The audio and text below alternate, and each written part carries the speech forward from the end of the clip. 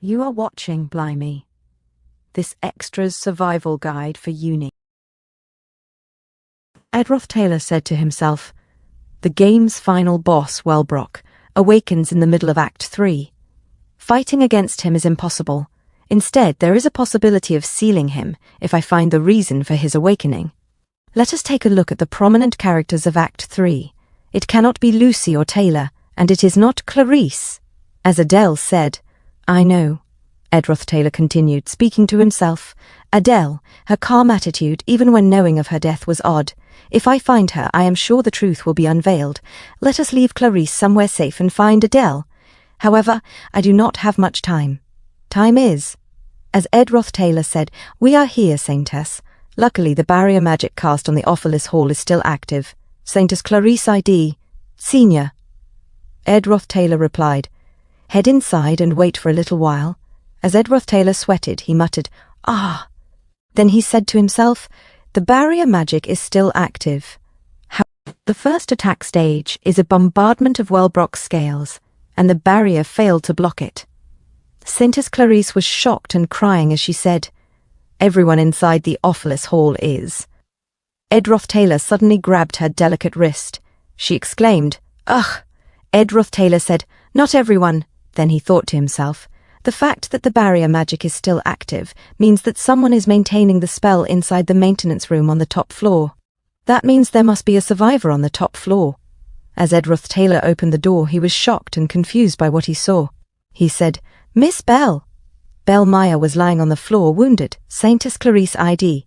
I will use holy magic. I will make sure she. Ed ROTHTAYLOR held Belle Meyer, he thought to himself. It is hopeless. She had already fallen victim to the first attack and crawled up here in that state, just in case there were other survivors. Belle Meyer coughed blood and trembled, saying, cough. She handed a key to Ed ROTHTAYLOR. Saintess Clarice said, Miss Bell. Ed ROTHTAYLOR thought to himself, she would likely say. He remembered his military days and thought that she simply did what she had to. Saintess Clarice sigh. How could this happen? Ed ROTHTAYLOR closed the eyes of Belle Meyer. She slept forever. Saintess Clarice said, it cannot be. Miss Bell will be all right. Ed ROTHTAYLOR grinned in frustration. He grabbed Saintess Clarice and wall away. Saintess Clarice cried, oh, Miss Bell. Ed ROTHTAYLOR thought to himself, we will do what we must. Ed ROTHTAYLOR used the key and said, first of all, since there is high-level magic active in your room, as long as it is not directly attacked, it should be safe, Saintess. Please keep a strong heart. Saintess Clarice said, Ed ROTHTAYLOR said, I will go out to get a grasp of the situation. Saintess Clarice trembled in fear and said, you cannot. It is dangerous outside. Ed ROTHTAYLOR said, look out the window. If we simply leave things as they are, then. Ed ROTHTAYLOR looked out the window and was shocked and confused. He thought to himself, is that a spectral magic? And that is no normal spectral magic circle. Could that method be? Ed ROTHTAYLOR looked at the books and said, this is unrelated. This is. Saintess Clarice sigh, Senior Ed. What are you doing all of a sudden? Ed ROTHTAYLOR said, no. He thought to himself, it has to be here, since this is the Saintess's room. Introduction to Holy Magic Techniques. Application of Holy Magic Techniques. Here it is. Glock's Introduction to a Spectral Magic. Think, the sacred lance dragon was suddenly resurrected. Adele disappeared, and Clarice knows nothing. Finally, the aspectual magic circle materialized up in the skies above. It is neither Obel's nor Lucy's method. It is a method of application that I have never seen before. As the sacred lance dragon charged for another attack and spat flames onto the barrier, Principal Obel Forcius said, I cannot block it all. Cool. As the sacred lance dragon shot another flame, Principal Obel Forcius shouted, no, that direction is. Ed ROTHTAYLOR sweated and thought to himself, phew, this is. Right, I understand it now. Was it not twisted from the beginning? If this was part of the original story. Saintess Clarice said, "Senior, did you figure something out?" As light shone brightly outside the window, Ed ROTHTAYLOR and Saintess Clarice look oured it. Saintess Clarice shout, "Kia!" She covered her face from the sacred lance dragon's attack. She said, "The light!" Ed ROTHTAYLOR hugged Saintess Clarice tight as the sacred lance dragon's attack hit them and exploded. A few moments later, only ruins of the building remained. As the smoke cleared, Saintess Clarice felt pain and opened her eyes, saying, "Ugh." As blood dripped from her face, she looked at Ed ROTHTAYLOR and said, "Ha, ha." Ed ROTHTAYLOR said to Saintess Clarice, "Whatever may happen, if you do not feel that you can handle it, ask me for help right away." Saintess Clarice said, "No, Senior Ed, no, you cannot." Ed ROTHTAYLOR said, "Number is 160. As Saintess Clarice tried to heal Ed ROTHTAYLOR, she said, You are, please do not speak. I will do whatever it takes to make sure you." Ed ROTHTAYLOR spat blood and became unconscious. Saintess Clarice caught him as he collapsed. Saintess Clarice said, "Senior Ed?" As the debris fell and a spectral magic appeared, she cried out, "No, why? Why did so many people? Even you, Senior Ed. You cannot die in my place. Please, please, you are... No, please, no." She hugged Ed ROTHTAYLOR tightly and whispered, "I am sorry. I am so sorry." Suddenly she opened her eyes, shocked, confused. She said, "Huh?" A boy nearby asked, "Why did the Saintess come here?" His friend replied, "Did she come just to see that guy, Ed? Do they know each other?" Saintess Clarice, still stunned, thought to herself, "What is going on here?" Janica Failova blushed and gasped, The Saintess." Ed ROTHTAYLOR looked at Clarice, confused. "Saintess, you asked to speak with me. What did you want to talk about?" Clarice thought to herself, "Senior Ed." She suddenly climbed on top of the table and grabbed Ed ROTHTAYLOR's shirt. Shocked, Ed exclaimed, "Huh? What are you?" Clarice aggressively opened his shirt, revealing his chiseled body. Sweating, Ed stammered, "Saintess." Clarice thought, "He does not have any wounds. This cannot be." The other students looked on in disbelief. Janica Failova rushed forward, pulling Ed away, and shouted with tears in her eyes, "Saintess! Even if you are the Saintess, you cannot." In broad daylight? And in public too. This is... Uwa, Saintess. Clarice sat back in her chair, panting. "Ha, ha," she thought. Was everything up until now a dream? A premonition? A hallucination? That is impossible. She glanced at her wrist. Everything I experienced, all of it was real. She saw bruises on her delicate wrist and trembled in fear. I have come back to the past, she thought. This morning. I briefly spoke with Senior Ed to stop him from meeting Verdio, the mind reader. Then I went to Trix Hall, and while waiting for the Holy Pope, while I was waiting, the sacred lance dragon appeared. Clarice thought in horror, I am going to die. Death, everyone will die. At this rate, everyone will die. Ed ROTHTAYLOR buttoned his shirt and said, Saintess. Suddenly Clarice grabbed Ed's wrist and cried out, Q, quick! What? Ed asked. We have to run, she shouted. Wait, Saintess, Saintess! Clarice pushed Ed into a carriage, thinking, I cannot just shake off the Saintess. What is going on here? Ed said. You must head to Trix Hall to meet the Holy Pope, Saintess. Clarice replied, I will take responsibility for everything. We must hurry to the Mexus Bridge as fast as possible. The carriage raced off. A student said, What just happened? His friend answered, The Saintess just kidnapped Ed ROTHTAYLOR. Janica Failova stood frozen in silence and thought, Responsibility. Are they eloping? Ed said, Saintess, how long will you keep crying? This is going to cause problems. Clarice said, A great dragon will descend upon the skies of this very Arkan island, and most of us will die. Ed stared. What? Clara? E replied, I have. Already died once. I returned to the past. You already saved me once, Senior. Back then you looked like you realized something. But before you could tell me, you were crushed by falling rubble, and you died in my place, and hic. She held Ed's rough hands.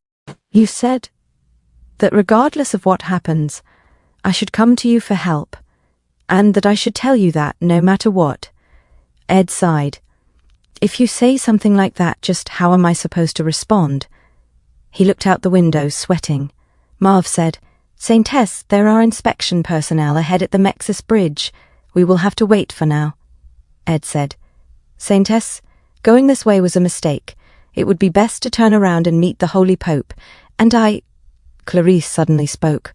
1-5-1-5-5-0-0-1-6-0. Ed ROTHTAYLOR froze in shock. Marv chuckled nervously. Ha! It is so crowded here. Saintess, it seems that due to the Holy Pope's visit, merchandise from the LT Trading Company is backed up. Looks like this will take a while. Ed shouted, We need to get through. This is an emergency, so just get past them as best you can. Marv panicked. But then the Academic Society will complain. Ed snapped. The Saintess is in danger. No, all of us are. As long as it is possible, break through. Nothing else matters. Marv said, Then please hold on tight.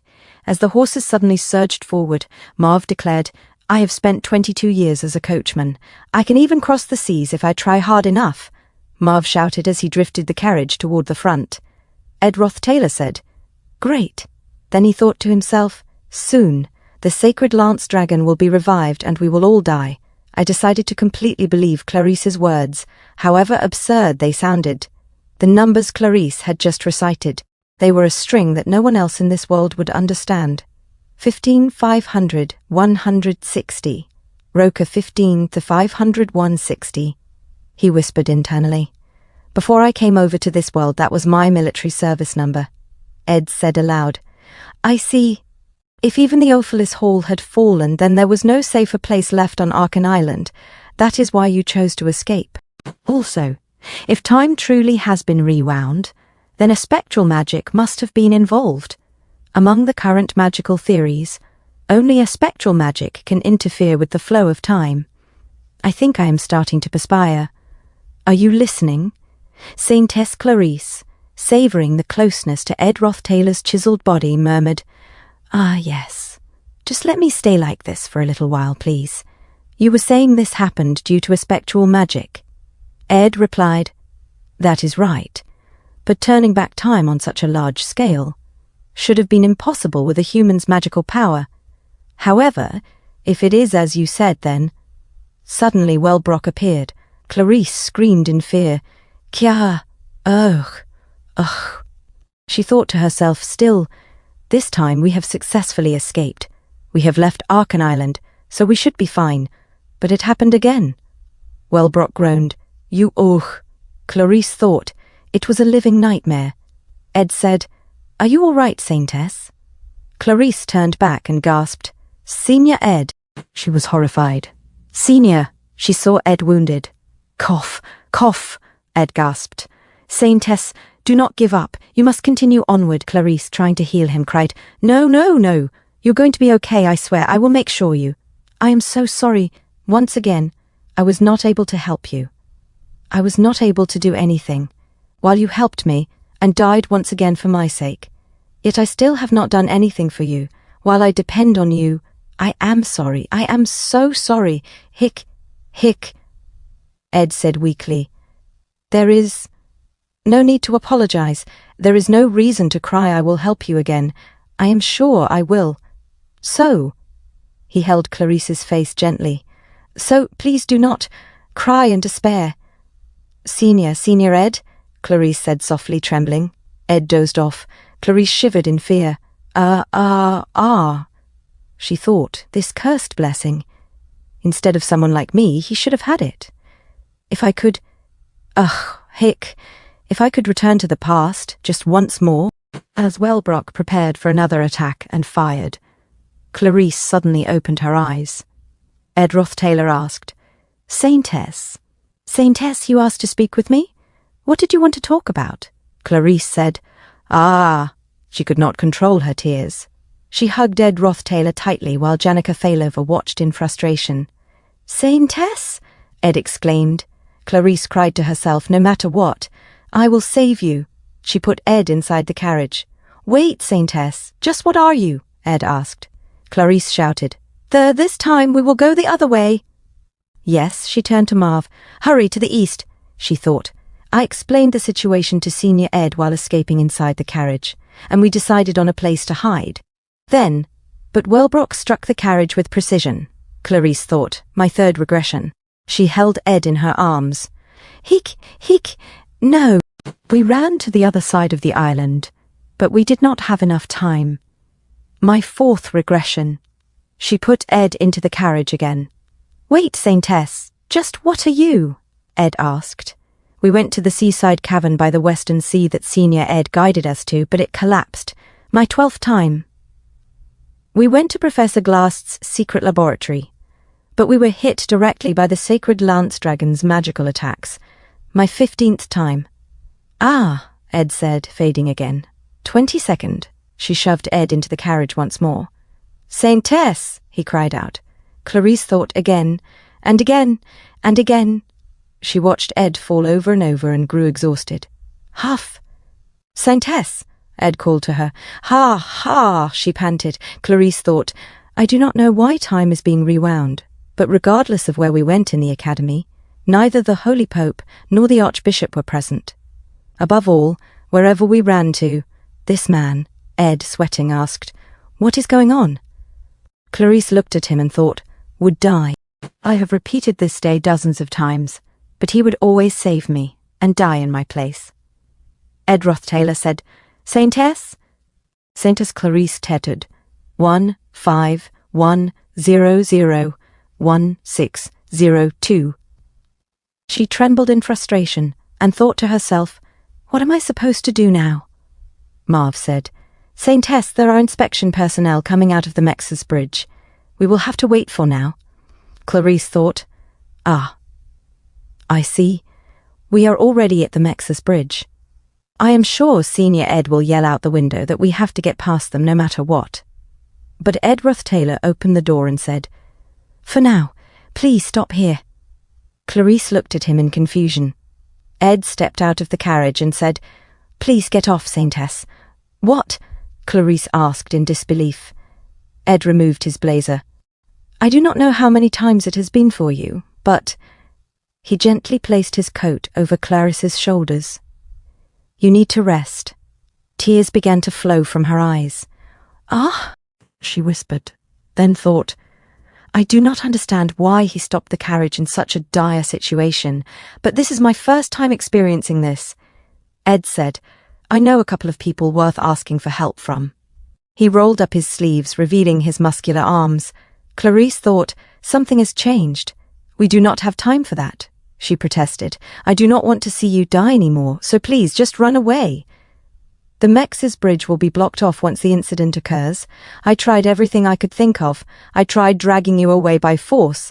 I tried to run away again and again and again, all in different ways." Ed calmly said, "It is okay.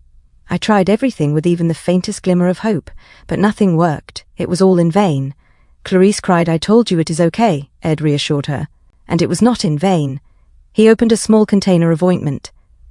"These wounds on your body that will not heal are a big risk factor," he said. "Why is it that these wounds remain despite time turning back?" He gently applied the ointment to Clarice's delicate skin.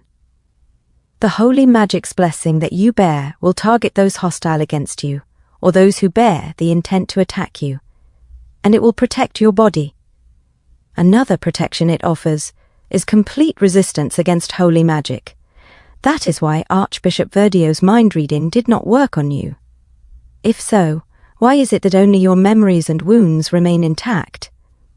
He dropped the ointment jar and said, "That is because this very phenomenon of time being rewound is itself being realized through holy magic. It is likely that a spectral magic is being used to actually rewind time."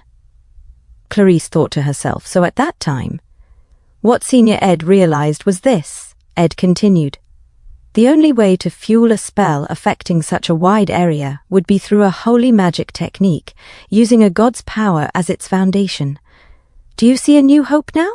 He sparkled with a renewed sense of purpose. Actually, he asked, how many times have you repeated this day? Without warning, Clarice hugged him tightly. Gah! Ed gasped. Clarice cried harder and said, I do not know. I know I was counting at the start, but after 10 times I just forgot. Ed gently placed his hand on her head and said, You have done well to come this far, Saintess. First, calm yourself, settle your heart, and do not wear yourself out. He thought to himself, whenever people find themselves repeatedly crashing against an insurmountable wall, they always desire the same thing, a new hope. After that, Ed said, just leave everything to me. We have found the cause, he thought, so running away is no longer the answer now. We must remove the source of the problem. I thought it was strange, even back when playing the game. Clarice changed far too quickly after Adele's death. The faithless saint. The way she so suddenly opposed the order in its entirety was to the extent that it was taken as a destruction of her character. But if I think back to it now, it is as if she experienced so much that her personality itself changed. It was impossible to know through the game, but if Clarice had to experience this indescribable hell a countless number of times before learning that the order was behind it, then her shift into the faithless saint makes perfect sense. If so, we can conclude that nothing has changed from the original story.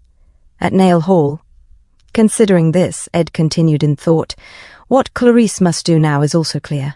Even if she runs away from the Holy Lance Dragon, time will turn back, and we cannot eradicate the dragon itself either. Then, Ed ROTHTAYLOR said, Please listen closely, Saintess. We will stop the resurrection of the Holy Lance Dragon. First, we must find the Holy Pope and the Archbishop, as they would be capable of this level of holy magic. Saintess Clarice said, I have asked countless times while repeating this day, but nobody seemed to know where they were. Is that not strange? Given their high status, each and every move of theirs should draw plenty of eyes and ears.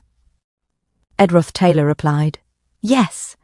As they pushed through other students, Ed added, It would draw plenty of eyes and ears. As students murmured among themselves, the Saintess and Ed ROTHTAYLOR? A tailor glanced at Ed and said, What is with him? Ed thought to himself, were Taylor and Wade in the middle of a spa? The scene in Act 3, Chapter 5, where he awakens his swordsman form and easily takes victory. Wade Callamore hit Taylor in the head and shouted, How dare you look away? Taylor responded, Come on, you look too. Please get off of me, Ed said. No, Saintess Clarice insisted. Ed thought to himself, Taylor, I guess the story has changed after all. Let us not dwell on unimportant thoughts. He shielded Clarice's head with his arm, thinking, The Holy Lance Dragon will be resurrected soon. As they ran away, Ed thought, what is important right now is finding the Holy Pope and the Archbishop, whose whereabouts were lost at the Mexus Bridge, and the person most likely to know their whereabouts is. Ed said to Lortel Ketchelm, Sell me some information. Lortel Ketchelm replied, Oh my, what a pleasure to see you. Did you happen upon a profitable situation? Ed thought, all information on Arkan Island passes through Lortel. Lortel grabbed Ed's arm, pressed it against her chest, and said, Well, I will hear you out first, and, he thought, and if it is Lortel Ketchelm. Lortel glanced at Clarice and blinked in confusion. She will be able to maintain her calm demeanor, no matter the situation, Ed thought.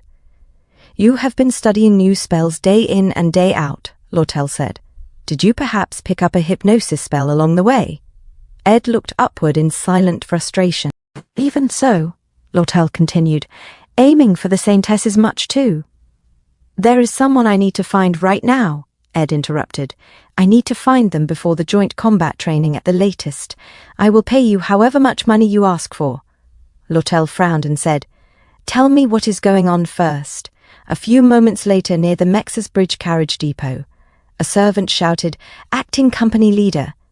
As you have ordered, I have gathered all the witness information from near the Mexus Bridge. Lortel said, Now then, shall we discuss the price? I normally charge a high fee, but today I might have to charge extra. She turned to Ed and continued, First off, because you said it was an emergency, I withdrew from my last spa and accompanied you.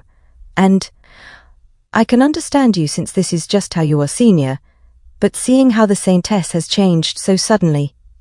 From her carriage, Clarice looked on and said, Senior Ed ROTHTAYLOR. I fail to understand what is going on here, Lortel said. Ed asked, You said you were waiting for your last spa, right? Then, it took us quite a while to come this way, so the joint combat training should be coming to an end soon. Yes, Lortel replied. And what about it? Lortel, Ed said, you maintain your calm demeanor no matter the situation, and you excel in making rational judgments and acting accordingly. Why are you saying this all of a sudden? She asked. It is just that, especially in times like these, you shine so brilliantly. As such, no matter what happens, stay calm and please believe in what I am about to say. Senior, did you not say you were out of time? She asked. That is right, Ed answered. That is why I am saying this. Lortel stood in shock and remained frozen. Suddenly the ground shook. Debris struck the ground. The coachman shouted at the horse, Nay! Wellbrock's attacks hit the nearby buildings. The coachman screamed in pain. Gah! The horse cried out, Ah!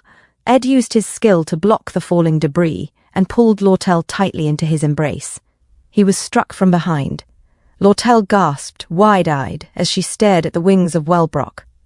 Wellbrock stepped forward, the ground trembling beneath each step. It screeched. Rain began to fall. Lortel whispered, What is going on? She opened her eyes wide. Ed gently set her down. Cough, he muttered. Senior Ed, Lortel cried out. So, how much? Ed asked, despite the blow he had taken. Huff, huff, Lortel panted, then smiled. Compared to my life, it looks like I will have to pay you back instead. I do not need anything, Ed said. He took the paper from her. Lortel smirked.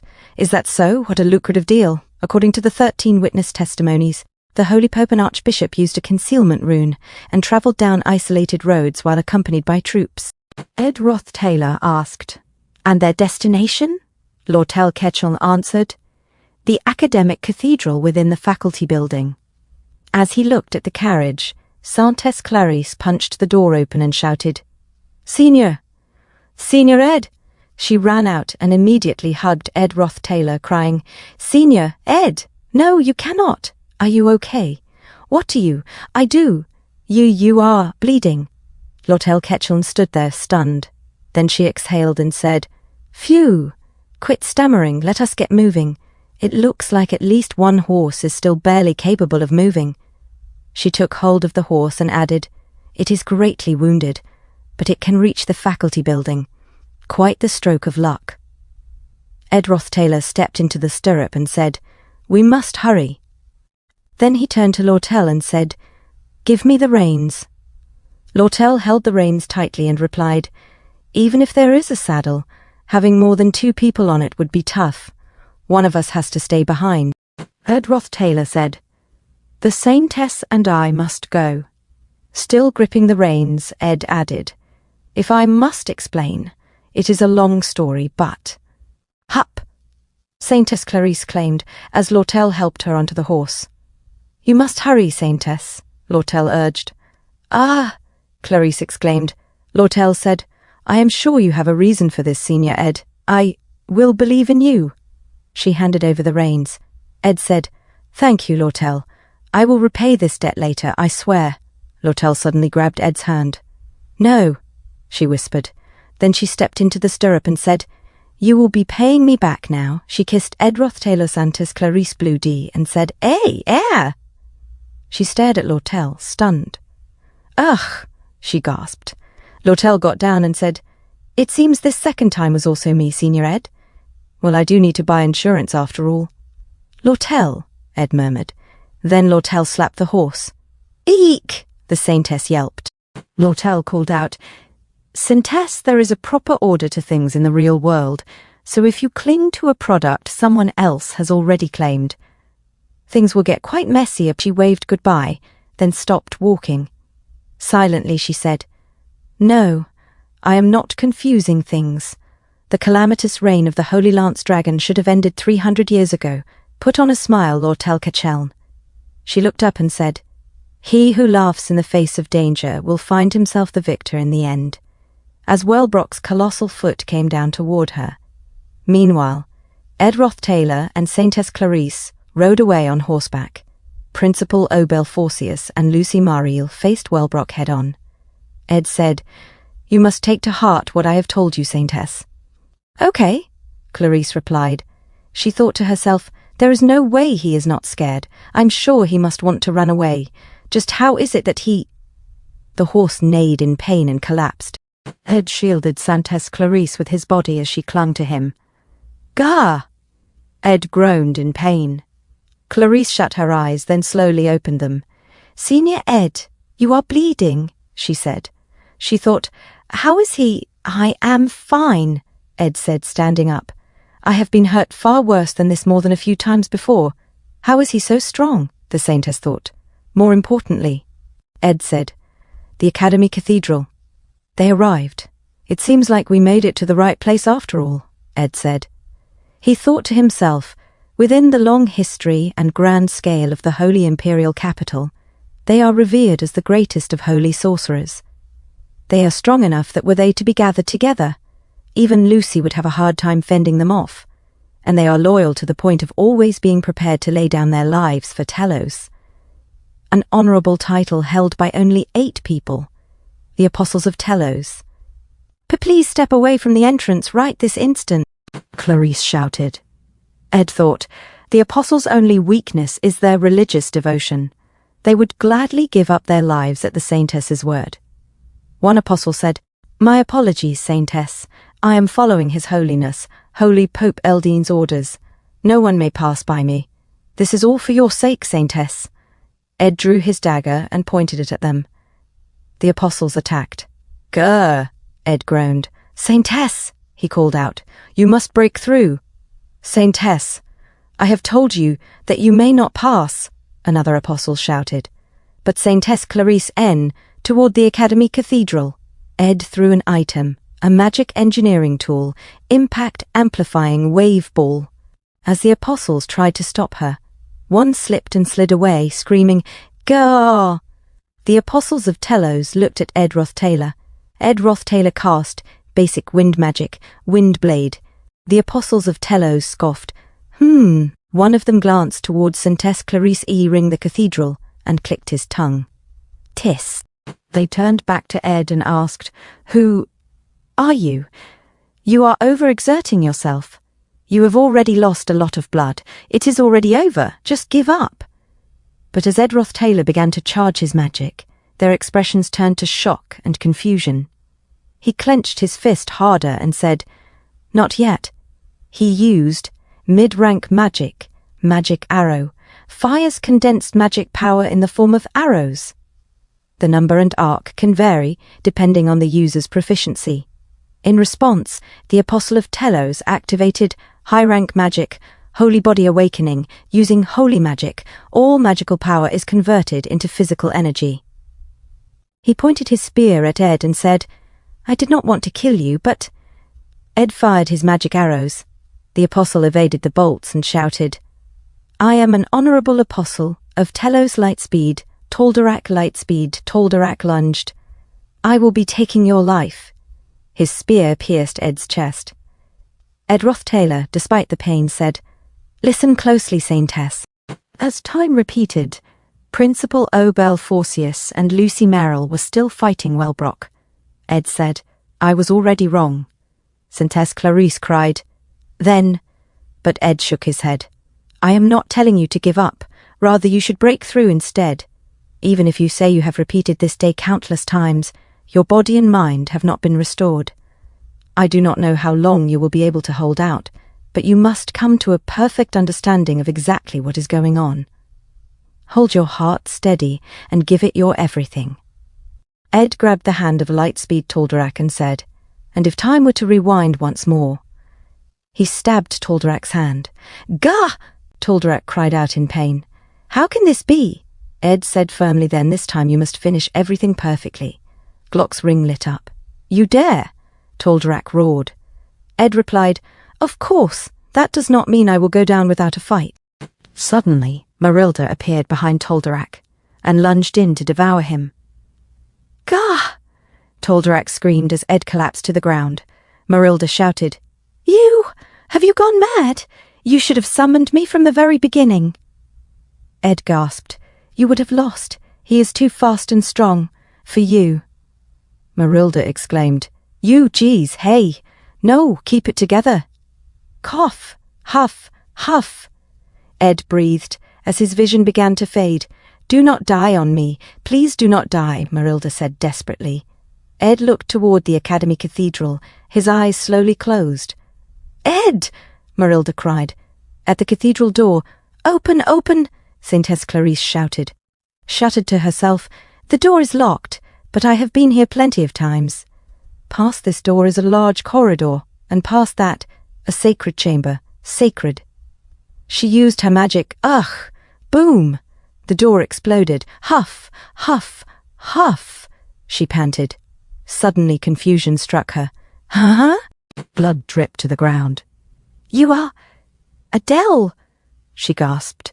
Adele approached her, staggering. Clarice caught her and cried out, "Adele, Adele! Ha! Adele, just what happened? How did this?" Adele whispered, "Saintess, you are here sooner than expected." "What?" Clarice asked, stunned. Adele gently touched Clarice's chest and murmured, "Still." Saintess Clarice recoiled in shock. "There is no need to come back again," Adele said as she walked forward. Clarice stared at Adele's arm.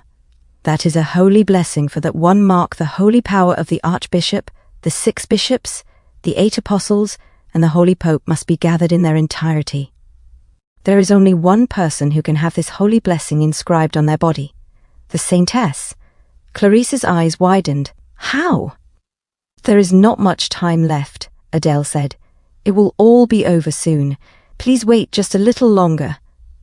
"What are you talking about?" Clarice shouted. Her arm began to glow. She rushed forward and cried, "Adele!" Adele's body lit up, and then she shone brightly. Suddenly time rewound again. Ed ROTHTAYLOR said, "Saintess, you asked to speak with me. What did you want to talk about?" "Saintess?" Clarice stood up silently. In frustration she replied, "Yes." She looked at Ed and said, "I will now tell you everything." Meanwhile, Adele remembered, "My first memory is seeing seagulls flying high in the skies above the harbour." She called to some children running nearby, "Stop right there. Do not run. You will get hurt." The children looked at her in confusion. "You could end up tripping over a rock, so watch where you are going carefully," she said. She glanced behind and smiled. "My parents ran away from their homeland to the trade city of Oldek while seeking refuge from the war. However, it did not change much, if anything at all. They were used and scammed and, in the end, they spent their days barely being able to afford even a single piece of bread a day. As a sandwich, cookies, and a bottle of milk were given to Adele, she began to eat the sandwich and said, "Nom?" Her father smiled and said, "Adele, your father has something to take care of, so I will be back soon. Just wait here for a bit." Adele replied, "Okay." As her father walked away, he glanced back one last time. The other people nearby continued about their business. He broke into a run and muttered, "Gah." Adele said quietly, "Thank you," she thought to herself. That luxurious sandwich, something I would never have been able to eat normally. Strangely enough, tasted like nothing at all. She watched as her father cried while walking away. Adele stood up and said, "Now then, time to go." A nearby child shouted, "Hey, be careful." His friend tripped and cried out in pain. "Ah," Adele thought, "I had become an orphan." At the Deldaros orphanage, Adele thought to herself, the sole virtue in the trade city of Oldek was faith. This applied even to the children. This orphanage, which received support from the Telos Order, was still on the better side. The reason being that, because we were considered servants of God, we were allowed to rest when made to pray in the chapel. After picking up a lute cast aside at the dock, I learned to play hymns on it, which allowed me to spend more time at the church, distancing me just a little from the strenuous labour. one day. A wealthy man exclaimed, "Archbishop Verdio, congratulations on your entry into the Holy Imperial Capital." Another man said eagerly, "Archbishop, I will pay double the offerings we give to the merchantry, so please allow us into the Holy Imperial Capital." Archbishop Verdio laughed. "Ha ha. Really, there is no need for this. Thank you." As he gestured, he accidentally knocked over a candle holder beside him. "Ah!" he squealed, almost like a little girl. "Gaga! Fire!" His robe caught fire. The wealthy man panicked. "Archbishop, are you all right?" Adele quickly threw a pail of water at the flames, soaking Verdio. She said calmly, something terrible would have happened had the altar room caught fire. She continued pouring water to fully extinguish the flames. Archbishop Verdio looked at her in shock. "How? Did you know this would happen?" Adele, having prepared buckets of water beforehand, replied, I saw it in a dream. I have dreams like this once or twice a month, although I cannot see my own future." Archbishop Verdio gently held Adele's small hands. She was shocked and confused. "It is a true honor to have met the vessel that will stand at the top of the order before anyone else," he said softly. "O Saintess of Telos." Adele thought to herself, "It all happened overnight. I had over a dozen attendants, luxurious meals, and the respect of high-ranking clergymen. I had to pray every day, receive lessons on etiquette, and sacrifice time for sleep to study. It was incomparable to the life of poverty I once lived. I received baptisms thrice, from the Holy Pope, the Archbishop, and the greatest apostle. I carried on the will of the Holy Imperial Capital and bore the holy magic's blessing on my body. With the baptisms and the blessing, my holy power grew stronger. Finally, I had completed every procedure except for the baptism of the stigmata, and for the first time, I was able to see my own future. She saw Wellbrock with her own eyes. In another scene, Archbishop Verdio shouted, "What do you mean you will give up on being the Saintess?" "What are you saying?" Adele calmly replied, "Thank you very much for all the care you have given me thus far. I wish to serve Lord Telos through other means, aside from being the Saintess." Verdio sighed. I see. So I cannot convince you after all." He looked back at her and continued, "The precognitive ability you possess is a spectral magic. It can twist the providence of time created by Lord Telos. It is because of that instinctive ability that you were selected as the Saintess." Verdio's gaze darkened with anger. "Your talents are too great. It seems you have finally become able to see your own future." Adele thought. Years passed by. I gave up being the Telos Order's Saintess and remained in the Holy Imperial Capital as caretaker of the Holy Flame. I played the lute throughout the night. Whenever I would fall asleep, my future would appear once again before me. Wellbrock's roar echoed in her mind. "Gah!" Archbishop Verdio yelled, "The plan has gone awry. If we intend to calm the god-eating Holy Lance Dragon of creation, we must offer the Saintess as a sacrifice." Adele thought to herself, "I was able to hear many things while I was in the Holy Imperial Capital. The world was coming to peace. This was all thanks to the extraordinarily wise rule of Holy Emperor Cloel. However, in a peaceful world, none sought God. As a result, the Holy Pope's influence was reduced. Verdio, who was both a clergyman and a businessman, knew all too well what was needed: fear of ruin and a miracle of God.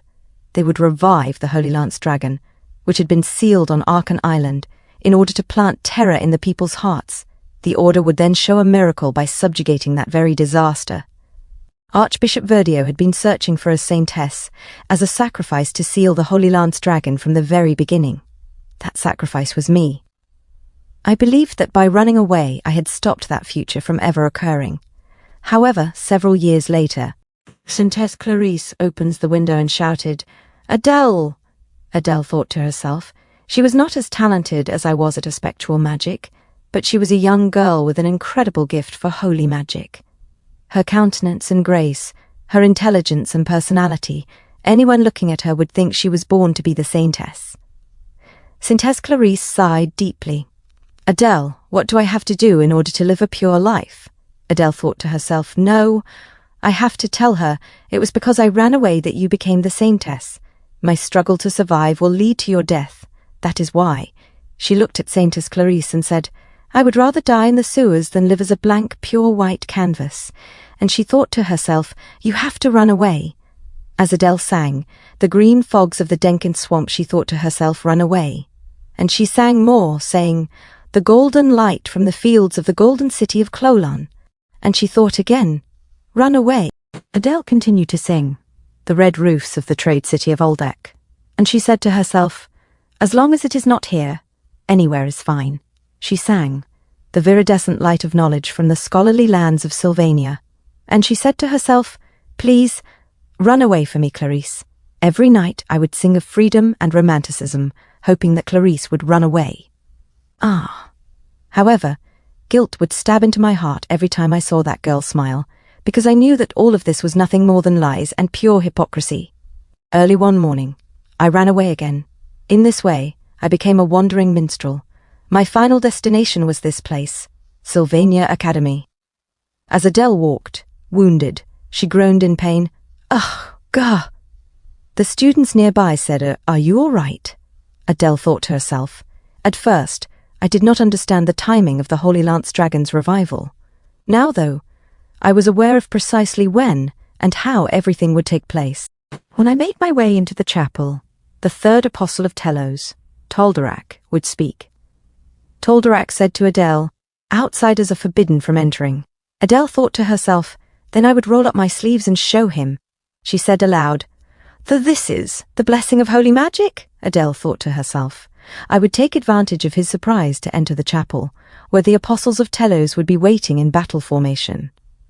And in order to awaken the Holy Lance Dragon, there would be a chest containing a necklace bearing Wellbrock's fang. I would try countless times to convince Verdio and the apostles, but they would not listen to me. Seeing how they had not brought Saintess Clarisse from Trix Hall, they must have assumed that the stories of the Holy Lance Dragon were no more than exaggerated fairy tales. A true display of arrogance. They would quickly send someone to Trix Hall. In the end, they sought the Saintess to save them. They needed to sacrifice a Saintess in order to feed the Holy Lance Dragon a great amount of holy power, enough to sate its hunger. The sacrificial circle inscribed on the floor of the chapel would put Wellbrock to sleep by sacrificing the Saintess's life. Then, everything would come to an end. As Wellbrock's fangs started to light up, Adele cried out in pain. Oh, God! She thought to herself. It is fine. Although my life may have been meaningless, it is not as though it amounted to nothing. It may have all been built on lies. But I saw the light in Clarisse's eyes. However, what I could not have predicted was that the blessing of holy magic would protect my body from the necklace. The aspectual magic within me was activated and pushed to its limits. Aspectual magic uses holy power as its fuel to wrap itself around the world's flow of time, again and again and again. I was surprised that Clarisse was able to burst in last time, but I do not have much holy power left, Adele said in pain and exhaustion. Now, just 1 or 2 more times. It will be over in 2 or 3. Once I have used up all my holy power, even these loops will come to an end. It is over.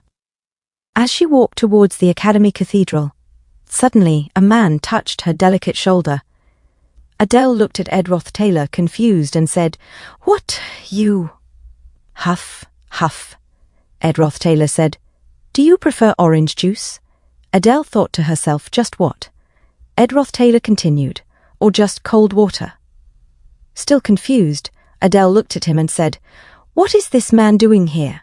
Archbishop Verdio said, We will not be able to stop the Holy Lance Dragon. Did you think that, after all this time, I would believe you?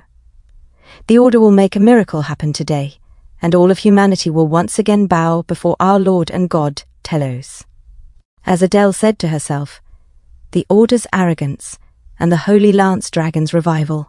The only way to put an end to this would be to offer the life of a saintess to the rune of sacrifice. The life of a saintess. The life of a saintess. I had nothing to regret. This was meant to be my duty to begin with. However, The blessing of holy magic protected me. It called upon the spectral magic within me with its greatest power and rewound the world's time. With a body just barely recovered enough to survive, I opened my eyes in the hall leading to the combat training room in Glocked Hall. The blessing of holy magic would lose its power once I ran out of holy power anyway, and the holy lance dragon would be sealed. And so I repeated my walk down this hall. That arrogance repeated itself. The holy lance dragon was revived, and in the worship hall, after everyone had left to find Clarice, I placed myself in the rune of sacrifice again and again. This is my punishment. I should have never passed my duties off to someone else. Thinking about it that way makes it all a bit easier. This will not last forever. There is a limit to holy power after all. I gave up on convincing Verdio. If it is impossible to stop him.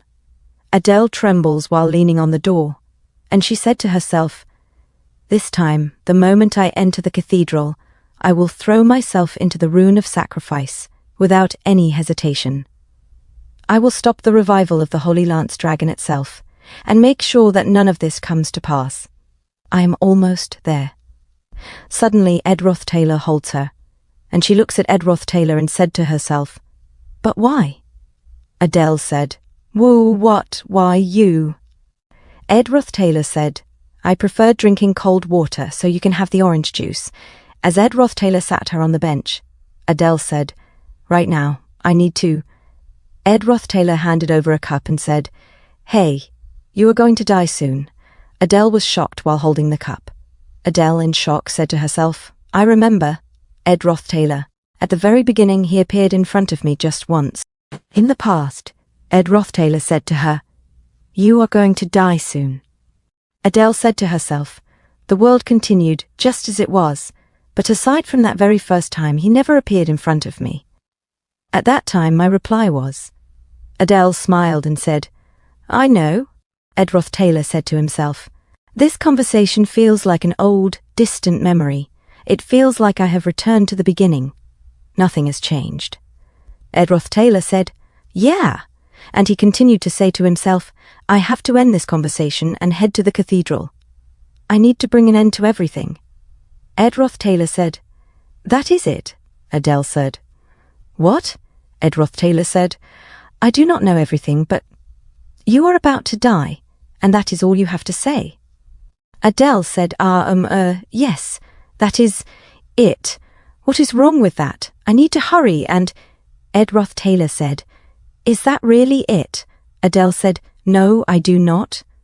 As Adele said to herself, "I have confirmed it countless times through these unending loops. I will die." I had already known that since long ago. Even back then, there was nothing I wanted to say. As ED ROTHTAYLOR said before, "Is that it?" Adele said to herself, I feel like I did have something more to say. But I sang instead, and Clarice smiled for me. Was that not enough? ED ROTHTAYLOR continued to ask, "Is that it?" Adele, annoyed, shouted, "Jay, just stop, leave me alone." As she remembered her last moments with her father holding the expensive sandwich, she said, "Just leave me." And she said to herself, I wonder if that was it, as she sat alone on the bench, and her father walked away. Adele smiled and said, "Thank you." Suddenly her vision changed as ED ROTHTAYLOR asked, "Is that it?" Adele was shocked. As she looked at her father again, she cried and said to herself, I wonder if it really was. What I wanted to say as I watched my hesitant father's back was not thank you. I wanted to scream for him to stay with me. At the end of these countless lies, Adele trembled and said, "I am scared. I do not want to die." As tears flowed into her cup, she said to herself, as if a dam had broken, the truth came flooding out. ED ROTHTAYLOR said, "Phew," as ED ROTHTAYLOR took a sip of his water from a bottle, and he placed it on the bench and said, "Phew, jeez." While Adele continued to cry and tremble, ED ROTHTAYLOR stood up and said, "You sure had a hard time saying something so obvious." As he rolled up his sleeves, ED ROTHTAYLOR said, "Tell me everything you know. Let us bring an end to this." A few moments later, Saintess Clarice said, "I will now tell you everything." Saintess Clarice said to herself, "After listening to my story, Senior Ed decided to move separately from me. He decided to go looking for Adele, while I headed to the cathedral. As Tolderak came out of the cathedral, he said, Saintess, were you not waiting at the Tricks Hall? Whoa, why?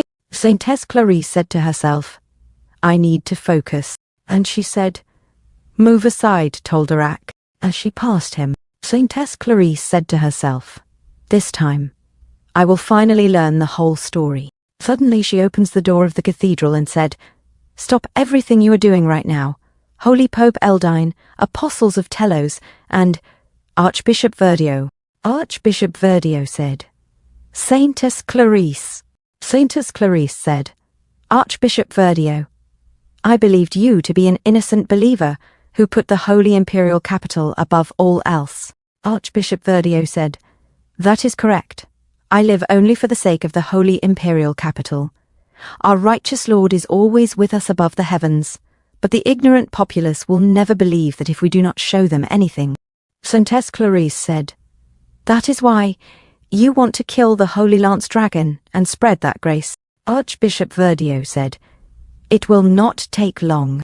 Saintess Clarice said, All of you are underestimating the Holy Lance Dragon. At least consider the possibility of fail. She was shocked and confused as she said, No, from the very beginning you intended to use my life as insurance. Archbishop Verdio leaned closer to her and said, It is merely insurance, something that would only come to pass if things do not end well. Outside, ED ROTHTAYLOR pulls Adele and said, Yes, the truth is not exactly pleasant.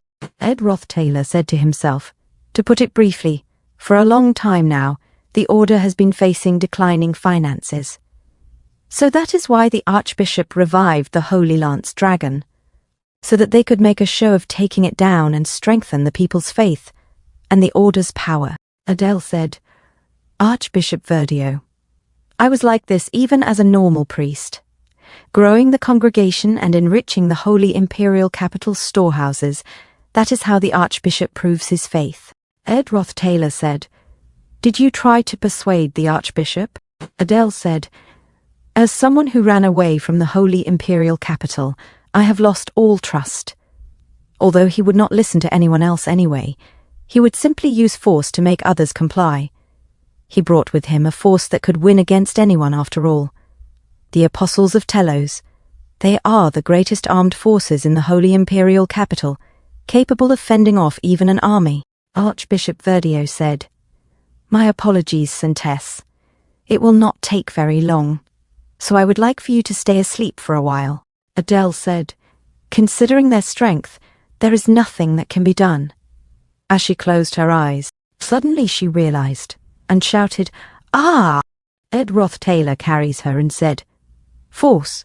Force alone is not a major concern. Adele said, What do you mean?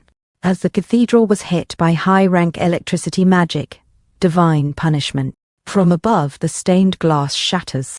As Archbishop Verdio was shocked, he looks back and said, Who is that? Just who could?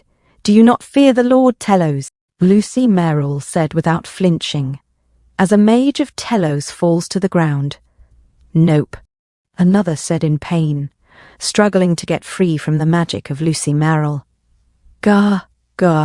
Lucy Merrill magically landed inside the cathedral and said, I am. And she looks at Archbishop Verdio and continues to say with her electrifying magic, An atheist. I do not believe in a god, but I do believe that those who have sinned deserve to be punished for it. Archbishop Verdio said, What? What do you mean by sin? As another apostle of Telos was thrown to the wall, Lucy Merrill said, It is engraved in both your temple and your laws. Arrogance. As she charges her power towards Archbishop Verdio. Archbishop Verdio said, Just what are you doing? You have turned away from the grace of our Lord Telos. As Apostle of Telos, 6th seat, Lenos shoots his arrows while Apostle of Telos, 2nd seat, Reuben charges at Lucy Merrill. Lucy Merrill silently looks at them, as Archbishop Verdio shouted, As Telos wills, while Lucy Merrill casually stands and waits for the attacks of Reuben and Lenos. Lucy Merrill snaps her fingers, and a barrier blocks the arrows of Lenos and electrifies Reuben from behind. Tolderak said, How dare you taint this chapel? As Lucy Marrell looks behind, I am the third seat, the Lightspeed Apostle Toldorak. Toldorak cracks his voice while saying, I will be your end, as he charges his spear towards Lucy Marrell. Lucy Marrell said to herself, this was not a matter of speed, and she used her skill, high-rank spatial magic, spatial leap, Lucy Marrell said to herself, but of space itself, as she teleported behind Toldorak. As Lucy Marrell flicks her fingers, and Toldorak was hit by the powerful thunder of Lucy Marrell, and he said in pain like a little girl, Gah!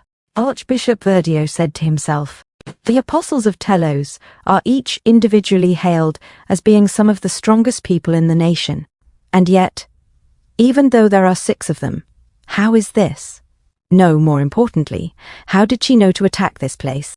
In order to raise the authority of the order, we planned to revive the Holy Lance Dragon and strike it down. The stage on which this was set happened to be where the students would be, Arkan Island.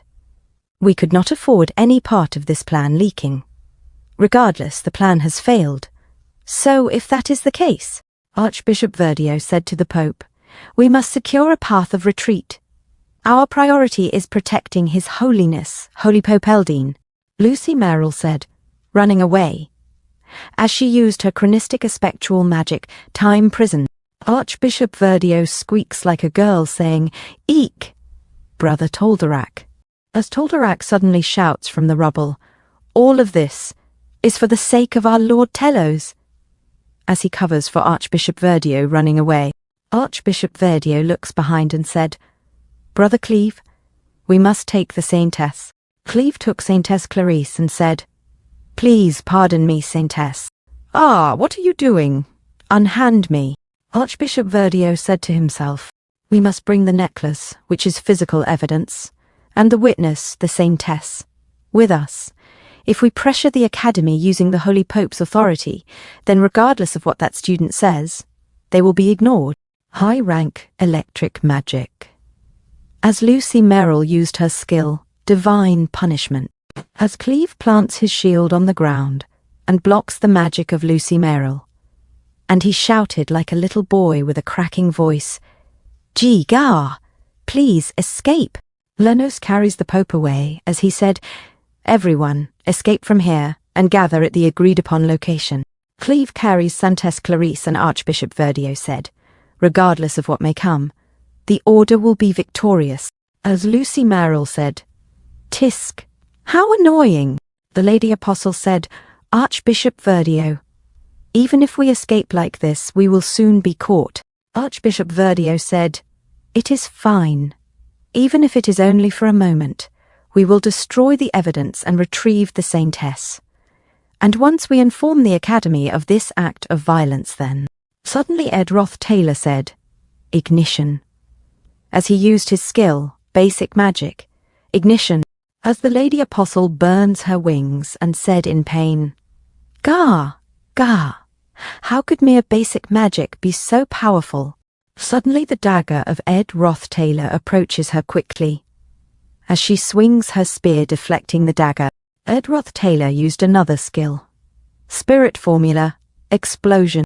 As the cathedral exploded, a student from a distance said, What is going on? Is that not where the Academy Chapel is? As Archbishop Verdio runs away, while the Lady Apostle was burnt to a crisp on the ground, ED ROTHTAYLOR said, Follow me, Mug. Mug said, Yes, young Master Ed. Archbishop Verdio said to himself, he predicted our retreat and was lying in wait. Is he working together with that witch hat-wearing brat? As he used his skill at ED ROTHTAYLOR Holy Spell, Mug took the hit and said, Gah, my apologies, young Master Ed. As Archbishop Verdio continues to run, while ED ROTHTAYLOR stopped. A few moments later, at the forest, Archbishop Verdio pants while running, saying, Ha! Ha! And he said to himself, I have lost them. Now, if I hide together with the evidence, the necklace, then it will all be over. Nobody will be able to find me within this dense forest. This dense forest. As ED ROTHTAYLOR catches up to Archbishop Verdio, ED ROTHTAYLOR said, The necklace. Hand it over. as he pulled the hair of Archbishop Verdio, and he pulls him off balance. As they hit from rock to rock as ED ROTHTAYLOR tries to take the box from Archbishop Verdio, Archbishop Verdio said, "Seeing that you are aware of the necklace, it looks like you know everything. You sent that mage too, did you not? But now, it is over," as ED ROTHTAYLOR kicks the knee of Archbishop Verdio. Archbishop Verdio was shocked and confused.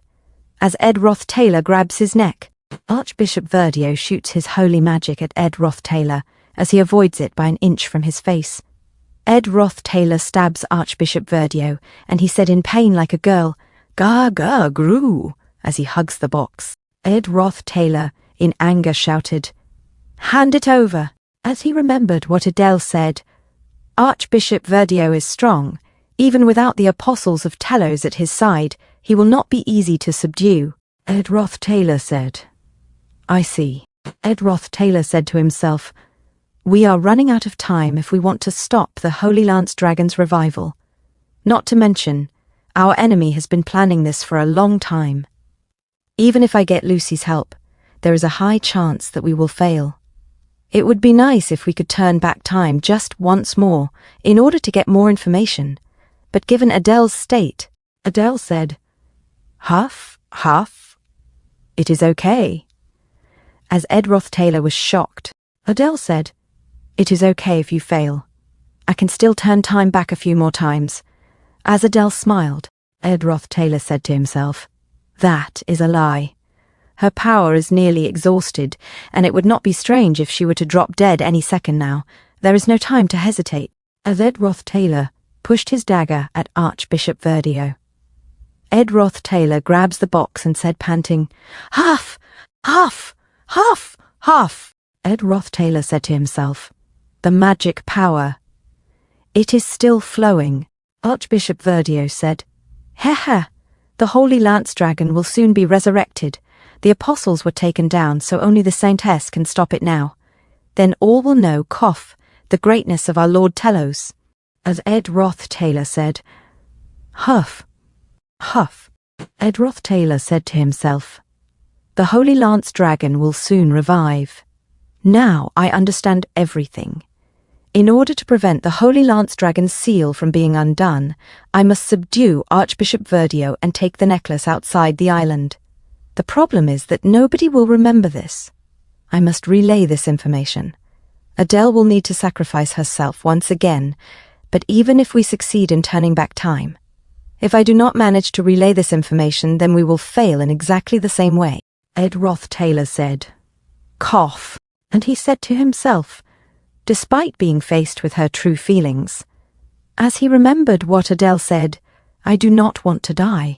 ED ROTHTAYLOR said to himself, "In the end," ED ROTHTAYLOR said again, "I was too late."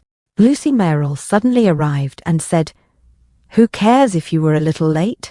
ED ROTHTAYLOR said, "Cough, cough. Lucy, you need to relay my words quickly.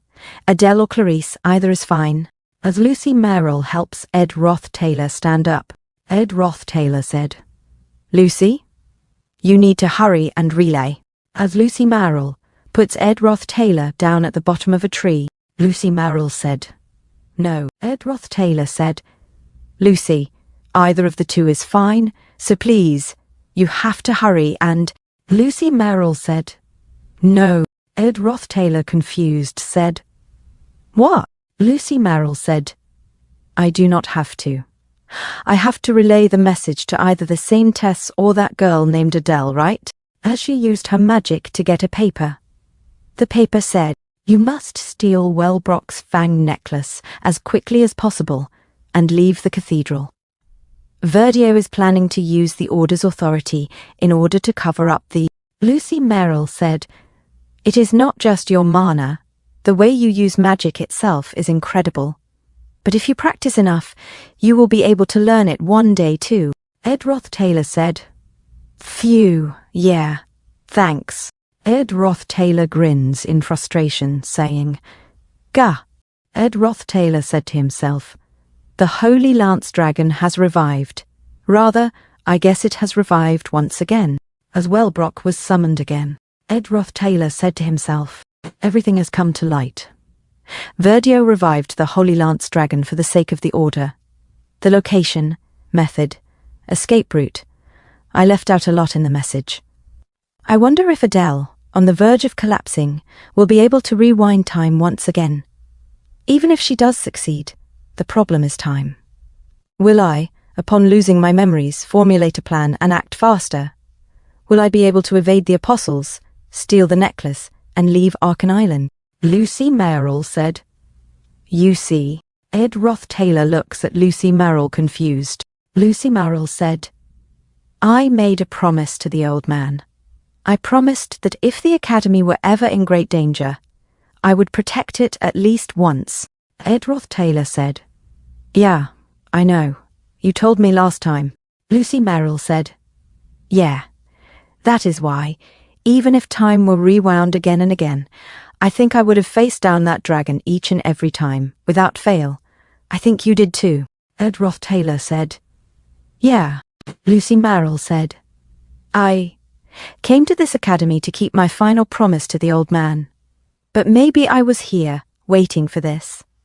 Now I am done with this tiresome waiting. However, if time is rewound once more, then stopping it would be pointless. As she puts down her magic hat, Ed ROTHTAYLOR said, So. Lucy Merrill hugs Ed ROTHTAYLOR and said, Then I would rather die in your arms. I am sure we will forget all this either way. This memory will be forever lost. Ed ROTHTAYLOR said, I guess so. As scales rain down at Ed ROTHTAYLOR and Lucy Merrill, while Lucy Merrill puts up her barrier, Lucy Merrill said, Then there is something I want to say. Something I could never find the right time to say. Ed ROTHTAYLOR said to himself, her thick walls are collapsing. It is embarrassing, but not very romantic. This very moment itself tells me everything I need to know. It may be that Lucy would never be able to say these words to Ed otherwise. Lucy Merrill cries and said, I cannot live without you, so please do not go away. As Ed ROTHTAYLOR gently touches Lucy Merrill's head, Ed ROTHTAYLOR said, That was not even a particularly difficult request. As Wellbrook shouted, Grah! Ed ROTHTAYLOR said to himself. It began to rain. Neither of them put up any resistance. They did not cry out in pain, nor did they let out even a single groan. They simply felt each other's warmth. A long time later, the rain came to an end, and the two lay there just the same, in each other's arms. A few moments later, as Lucy Merrill's magic hat was torn, a bright light emits. In a different scene, Adele drops her mandolin, and she said in pain, Cough, Gar, cough. Adele said to herself, My holy power has bottomed out. I can no longer affect the flow of time, and I can no longer peer into the future. I can finally die. In the end, I was not able to stop the Holy Lance Dragon's revival. That I was able to meet Clarice one last time was painful, but it still made me happy. It is a shame she was not smiling. Even if it were a lie, it would have been nice if I had been able to sing for her. On the other hand, my encounter with Ed ROTHTAYLOR was awful. The slightest flicker of the desire to survive destroyed all my resolve. However, this intense agony, in this state where I could die at any second, cough, is what reminds me, so naturally, of what it is I must do. Move. I must stop the Holy Lance Dragon's revival and make it so that it never happened. I must die according to my predestined fate. I have confirmed what Ed ROTHTAYLOR's plan is and how it comes to an end. But the plan is impossible. First, Clarice needs time to convince him, given that he would have lost his memories. While he is formulating a plan, the entire morning would go by. He must then acquire the necessary forces to take on the Apostles of Telos, and mobilizing them would also take time. However fast he may be, he would likely reach the cathedral around dusk. However, Archbishop Verdio's plans will already be unfolding. Magic power will have already been injected into the necklace, and the Holy Lance Dragon's revival would only be a matter of time. The sun has begun its descent, and the shadows have grown longer. Once I pass this hallway, I will be able to enter the chapel. Now, I have to enter the chapel and offer my body to the sacrificial. As she looks outside the window, she was confused. As she was shocked, she saw a huge bird outside. Janica Failova was shocked and concerned, saying, Ed, What is wrong? Are you okay? As Ed ROTHTAYLOR drops to the ground, his head in pain, saying, Gah! Gah! Ed ROTHTAYLOR said to himself, Glock's work, Introduction to the Aspectual, for those who have developed a resistance to aspectual magic. As Ed ROTHTAYLOR said in pain, Gah! Ed ROTHTAYLOR said to himself, it will not affect them completely. Adele's magic to rewind time is a combination of aspectual magic and holy magic. The blessing of holy magic offers resistance to holy magic, and as a result, Clarice maintained her memories across time. Saintess Clarice said, confused, Senior Ed? Ed ROTHTAYLOR said to himself, perhaps it was because Adele has lost her strength, or perhaps it was because I was researching aspectual magic. As Ed ROTHTAYLOR said in pain, Gah, as his whole body trembles, and he said to himself, but immediately prior to my regression, the aspectual magic within my body resisted Adele's aspectual magic. As he opened his eyes and said to himself, and as a result, my memories and experiences did not disappear into time. As he remembered, crushed to death by rubble, pierced to death by fragments of window glass, slashed to death by scales, slowly bleeding out to death, burning to death. Ed ROTHTAYLOR grins and blood came out of his mouth as he said to himself, I feel like I am going crazy. Janica Failova said, Ed.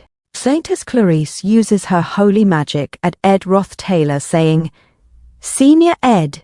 Ed ROTHTAYLOR suddenly holds her delicate wrist as he sat up and said, it is a race against time. Archbishop Verdio said, soon, the Holy Lance Dragon will revive, and through the grace of the Lord Telos, Ed ROTHTAYLOR said, we have to move as fast as we can. Archbishop Verdio said, the Order will rise to glory once again.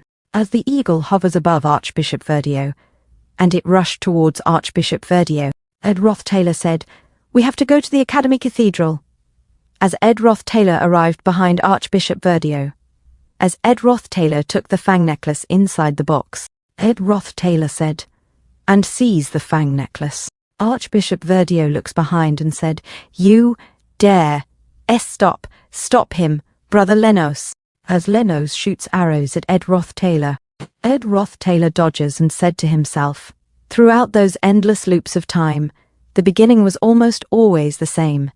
Saintess Clarice would drag me into her carriage. She would tell me about the time loop and my service number, and I would travel in the carriage, organize my thoughts, and take some time to understand the situation. Archbishop Verdio said, I do not know who you are, but do you truly believe you can win against the holy apostles of Telos? As Lenos shoots more arrows at Ed ROTHTAYLOR, Ed ROTHTAYLOR said to himself, however, the answer was always beside me. As Janica Failova took out a magic staff, a gust of wind blows towards Archbishop Verdio. Ed ROTHTAYLOR said to himself while looking at the back of Janica Failova, faster than the carriage and far stronger than me. Someone who could help me in this ridiculous situation, without any explanation required. As Archbishop Verdio looks above, Ed ROTHTAYLOR said to himself, was always beside me. Janica Failova said, let's go, Ed. Ed ROTHTAYLOR said, and he said to himself, it is a race against time. We arrived here in under 1 hour, but the necklace's magic has already begun to activate. This necklace is the key to awakening the Holy Lance Dragon. Once the necklace begins to resonate with the Holy Lance Dragon sealed beneath Arkan Island, he will eventually be reawakened. That means there is only one solution before the Holy Lance Dragon is revived. We must take the necklace and run far enough away that the magic cannot fully activate. Archbishop Verdio said, whoa, what do you think you are doing? Hurry and... As he looks back, Ed ROTHTAYLOR's dagger lights up on the ground. Suddenly, it explodes. Ed ROTHTAYLOR and Janica Failova flew swiftly out of the cathedral. Ed ROTHTAYLOR held tightly onto Janica Failova's tiny waist as they flew. Ed ROTHTAYLOR said, Janica, I told you to escape on your own because I would find my own way out once we landed. Janica Failova blushed as she looked at Ed ROTHTAYLOR's hands around her and said, I could not just leave you behind and run away. Ed ROTHTAYLOR said, "The last time may have been over 1 year ago, but if you are the cause of another incident, you will be expelled. If this incident is not resolved, then I will be considered a fugitive who attacked the order." Janica Flailover said, "My homeland, Pulan. It is pretty remote, so if you hide there, no one would be able to find you. Or would an isolated desert area or a lawless zone be?" Ed ROTHTAYLOR said, "Hey." As Janica Flailover gently held Ed ROTHTAYLOR's hands, she said with a caring voice, "Also, you have been suffering alone, have you not?" Ed ROTHTAYLOR said, "What?" And he said to himself, "How did she?" Janica Flailover said, "I can tell now just by looking at your face. If you are going to be expelled, then let us be expelled together. It might be more bearable if we both share the consequences. Even if we are treated as fugitives, let us bear that fate together. I will never simply allow you to suffer alone." Ed ROTHTAYLOR sweated and said, "Janica." And he looked back, and he said to himself, "The apostles of Telos." So all 6 of them followed after her. Ed ROTHTAYLOR said, "Let us go as fast as we can. We do not have any time." Janica Flailover said, "Okay, Ed." In the cathedral, Archbishop Verdio walked in the dust as Saintess Clarice said, "Please move aside." Archbishop Verdio said, "Saintess Clarice." Saintess Clarice said, "Huff, huff." As Ed ROTHTAYLOR had said to her a while ago, "Saintess," as he held the soft wrist of Saintess Clarice, he said, "There is something that only you can do." Saintess Clarice said, "That only I can do." Ed ROTHTAYLOR said, "You know everything that has happened, as well as how everything will end, while I do whatever I can to stop the Holy Lance Dragon's revival." Archbishop Verdio said, "Wait. The situation has become complicated now, but we—" As Saintess Clarice pushed Archbishop Verdio aside, Ed ROTHTAYLOR said, "You must stop Archbishop Verdio." As Saintess Clarice swept away all the things on the table, Ed ROTHTAYLOR said, "The Archbishop is cunning and fanatical enough that he is willing to do anything for his beliefs. He will attempt to use the order to cover up everything that has transpired. In order to stop him, Saintess." Saintess Clarice said, "How long will you simply stand by and watch?" As Ed ROTHTAYLOR said before, "You must win over the holy pope." Saintess Clarice said, "Your Holiness, excommunicate Archbishop Verdio at once." Outside, Clebius Nortondale said, "Taylor and Wade will be competing." Elvira said, "Wade is pretty strong. Taylor will lose." As Ed ROTHTAYLOR and Janica Flailover flew above in the sky, the apostles of Telos chased them. Ed ROTHTAYLOR said, "I was sitting absent-mindedly in front of Glocked Hall just 10 minutes ago. As they were attacked by basic wind magic, Ed ROTHTAYLOR looked back and said to himself, "That is, we cannot dodge it." Suddenly they were hit as Ed ROTHTAYLOR and Janica Flailover fell from the sky. Janica Flailover shouted, "Kya!" Ed ROTHTAYLOR chased after Janica Flailover and said, "Guh, Janica." As Ed ROTHTAYLOR tried to fall faster, he reached for Janica Flailover. As they entered the clouds, Ed ROTHTAYLOR managed to grab Janica Flailover's wrist and took the necklace. He embraced Janica Flailover and said, "Gotcha." The apostles of Telos said, "Catch them. The necklace is our priority." Janica Flailover said. As Ed ROTHTAYLOR was confused, Janica Flailover whispered in his ear, "You can take care of the rest, right?" Ed ROTHTAYLOR said, "What?" As she pushed Ed ROTHTAYLOR away, and she smiled and said, "I believe in you, Ed. I will do it." As she puts Glock's ring on her finger, and it activated. As the students saw a bright light in the sky, Ed ROTHTAYLOR said to himself, "The flow of air in the atmosphere is shifting." The air above the academy began to be filled with all kinds of winged spirits. Tolderak said, This is... Ed ROTHTAYLOR said to himself, however, among them was a single spirit that stood out from the rest. Despite it being a clear, sunny day, the people below were denied the light of the sun. As Elvira said, "What is that?" Clebius Nortondale said, "Come on, what is it now?" as the tail of a whale appeared. Ed ROTHTAYLOR said, "Some say that it was the first of the spirits, as it was the first of all the water spirits to gain life, a unique existence in nature, the only one of its kind, and the strongest water spirit." As Friday appeared.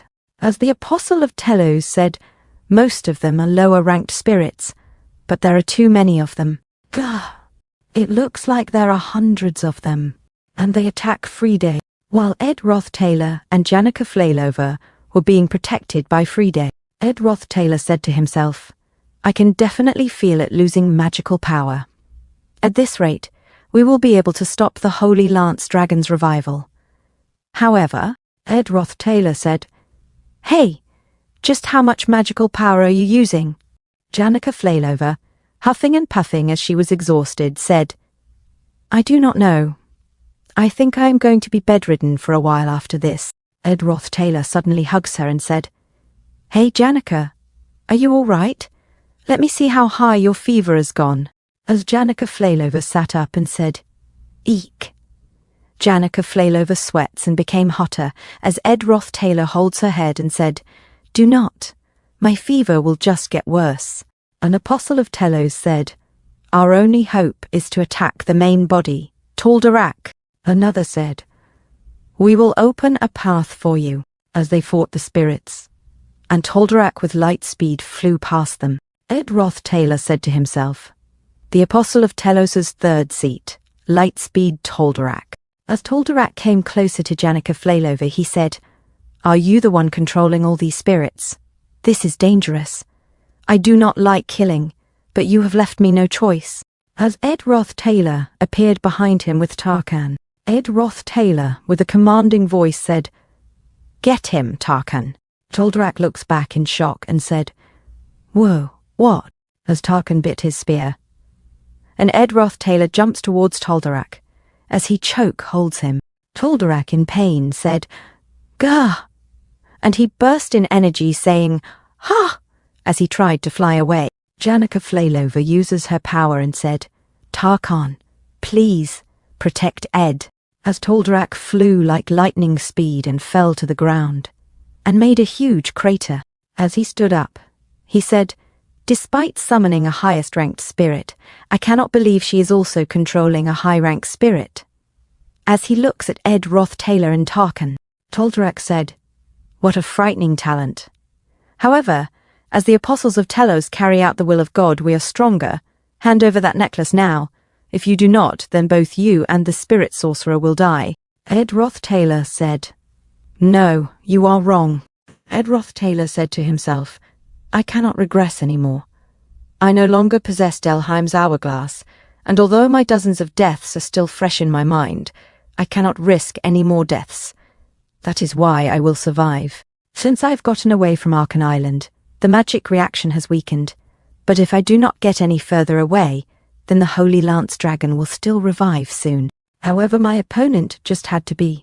As Apostle of Telos, third seat, Tal'Darak, known as Lightspeed Tal'Darak, prepares to fight. Ed ROTHTAYLOR said to himself, known as Lightspeed Tal'Darak, his ability is high-rank holy magic, holy body awakening. Using holy magic, all magic power is converted into physical energy. As Tal'Darak moves quickly, Ed ROTHTAYLOR said to himself, "I know this because of my memories from my previous loops." Tal'Darak's instantaneous movement speed surpasses the speed of sound. As Ed ROTHTAYLOR stood firmly, and he said to himself, so evading his movements after observing them with the naked eye is impossible. If I cannot see him anyway, as Tal'Darak appears behind Ed ROTHTAYLOR. Suddenly he tries to stab Ed ROTHTAYLOR's neck from behind, but Marilda appeared to block it. A system notification said, "Blessing of wind. When an unexpected attack is received, the enemy will be blown away by the wind." As Tal'Darak grins in frustration, Ed ROTHTAYLOR said to himself, "A counterattack that can only be used once. I will make use of this single opportunity." A system notification said, "Mid-rank magic, point explosion." As he blasted Tal'Darak away, as he slides back, he shouted, "You scoundrel! So you intend to resist after all?" Ed ROTHTAYLOR said. Phew, huff. As he said to himself, there is one fatal flaw. I lack decisive firepower. Tarkan said. Leave what firepower you lack to me. Ed ROTHTAYLOR said to himself. Magic does not work on him. And Tarkan also has plenty of firepower. As Tarkan spat fire on Tolderak, Ed ROTHTAYLOR said to himself, however, as Tarkan continues to breathe flames on Tolderak. Tolderak flew above them and attacked Tarkan on his mouth with lightning speed. Closing his mouth, he said in pain, Grah! Ed ROTHTAYLOR said to himself, my opponent has the advantage in speed and is a combat-oriented warrior. Tolderak, the light speed. Tarkan said, my apologies, Janny. Sir, Ed ROTHTAYLOR said to himself, she is wielding multiple high-ranking spirits at the same time. This must be the limit to the magic power she has given Tarkan. This is the worst possible situation. As Ed ROTHTAYLOR took out his bow and shot at Tolderak, Tolderak stood confused while the arrow misses and drops to the ground. Ed ROTHTAYLOR said, Ignition! As the arrow became water, Tolderak said, Water magic and fire magic. Steam, is it? However, your trickery is clear to me. As he was able to hit Ed ROTHTAYLOR with one swing of his spear, Ed ROTHTAYLOR said to himself, Tolderak is definitely strong. In the end, the only way for me to win is, he said to himself, Marilda. In the last loop where I had risked my life, Marilda handled everything at the end as well. However, currently, Janica is using the Golden Phoenix Ring, and I have never completely summoned Marilda using my own strength. Ed ROTHTAYLOR said in pain, Gah. And he said to himself, Do I, as Tolderak rampages his spear and hits the ground. He then kicks Ed ROTHTAYLOR, as he said in pain, Gah. Ed ROTHTAYLOR said to himself, Do I really have no other options left? As he flew like a bullet towards a rock, he then pants in exhaustion. Tolderak shouted, This is the end. Ed ROTHTAYLOR said to himself, This feels similar to me. Crawling into the depths of my mind is death. As he stares at Tolderak that was about to pierce him with his spear, as Ed ROTHTAYLOR remembers his other deaths, he said to himself, Memories of dying again and again. Those memories. As the system said, Spirit Connection. Level 18, level up. Spirit Type. Spirit Understanding. Level 18, level up. Magic Power Details. Spirit Type. Spirit Understanding, level 18, level up. Magic Power Details. Spirit Type. Sensory Sharing, level 13, level up. Contracted Spirits, low rank Fire Spirit, Mug. Connection level, level 5, level up. Magic Power Details. Spirit Type. Spirit Manifestation, level 13, level up. Contracted Spirits. Low rank Fire Spirit, Mug. Spirit Formula Efficiency. Phase Shift available, level up. Contracted Spirits. High rank Wind Spirit, Marilda. Connection level 3, level up. Mid rank Water Spirit, Laisha.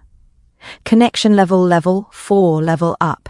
As the others level up quickly, Ed ROTHTAYLOR said to himself, I wonder, as the spear came closer to Ed ROTHTAYLOR's head. Tolderak was shocked and confused. Ed ROTHTAYLOR said to himself, whether it is a spectral magic or spirit connection, the method for learning magic is no different. I have failed dozens of times. I have put in blood, sweat, and tears building up everything I have. I put in effort desperately, never giving up. All that seemingly meaningless effort. As high-rank wind spirit, Marilda appeared behind Tolderak. Marilda growls in anger. Ed ROTHTAYLOR said to himself, complete manifestation. Also known as Tolderak looks back at Ed ROTHTAYLOR. Ed ROTHTAYLOR said to himself, practiced mastery, and punched the face of Tolderak. Tolderak said in pain, Gah! Ed ROTHTAYLOR said to himself, you cannot succeed on your first try. You do not even know if it will ever work out. But even then, so what? As Tolderak charges his spear in frustration, Mug suddenly appeared. Ed ROTHTAYLOR said to himself. Have things ever been any different? As Mug deflected the spear of Tolderak away, Ed ROTHTAYLOR said to himself, everyone has their own reasons to struggle and survive, all for the sake of keeping your body in one piece. The world is full of people that live like that. As Ed ROTHTAYLOR raised his arrow and stabbed Tolderak in the chest, as he said in pain, Gah! And he trembles and said, Gah! While Marilda holds his other hand with a spear, Ed ROTHTAYLOR said to himself, I will struggle, however unsightly it is, among these people. Ed ROTHTAYLOR raised his fist and punched Tolderak. Ed ROTHTAYLOR raised his bloody fist again and punched Tolderak. Ed ROTHTAYLOR said to himself, and put in my blood, sweat and tears, pushing my body to its limits, all in order, as Ed ROTHTAYLOR exhales deeply, and said to himself, to survive. He stood up and said, Huff, huff, as he walks away with Marilda, leaving Tolderak's body, and he said to himself, I do not have much time left, but I still have something left to do, as he holds the necklace. At the cathedral, Saintess Clarice said, How long will you simply stand by and watch? The Pope was shocked. Saintess Clarice said, Your Holiness, excommunicate Archbishop Verdio at once. Archbishop Verdio suddenly spoke and said, Your Holiness, you are not planning to go along with the whims of the Saintess, who knows absolutely nothing, are you? We have all gathered here for the sake of the Order's future, have we not? Saintess Clarice said, Knows absolutely nothing, you say. You plan to use Wellbrock's necklace in order to revive the Holy Lance Dragon, and then you would have the Apostles slay it. Is that the plan you mean? Archbishop Verdio and the Pope were shocked.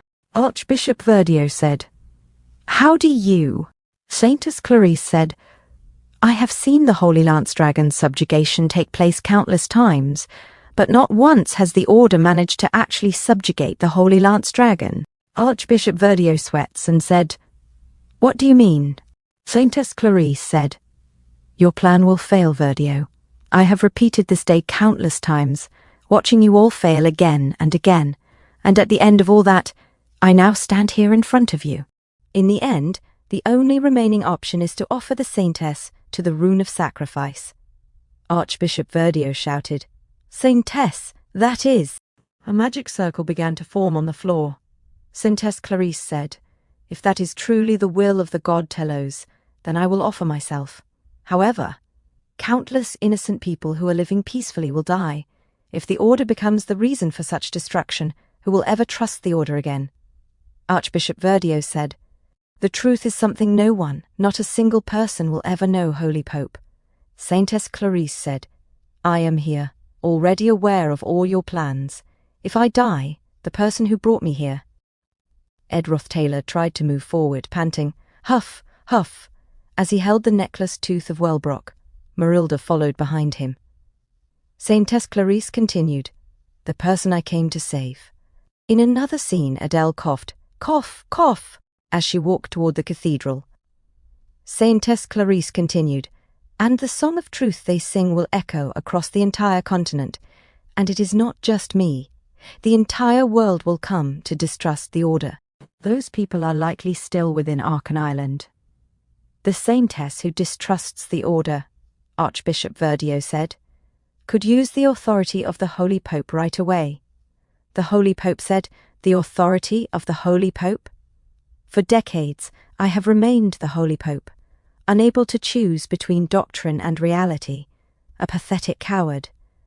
Whenever someone with conviction stepped forward, I, a pitiful old man, simply followed behind, as I have done for so long. Now, I place the future of the Order in the hands of someone with greater conviction. Saintess, as you now shine with the brightest light of faith in the Order, I will follow your will. He looked at Saintess Clarice. Saintess Clarice suddenly looked sharply at Archbishop Verdio and said, Your plan never succeeded, not even once. This time is not any different. In the name of the Holy Pope Eldine, the most devout servant of the god Telos, and I, Saintess Clarice, I hereby excommunicate you, Archbishop Verdio. Suddenly Countess Clarice was shocked as Archbishop Verdio laughed. Cuckoo cuckoo, cuckoo coo, cuckoo coo. Do you think that will change anything? Suddenly he grabbed the wrist of Countess Clarice and pulled her away. Countess Clarice exclaimed, "What are you doing, Verdio?" Archbishop Verdio said, "If you, the Saintess, merely refuse to enter the rune, then no one can stop the revival of the Holy Lance Dragon. Though that boy ran off with the necklace, the apostles are already pursuing him. Even if he manages to shake them off, how far do you think he will get in that condition?" ED ROTHTAYLOR said, "It is not over yet, at this rate," as he held the necklace. Archbishop Verdio said, "The Holy Lance Dragon will be revived soon." Countess Clarice said, "No, it will not go the way you want it to," as she took her hands off Archbishop Verdio. She said, "Because the person who grabbed my arm and ran with me is far stronger." She used her holy powers on Archbishop Verdio and continued, "Than someone like you." She blasted Archbishop Verdio away using holy magic, divine power discharge, which nullifies most magic effects and deals physical damage to the opponent. She then fell to her knees and panted, "Ha! Ha!" Archbishop Verdio said, "Did the god Telos not say that the Saintess must live a life of only following the pure white light? Why have you become so colourful?" Countess Clarice replied, panting, "Ha! Ha! Because I am the Saintess, and a student. I have learned that even a beam of light that looks like pure white at first glance has strands of red, gold, turquoise, blue and violet lights." Lucy Merrill arrived and looked at ED ROTHTAYLOR. ED ROTHTAYLOR handed over the necklace to Lucy Merrill. She flew away with lightning speed and disappeared into the sky. Countess Clarice said, "Light becomes pure white when all of them are gathered together." The system notification said, Episode 3, The Failed Swordsman of Sylvania, Second Joint Combat Training. Now that he is an upperclassman, the protagonist Taylor faces off against the first years, but their resistance is formidable. Everyone wants to defeat their senior to earn good grades. His opponents are not easy. This is all because, in the early scenario, for certain reasons, none of the first years joined Class A, and so the scenario continues. Taylor defeats Claude, his final opponent and the top student of the Faculty of Alchemy. However, Claude refuses to accept defeat and drinks the evil god's blood, a forbidden potion. As the mid-boss of the chapter, a system notification said, Claude, alchemist of calamity, empowered by the magic of the evil god Mebula, he unleashes all sorts of black magic, an endless string of trials. As the episode nears its end, the protagonist has already faced off against numerous enemies and can barely stand. ED ROTHTAYLOR fell to the ground. He trembled as he tried to stand up, and he said to himself, "Even so, the scenario continues." Taylor glowed with powerful golden energy. He then attacked Claude, delivering multiple slashes. Claude was shocked. A system notification appeared. Elemental slash. Taylor rampaged. ED ROTHTAYLOR said to himself, Taylor's elemental slash can now cut through all elements, even darkness itself. From afar, Taylor's attack caused a huge explosion at the academy. Meanwhile, ED ROTHTAYLOR walked silently. The other students, uncaring, did not help him at all. He thought to himself, in the original scenario, this is how Episode 3, the second joint combat training, ends. Taylor, once a laughingstock of the academy for being a failed swordsman, is now fully recognized as a powerhouse. He is celebrated by students, faculty, and comrades alike. His name is now etched into everyone's eyes and memories. But the joy does not last long. As Taylor exited the testing arena, he received news of a comrade's death. The bard and prophet, Adele Serres, had died. At this moment the cause of Adele's death was not clearly described. Originally, Adele was a character meant to exit the story in this way. As Adele was about to collapse inside a magic circle, ED ROTHTAYLOR grabbed her from behind. He said to himself. However, Adele gasped in shock as Ed pulled her away. Adele winced in pain. Ugh, ha, ha. ED ROTHTAYLOR, breathing heavily, said, Huff, huff. He thought to himself, the original storyline has already changed. Taylor and his companions never received news of someone's death. Suddenly, Archbishop Verdio stood and charged at Saintess Clarice, shouting, "Whoa!" Ed Rothtaylor said to himself, though there were rumors of a disturbance within the order. A fist struck Archbishop Verdio in the face. A knight sighed. "Phew," Ed Rothtaylor thought. The disturbance was handled as an internal matter. The Pope bowed before Saintess Clarice. Ed Rothtaylor continued to himself, as a result. The so-called Saintess of Distrust never came to be, and the Holy Lance Dragon did not revive earlier than expected. With the Saintess of Distrust erased, the Order's army never descends on Arkham Island, and the rampaging boss of Episode 3, Awakened Lucy, never appears. Perhaps even more has changed now than in the original scenario. Lucy Merrill stared into the distance and said, "I want meat jerky." Ed Rothtaylor continued, but the academy remains peaceful. 2 days passed. Ed Rothtaylor knocked on a door and said, "Janica, are you feeling better?" Janica Flailover exclaimed, "Ed, do not come in. I still have to wash up." Ed Rothtaylor hesitated. Janica continued, "But my eyes. I still cannot see very well yet." Ed Rothtaylor thought to himself, the price for drawing upon the mana of the future was high. Janica is currently unable to use mana or see ahead of her. It seemed that the highest-ranking water spirit, Friday, who had blocked the 5 apostles, had crashed into the forest area outside Arkham Island. Janica, who had passed out, said that she found herself inside the cottage when she opened her eyes. "I am not sure how it happened, but I am quite thankful." Suddenly, Blimey said, "If something like this happens, you should always come to me first." Ed Rothtaylor turned and said, "Yes, thank you for coming." Blimey sparkled. He thought to himself, the more she fulfills the role of head maid, the less housework she ends up doing. Looking at her expression, it seems like she has been wanting to do housework all this time. Blimey asked, "Young Master Ed, are you all right?" Ed Rothtaylor responded, "Yes, I am worried about Janica since she still cannot see, but I am fine." Blimey clarified, "No, I meant if there was anything else you were concerned about." Ed Rothtaylor replied, "Yes." Blimey said, "I understand. Right now, what is most important is tending to Miss Janica. I am saying this just in case. But that means I will be changing her clothes and wiping her sweat."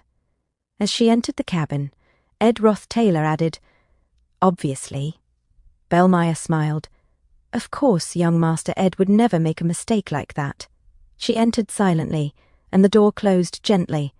But then Blimey peeked outside and said, "But it is quite a turbulent time right now. When else would you be able to get away with making such a mistake? I think it would be all right if you periodically listened to what was going on inside." Ed Rothtaylor slammed the door shut. He turned and walked away, saying, "Stop saying strange things and go inside and help Janica already." Blimey murmured, "That is quite a shame." Ed Rothtaylor looked back. Blimey added, Right. Young Master Ed, you used informal speech just now," silently looked at her, then turned away. As he sat near the campfire, Blimey shouted from inside, "Miss Janica, leaving a patient in an environment filled with dust like this is just a crime. At this rate, it would be better to just go to the Academy Infirmary. I'm going to open the door wide open and properly ventilate this place. I'm doing it." Ed Rothtaylor broke into a cold sweat. Janica Flailover screamed, "Belle, why would you do that while I'm changing my clothes? Why are you doing that now?" As Ed Rothtaylor sighed, he said to himself, "The quick-witted Belle seems to have noticed that I've been feeling troubled. Opening the windows and the door to wash down Janica is just crazy. But thanks to her, the daytime hours passed by without a chance to think about anything else. I only left camp for a couple of days, but work-wise, it feels like I had been gone for a whole month." A few moments later, Ed Rothtaylor said, "I am running out of firewood." Suddenly a voice called out from the distance. "Hello." Ed Rothtaylor looked at the lady, confused, and said, "Kylie." She took off her hood, revealing her silver hair. Ed Rothtaylor said, "No, Saintess Clarice." A few moments later, Ed Rothtaylor poured Saintess Clarice a cup of his homemade secret sauce tea. Saintess Clarice said, "Archbishop Verdio has been officially excommunicated. Ed ROTHTAYLOR replied, "Is that so?" Saintess Clarice continued, "By the order of the Pope and the Apostles, he is being escorted to the Holy Capitol. Afterwards his punishment will be handled by the Pope." Ed ROTHTAYLOR asked, "Can you trust the Church?" Saintess Clarice answered, "Pope Eldine has acknowledged the error in his passive ways. To think that a single archbishop with misguided thoughts wielded power over a wavering church. In some ways, this could be a turning point and cause the church to go in a new direction. I would like to try believing in it." Ed ROTHTAYLOR silently nodded. Saintess Clarice said, "And Adele has disappeared. I used my position as the saintess to search for her whereabouts, but there are no traces of her anywhere." Ed ROTHTAYLOR asked, "Was there something you wanted to say to her?" Saintess Clarice said, "At first I wanted to tell her about the things I had experienced after leaving the Holy Capitol, but now I just want to tell her, thank you." She looked at the sky. Saintess Clarice placed down the Adele series lute and said, "I will leave this here. Since, if it is Adele, who has been everywhere there is to go, she might pick this camp as her next travel destination. Will you be at the camp during summer vacation as well?" Ed ROTHTAYLOR replied, "I do not really have anywhere else to go, so yes." Saintess Clarice said, "By the way, I have a small request. I just was wondering if you could start treating me like your junior." As she put her hood back on, Ed ROTHTAYLOR said, "Is that not what I have been doing until now?" He handed her a torch and added, "And while you are Kylie, it just feels more natural as well." Saintess Clarice smirked and said, "Ah, that is true as well. But what I mean is, if you ever need my help, please feel free to let me know."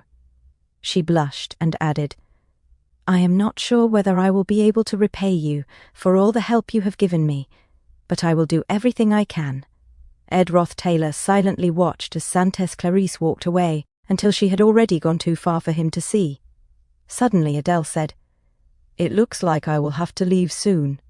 If I stay here, I might end up seeing Clarice again." Ed ROTHTAYLOR asked, "Will you be all right?" Adele replied, "Neither my spectral magic nor divine magic has come back, but I can move my body around now." Ed ROTHTAYLOR said, "No, I am asking if it will be all right for you to leave without meeting Clarice again." Adele responded, "Yes, I do not have any songs left to sing. Or rather, it might be that I do not have the courage to lie anymore. If I think about it, it was a lie from the beginning. Words praising Telos, stories of traveling the world, songs romanticizing freedom.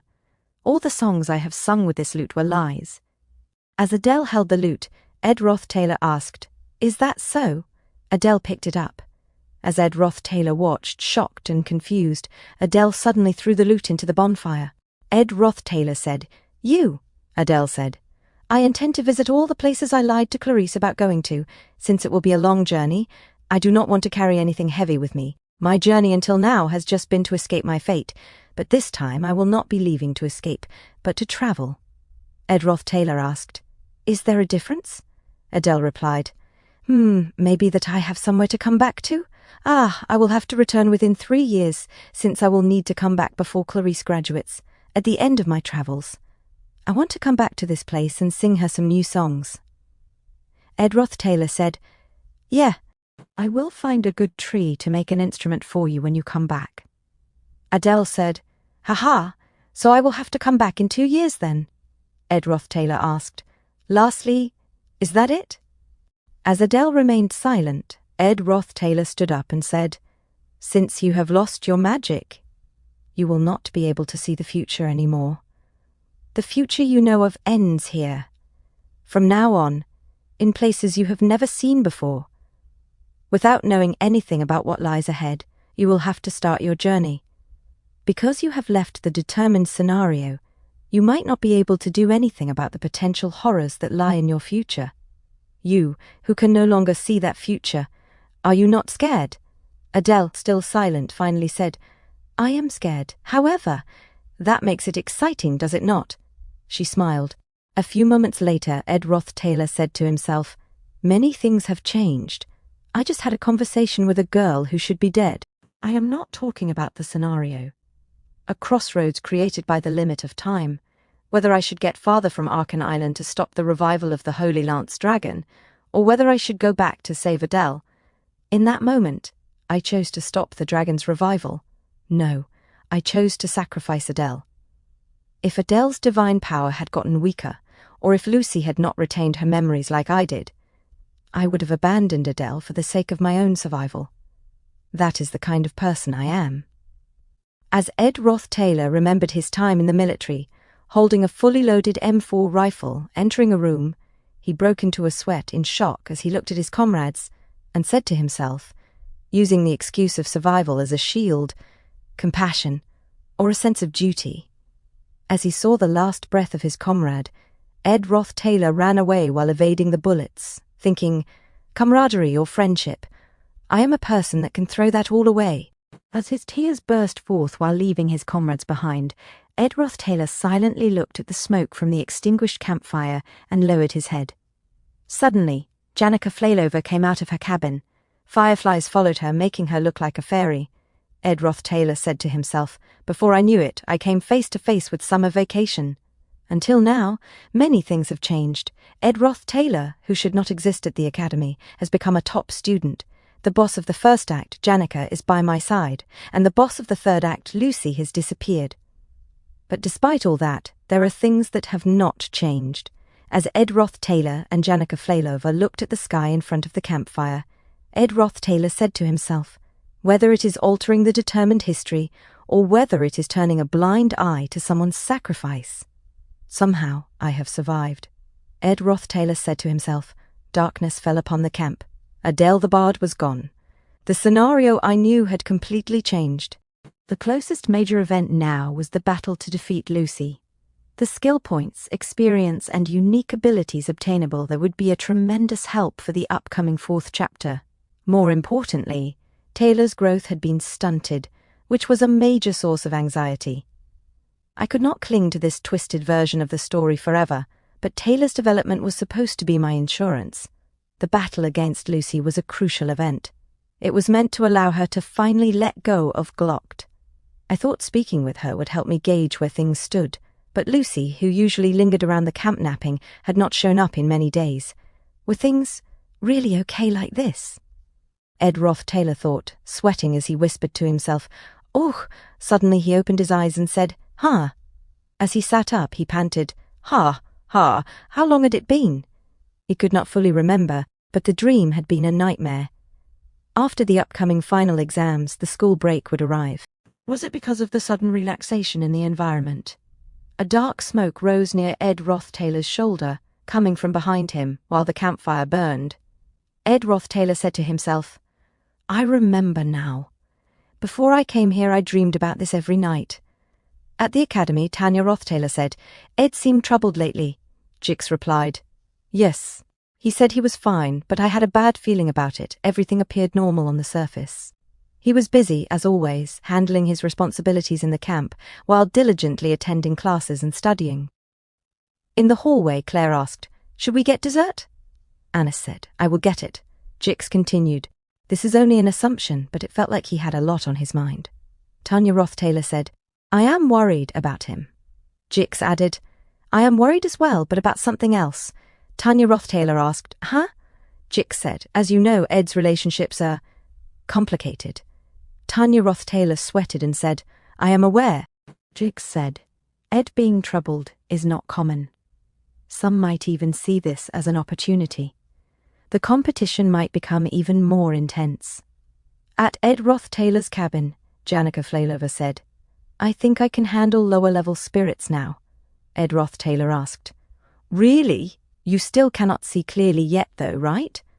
Janica Flailover replied, I am a little worried my mana might twist, but I will try anyway since you are here, Ed. I need to get back to classes soon. Exams are coming up. Ed ROTHTAYLOR said, that is true.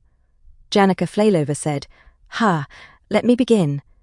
As she started to chant gibberish, Ed ROTHTAYLOR thought to himself, Janica normally does not need full recitation for lower spirits, but since it has been a while, she chose to be cautious. That spell. Mug appeared, exclaiming, "Ah, you have finally called for me again, Lady Janica." Janica Flailover held her head and coughed. "Cough," Mugg said. "Ah, my lady?" As Janica Flailover fainted, Ed ROTHTAYLOR caught her before she fell. "Are you okay?" he asked. Janica Flailover, shocked and confused, blushed like a teapot ready to burst. She murmured, "Uh-huh." Ed ROTHTAYLOR asked, "Can you hear me? Head inside for now, Mugg." Mugg replied, "All right. It has been a while since I was last summoned." Janica Flailover said, "Yes, it took more mana than expected, so I was surprised." Ed ROTHTAYLOR held her head and said, "That is strange. Are you not fully recovered yet? You seem to be running a fever as well." As Janica Flailover continued to sweat and heat up, she said, "That is not because of the mana, Ed."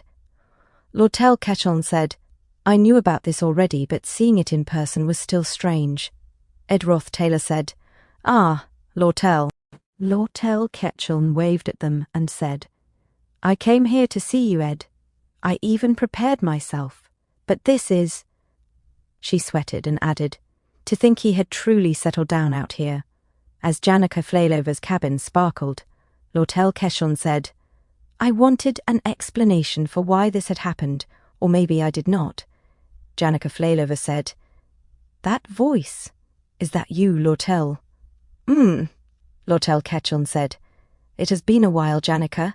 Janica Flailover replied, "Yeah, it really is you, Lortel." She smiled proudly and said, "I decided to move in with Ed. We are living together now." Lortel Ketchon tried to smile and said, "Living together? I think it would be more appropriate to say that you are his neighbour now." "I came here today to check up on Ed," Lortel continued, "but also to give him some important information." Ed ROTHTAYLOR asked, "Important information? About what?" Lortel Ketchon said, "Ed, I do not know what your finances look like, but I recommend that you buy everything you need for the next semester early." Ed ROTHTAYLOR said, "Already? It would be cheaper to buy things now, sure, but the break has not even begun yet." Lortel Ketchon said, "It is not about the price." Lortel added calmly, "You will not be able to buy anything once the break is over." "What? You were lucky to hear this information as well, Janica," Janica Flailover said. "Yeah, but I am living together by Ed's side now, so you do not need to specify either of us anymore. Thanks, though." Ed ROTHTAYLOR sweated and looked at Janica Flailover, thinking to himself, how odd of Janica. Oh, she did not miss a beat when talking to Lortel. Of course it was Lortel we were talking about, so she would not get angry or flustered. Inside, Lortel Ketchon blazed with flaming anger. Lortel Ketchon said, still it was irritating. "I am heading back for today," Lortel said, "but this place is quite nice, the air is fresh, and there is a stream nearby. I understand why Lucy comes here to nap all the time." Janica Flailover frowned, annoyed. "What?" Ed ROTHTAYLOR thought to himself. Janica's eyesight has not fully returned yet, but she saw this clearly. As Lortel Ketchon looked back, she thought, this place. Ed ROTHTAYLOR noted to himself that Lortel Ketchon was smiling. At the academy, a maid said to Belle, "Lady Lortel left a message. She offered to find you a replacement and asked whether you wanted a new job. This is the pay she is offering." Belle took the letter and muttered, "Huh? I mean, I understand it is Lady Lortel, but this is so sudden." The maid watched as Belle sweated and opened the letter. Belle said to herself, 3 Flen gold coins. It was not a small amount, but 3 Flen gold coins. "I have worked in this hall for many years, no matter how much she offers me." The maid took the letter gently and said, "I did not mean to pry, Chief Maid." Belle read aloud from the letter, "Your daily pay is 3 Flen gold coins." The maid clarified, "She is offering you 3 gold coins per day." Belle repeated to herself in disbelief, not monthly, not weekly, but daily. The maid asked hesitantly, Are you planning to quit?" At the cabin in the woods, Ed ROTHTAYLOR pounded the roof lightly and wiped the sweat from his brow. A voice called out, "Is this really Ed I am speaking to?" Ed ROTHTAYLOR looked toward the voice, confused. Sales manager Dune said, I was sent here by Lady Lortel. My official title is Sales Manager June of the LT Trading Company's Sylvania branch. This is Rihanna. We came to do some surveying. Ed ROTHTAYLOR sweated. Surveying? No way. Sales Manager June continued. It will be over soon. Lady Lortel intends to build a cabin out here. As Lortel Ketchon smiled with a plan in her office, June added. She sent me ahead to take some rough measurements. Ed ROTHTAYLOR thought to himself. A cabin? She was serious. It is an honor to finally meet you, June said politely, throwing an item from his bag for Rihanna to catch. Ed ROTHTAYLOR said, It is strange for you to be so formal. You seem to be around my age. Why not relax a little? June replied smoothly. You are someone my employer considers special. It is never bad to flatter a bit. Well, I doubt I will see you often anyway. Lady Lortel does not like sending her employees out here. June said to Rihanna, Move it. Rihanna looked shocked. Ed ROTHTAYLOR asked, Is there a reason why? Rihanna said, Because she is quite aware of how different she becomes here, June explained. When she is with you, she acts like any other girl. But in front of her company, Lady Lortel is a cold person with iron flowing through her veins. Ed ROTHTAYLOR said, That sounds like a lack of respect for your employer. June said, That is actually a compliment either way. June continued, If there is anything you need help with from our company that you would rather not discuss with Lady Lortel directly, call for me any time. He took out a bottle, wiped it clean and added, This drink costs about 1 gold coin even in the old deck black markets. It is strong, so do not give it to anyone who does not drink. They will get seriously drunk. Rihanna took a single sip, and that afternoon she became angry and chased after Sales Manager June yelling, Stop talking about other people's embarrassing moments, June. Ed ROTHTAYLOR looked at the bottle and said, You think too highly of me? June chuckled, Too highly? On the contrary, I think you underestimate yourself. Ed ROTHTAYLOR wiped his brow and sighed. Ha! At Claven's store, Ed ROTHTAYLOR thought, According to Lortel, I should buy supplies ahead of the semester. I could already make most things myself, so I should focus on consumables, but... Why are you here? Anis asked, covering her face. Anis? Ed ROTHTAYLOR said. She lowered the book from her face and said, I came to buy a few things. I just did not expect to see you here. You have not been coming by the laboratory lately. You must be pretty busy, huh? I heard about Janica. They said she was injured quite badly. Well, I was a little surprised when she announced she would live out there at the camp. But it seems like she is settling in well. I am sure you are dealing with a lot yourself, Ed. I am well aware of your situation, so I explained it to the professor as well. Take care of yourself, okay? Clebius and Onyx are good at getting work done, so you can ease up a little too. You need scholarships to make life easier, right? Anis sparkled in beauty as she spoke. Ed ROTHTAYLOR silently listened. Yeah, thanks, he said quietly.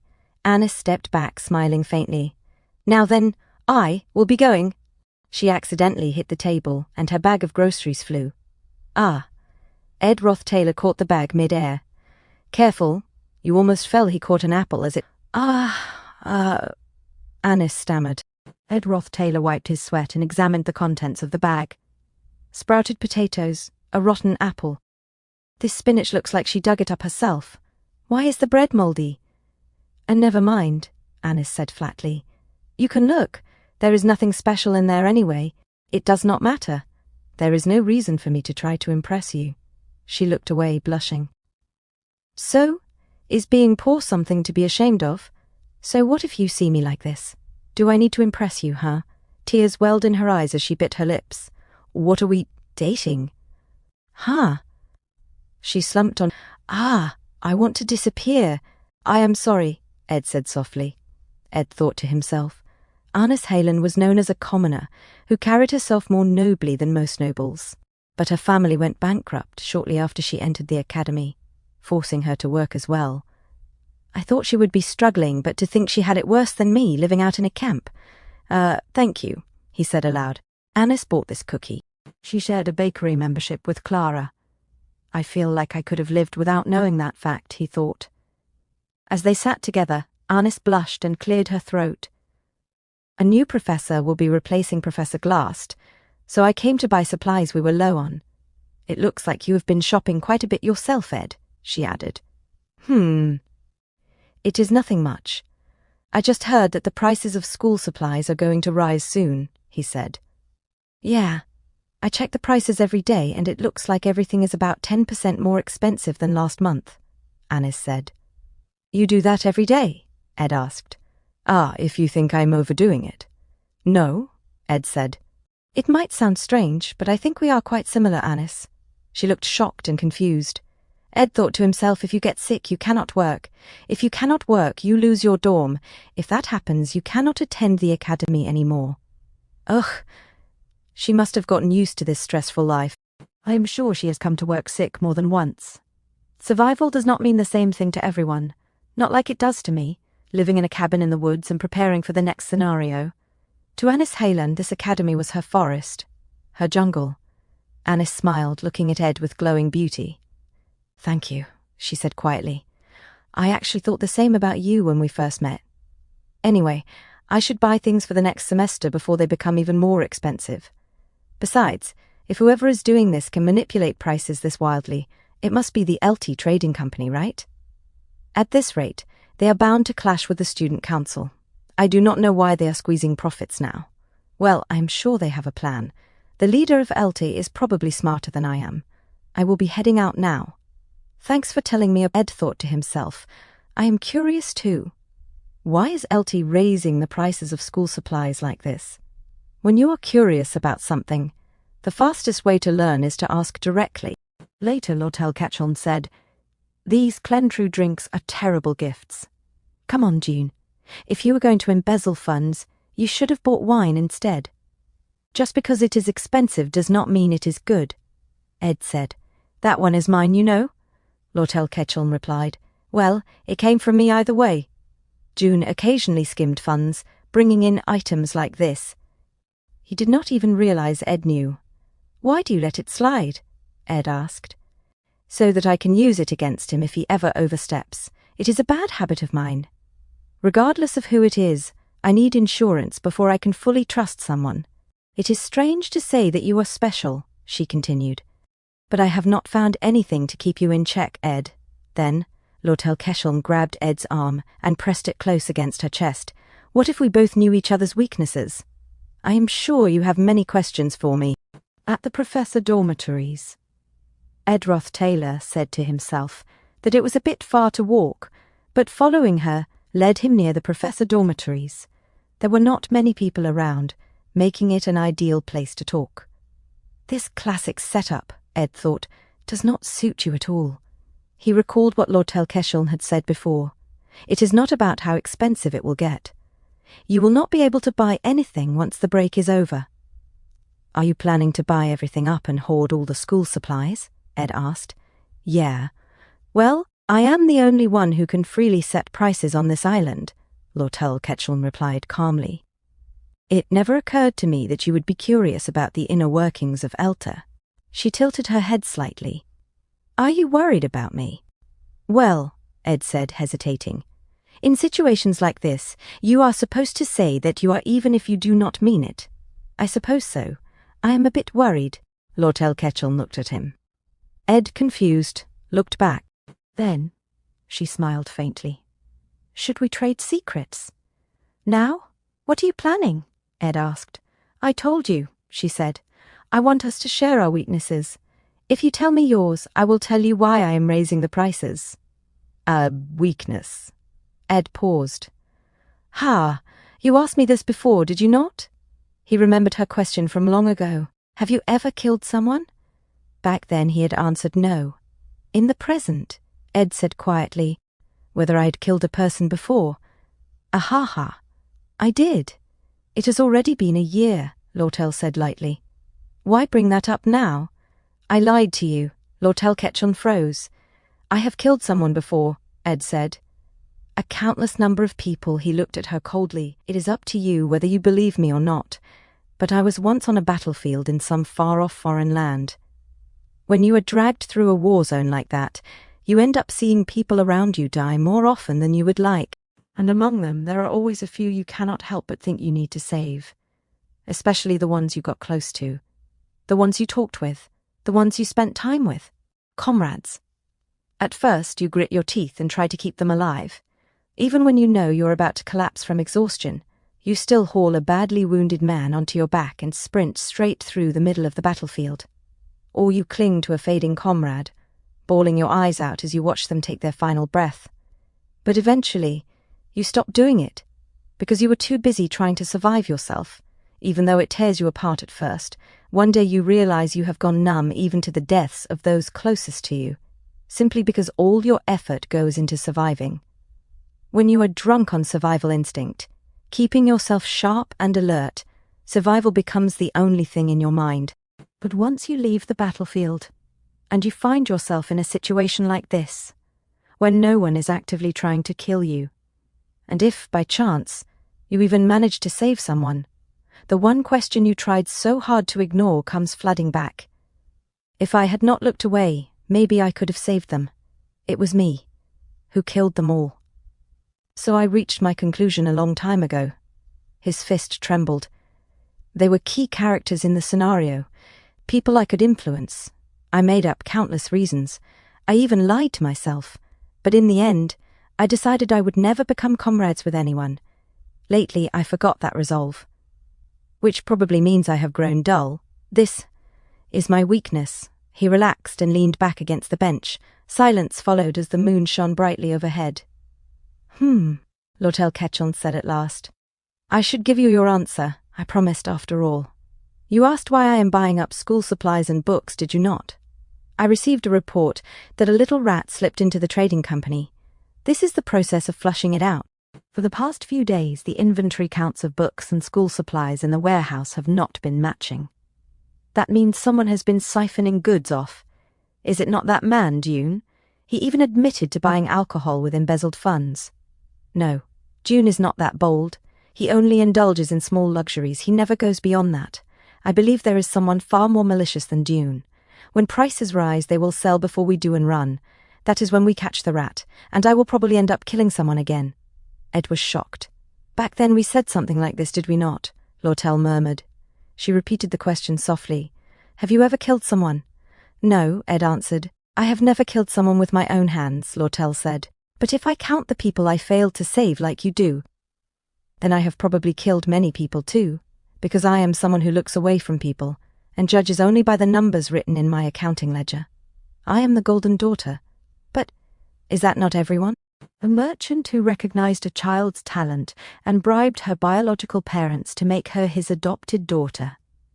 Parents so poor they lived off a single day's worth of begging, eating rotten bread in the corner of the slums. In the end, they had not even realized that they would be killed to keep information from leaking, or while selling their daughter. Pitiful people. All of them must have been accomplices. Do you know how much money my parents received when they sold me? Lortel Ketchon asked quietly. 3 Flen gold coins. It feels like just yesterday that I was a girl sold off for 3 gold coins. And yet now I am someone who can designate 3 gold coins as a daily wage just to scout one person I like. Funny, is it not? Still, 3 coins a day is a bit much, is it not? Well, I think she will refuse. But that is fine too. Dealing with the rat that crawled into the merchantry and managing Dune, who is always plotting to stab us in the back. None of it bothers me, because I do not expect anything from anyone, and I do not trust anyone either. You know the reason, do you not? Ed ROTHTAYLOR said, because you do not want to be disappointed. Exactly. That is why I am always alone as well. She smiled at him. That is my weakness, Ed said softly. So from the very start, the reason you carved time out of your busy schedule and asked me to take a night walk. I do have ears, you know, she interrupted with a hint of amusement. In fact, I can hear a little wider and farther than ordinary people. She hugged his arm gently. Ed thought to himself that she must have heard the rumors, that he had looked depressed lately, drained of energy. And apparently, Lortel continued, among the children of noble families, there is a ritual when they marry. They exchange their weaknesses with one another, because when both sides know each other's weak points, they become that much closer, or so they say. The academy at night is quiet, is it not? A place that is usually so crowded becomes so empty. It makes you feel as though you have been left alone in the world. Yeah, Ed admitted. It does, she said. For me, it feels like that even during the day, but sometimes you need that feeling. You know it too, do you not? She asked softly. Sometimes this kind of solitude. Ed looked at the sky. Is comfortable. Right? Lortel said with a smile. I told you, we are the same. The next morning, Belle spoke nervously. I am sorry, Miss Lortel. Honestly, that offer would have been good for me, considering how high the wage is, but I take pride in working at Ophelis Hall. Of course, I am not always treated fairly. Sometimes I am dissatisfied. Sometimes it is difficult. Sometimes I am exhausted. But even so, I want to continue taking responsibility for Ophelis Hall. Lortel Ketchon said, A daily wage of 3 gold coins is a bold offer.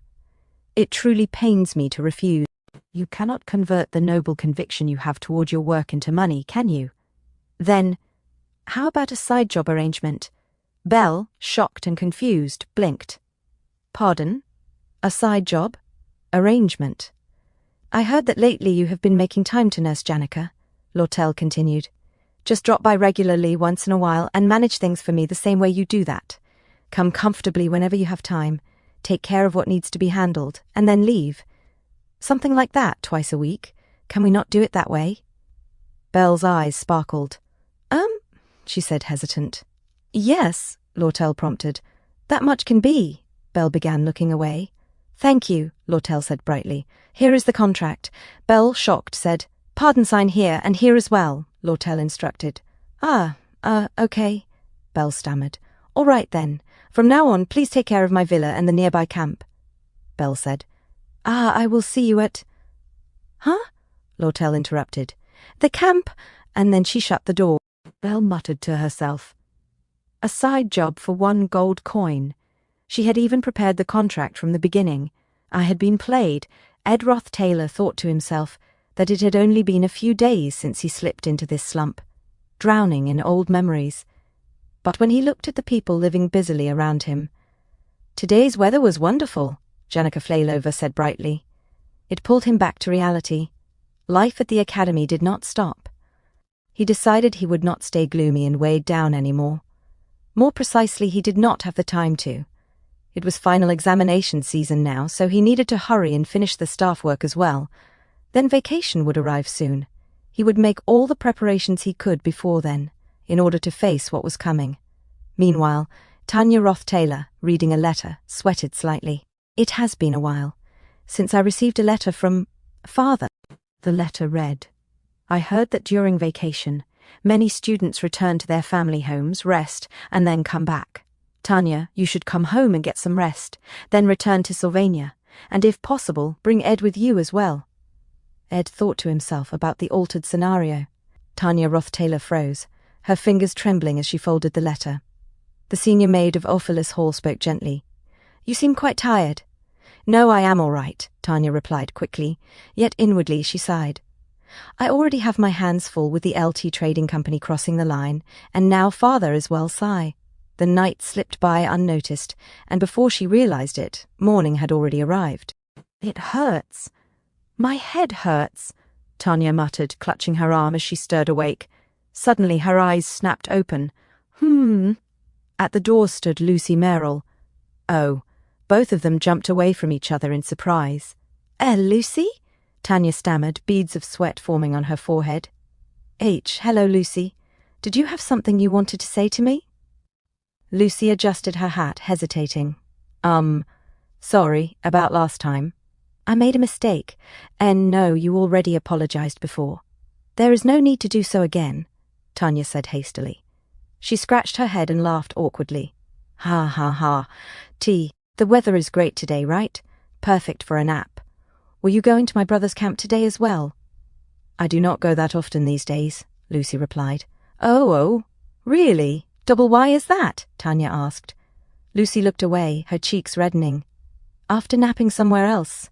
It is Strange. My skirt gets dirty, I get dust all over myself, and my hair gets tangled. I do not look nice. Tanya Rothtaylor and the senior maid were both stunned. That Lucy Merrill. Worrying about how she is viewed, Tanya thought in disbelief. The senior maid also broke into a sweat. It was subtle, but right now, it mattered. I was planning to go to his campsite tomorrow, Lucy continued softly. Not having been there for so long makes me want to go. For just a moment, she looked like an ordinary young girl. Do not worry, Lucy, the senior maid said confidently. Lucy tilted her head in confusion. You are plenty beautiful, Tanya added quickly. But tomorrow, I vow on my title as senior maid to dress you up as best as I can. That was the senior maid of Ophelis Hall, primary duty, assisting students. Secondary duty, love advice. Lucy Merrill broke into a nervous sweat. Elsewhere, inside a cabin deep in the woods, a bird hummed softly. Suddenly, chirp! Dark energy surged outward from Janica Flailover. Nortel, you really built it, she murmured, her eyes turning crimson. A powerful gust of wind spiraled through the cabin. Marilda appeared. Well, she asked calmly. It is not much of a strain to summon you in human form now, Ed Rothtaylor said. So it seems, Marilda replied. A system notification appeared. Rare thunderstruck 1,000-year-old wooden cane. A cane crafted from a 1,000-year-old tree struck by lightning, processed with various spells to increase spirit sensitivity efficiency. Crafting difficulty, extremely high. Amplifies spirit sensitivity of all attributes. Improves mana efficiency of spirit magic. Allows all spirit formulas to be used regardless of spirit sensitivity once a contract is formed. Improves mana efficiency when using high-rank wind spirit Marilda. Expands the affected area of Blessing of Wind. Greatly enhances the area of effect and power of the spirit formula updraft. It was the right choice to make this, Ed said quietly. Whoa! Janica exclaimed. I have never seen a staff made through magic engineering before. Do you want to try it out? Ed asked. Janica stared at the long staff in his hands. Me? I have not fully recovered yet, so I am not sure I can test it properly. She took the staff and closed her eyes. Then her eyes flew open as power surged through her body. Whoa! It is not just efficient. It feels like the mana is naturally flowing through me. Your spirit sensitivity is high, Janica, Ed explained, so you probably feel it more strongly. Yup, this would really improve the power of my spirits, she said excitedly. It is amazing. No wonder people love magic engineering. Then she handed it back. That is great. Ed, take it back. No, Ed replied simply. That is yours. Mine? I made it for you, Ed said. I owe you a lot. I am sorry I was not able to thank you properly until now. Janica clutched the staff. But would this not be better used by you, Ed? I am going to make another one anyway, so do not worry. He noticed her fidgeting. Another one? So it would be like a pair. I see. Hey, I will use it well. Tears welled in her eyes as she hugged the staff tightly. Thank you, Ed. Ed froze for a moment, then smiled warmly. I really made the right choice. They smiled at each other. Back at the academy. Already, a student muttered. I am in trouble again, her friend groaned. At the student plaza, a notification was posted. Final examination season had begun. Depending on the subject, both written examinations and field examinations awaited. This system applied only to middle year and upper year students. The written examination was capped at 100 points, but the field examination had no upper limit. Because of that, top students always maintained their rankings through their field examination scores. That was true for Wade, the top first-year student, and there was no need to even mention Lucy, the top student of the second year. If you wanted top marks, what mattered most was the field examination, and the highest scorer in my grade was Janica Flailover. Third year, top student. Ed Rothtaylor murmured to himself. Can I beat her field exam score? Hello, Jix called out cheerfully. Hey, Ed replied. I heard there is a practice exam with the professors, Ed thought. In the first place, most students, aside from exceptions like Lucy or Janica, did not have the skill to face a professor directly. However, the top student was exempt from all tuition. It was true that I managed to scrape by with my academy scholarship and trading with Lortel, but things were still tight. Before, I had no chance of aiming for the top, but now, things are different. Phew. All right, let us try it. Top of my class. At the student council room. This way, a girl said politely. The president is waiting for you. Thank you for guiding me, Ed replied. Ah, yes, she answered brightly. Whoa, he really is popular. Meanwhile, the contents of Crepin's letter echoed in Tanya's mind. With your first break approaching, I wish to see you again. Tanya, you should come back home and get some rest, then return to Sylvania. Also, I know Ed is alive. Bring Ed with you, if you can. Public opinion has improved, and his magic skills have heightened. I will no longer press the consequences of insulting the princess. I wish to accept Ed as a member of the ROTHTAYLOR family again. As family, and as his father, I would like to offer him one last chance. Tell this to Ed. After losing Arwen, I do not wish to repeat the same thing again. If you wish, the door to ROTHTAYLOR is still open. From Crepin ROTHTAYLOR. It has been a while since I last received a letter from Father, Tanya said softly. Father has forgiven you, Ed. So he wants you to come back and talk things over. That is great, Ed replied calmly. Tanya sighed. I can tell from your expression that this is not how you truly feel. Ed lowered his gaze. An opportunity to regain power has arrived for a fallen noble. This should be a good thing, but Father tried to have my brother assassinated. To bring me back now? This is clearly a trap. I will go home alone and tell Father, Tanya began. No, Ed interrupted. Let us go home together during this break.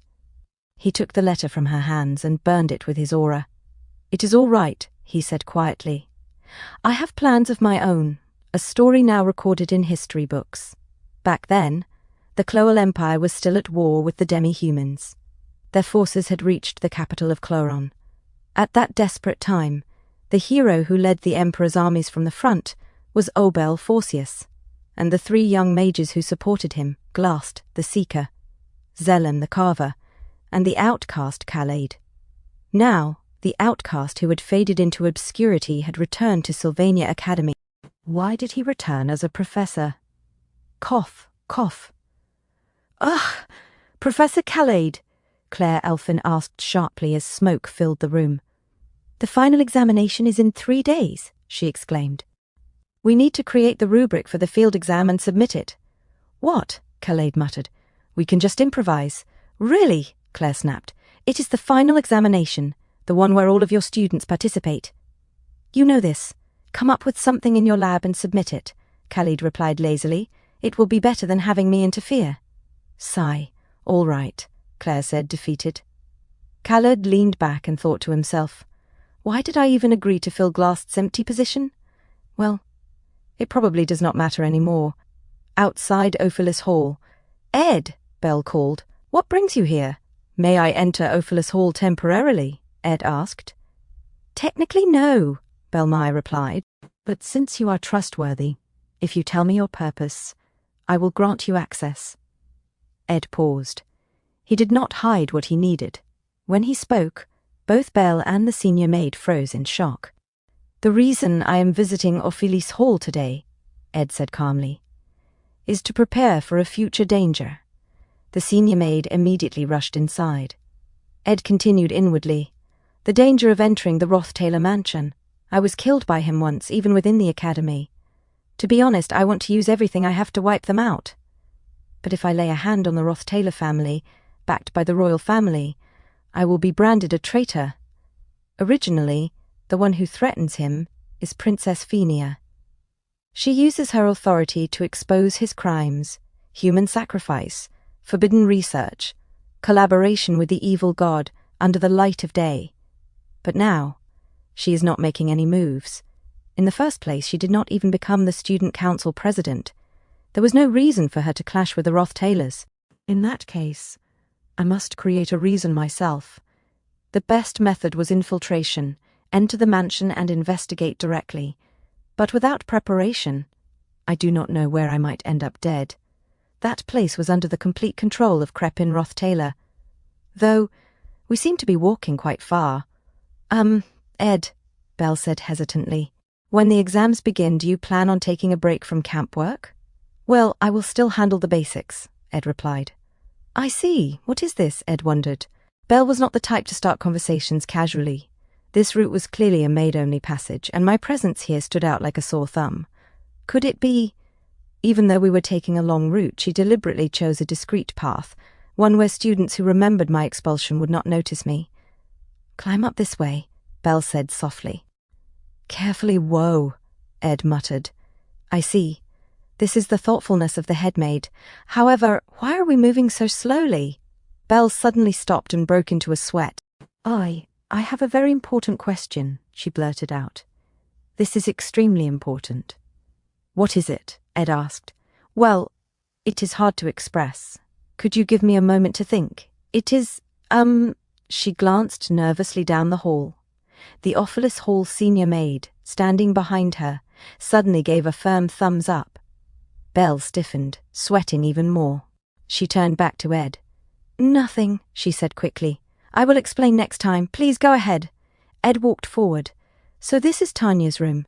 I decided to send a reply to Crepin through Tanya. The letter read, Thank you for granting me this new opportunity. I shed tears of gratitude. I deeply regret my sins, and have worked endlessly to become a better man.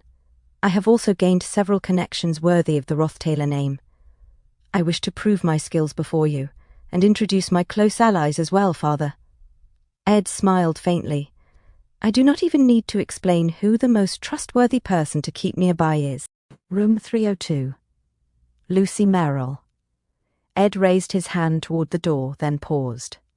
The door opened. Silver hair spilled into view. Lucy Merrill stood there wearing a dress. The wind flowed in from the open window behind her, fluttering the curtains as she sat quietly on a chair. Hi, she said softly, her cheeks tinged with red. Oh, Belle said casually.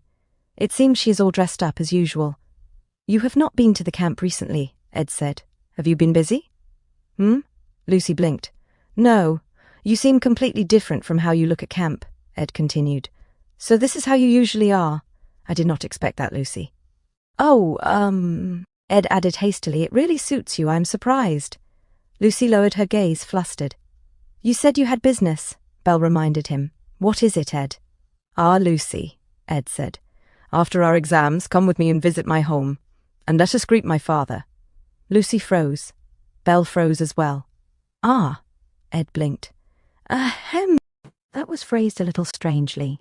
To explain properly, this is the situation. Anyway, I am risking my life here. It will be a journey back to the ROTHTAYLORs, and it will take time. So I do not intend to ask this favor for free. I am only telling you this because I truly trust you, Lucy. I intend to dethrone Crepin ROTHTAYLOR. I know, Ed continued calmly. This is an act of rebellion against both my family and the Empire, but I no longer intend to allow my father to remain the head of the ROTHTAYLORs. Is your motive revenge? Lucy asked quietly, slouching in her chair. Ed was silent. I just want to survive, he said at last. After I overthrow my father, the one trying to harm me, the next head may be Tanya, but I would still be the eldest son of the greatest noble family on the continent. I would be in a position that is difficult to touch, and from that position, I will do everything I can for you. So, invest in me, Lucy. Lucy remained silent.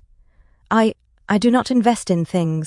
As you know, she continued, I am not really interested in power.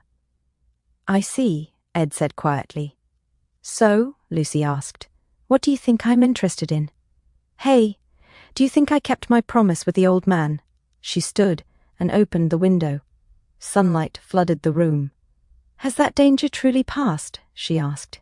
If I have fulfilled my promise, what should I be thinking about for the rest of my life? As I said, I have no interest in power. If I help you, it will be because I want to help you. That is all. But even so, I cannot do it for free. What do you need? Ed asked. What I fear, Lucy said slowly, is that after I keep my promise and cast away my burdens, I will have nothing left.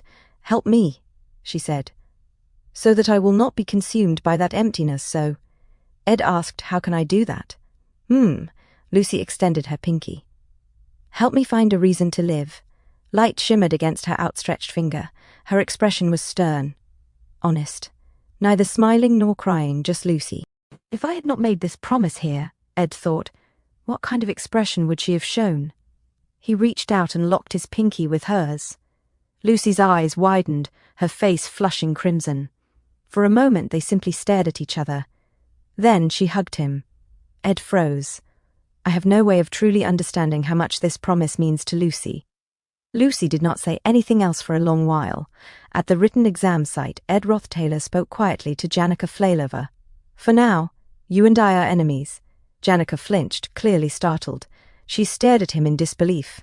Huh? Why? Why are we enemies? Ed scratched his cheek awkwardly.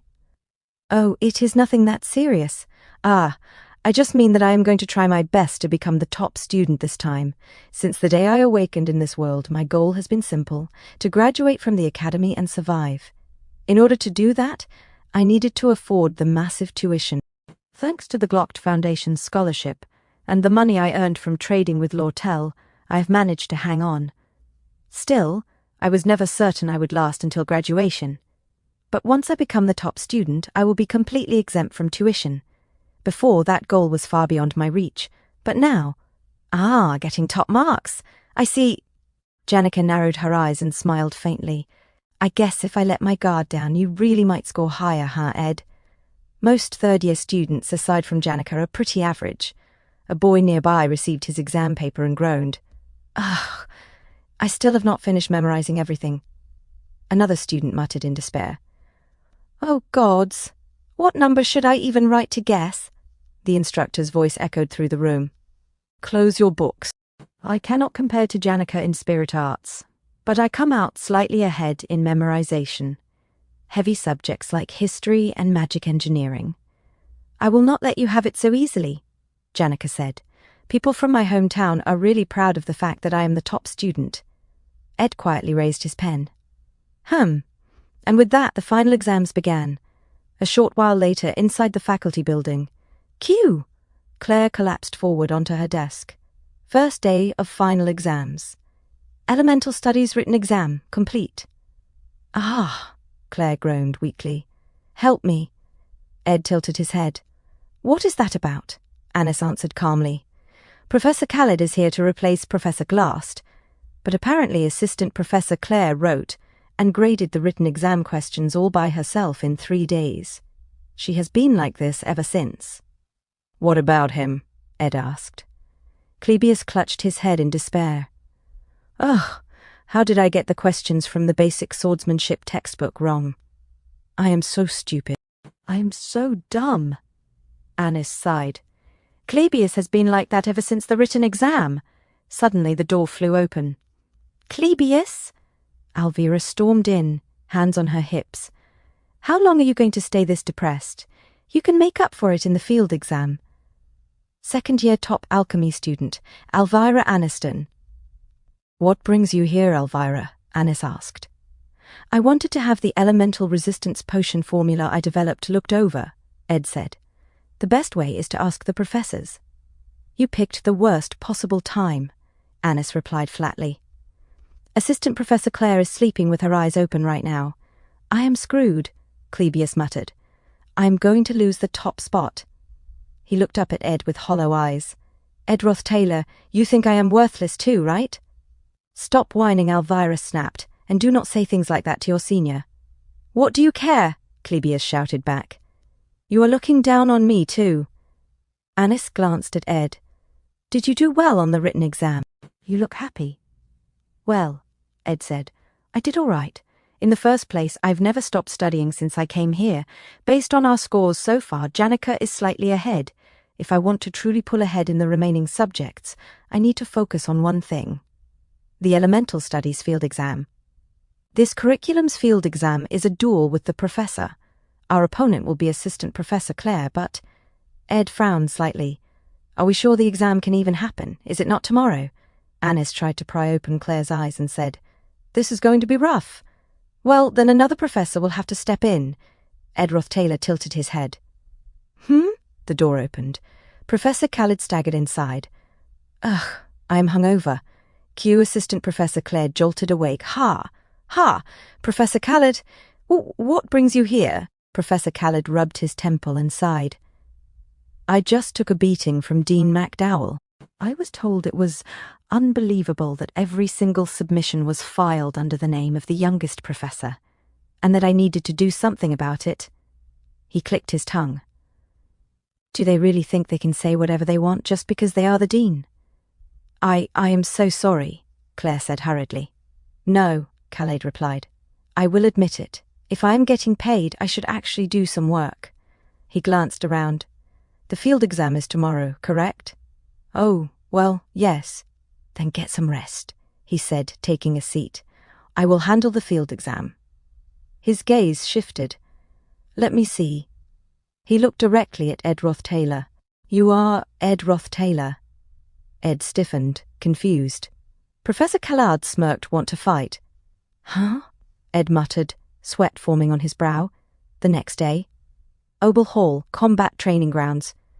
Whoa, there are a lot of people here, even though this is not group training. I heard Professor Khaled is fighting that third year named Ed. Look over there. Even the student council president is here. You are right. Chief Secretary Ziggs and Ike, too. Tanya watched silently. I do not expect Ed to win. Aside from Lucy, no student can stand against a professor, and Professor Khaled is a war hero. Ed inhaled slowly. Despite my schedule, the reason I came here is simple. Ugh, I feel awful, Khaled muttered, because I cannot avoid this. My joints are screaming after sleeping on the floor while drunk, Khaled added. Do not bother drinking milk, even if you drink milk. War hero Khaled's other title is, Khaled raised his hand. It does nothing. A mad dog. A violent gust of wind surged toward Ed. Ed activated his spell at the same moment. Green light flared. Whoa, Khaled murmured. Your firepower is not bad. He closed his eyes. Ed's heart skipped. An incantation. Then this is not basic magic. Mid-rank lightning magic, flash. Light detonated across the arena. Ach, I cannot see.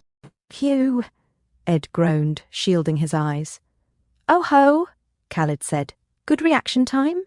He was already in front of Ed. Ed reacted instinctively. Basic impact spell, magic shockwave. A blast erupted outward. Basic defense spell. The barrier barely held. Ed charged his mana. Basic fire spell ignition. Flames engulfed Khaled. Your proficiency with basic magic is solid, Khaled said calmly. Then, so you blocked my vision with fire. Mid-rank spell, point explosion. Ed remained calm. You are a good student, Khaled continued. You learn quickly.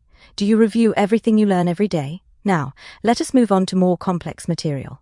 Basic magic, water bullet. Basic magic, ignition. Let us finish the lesson quickly. Magic collided. Steam swallowed the arena. Ed stood still.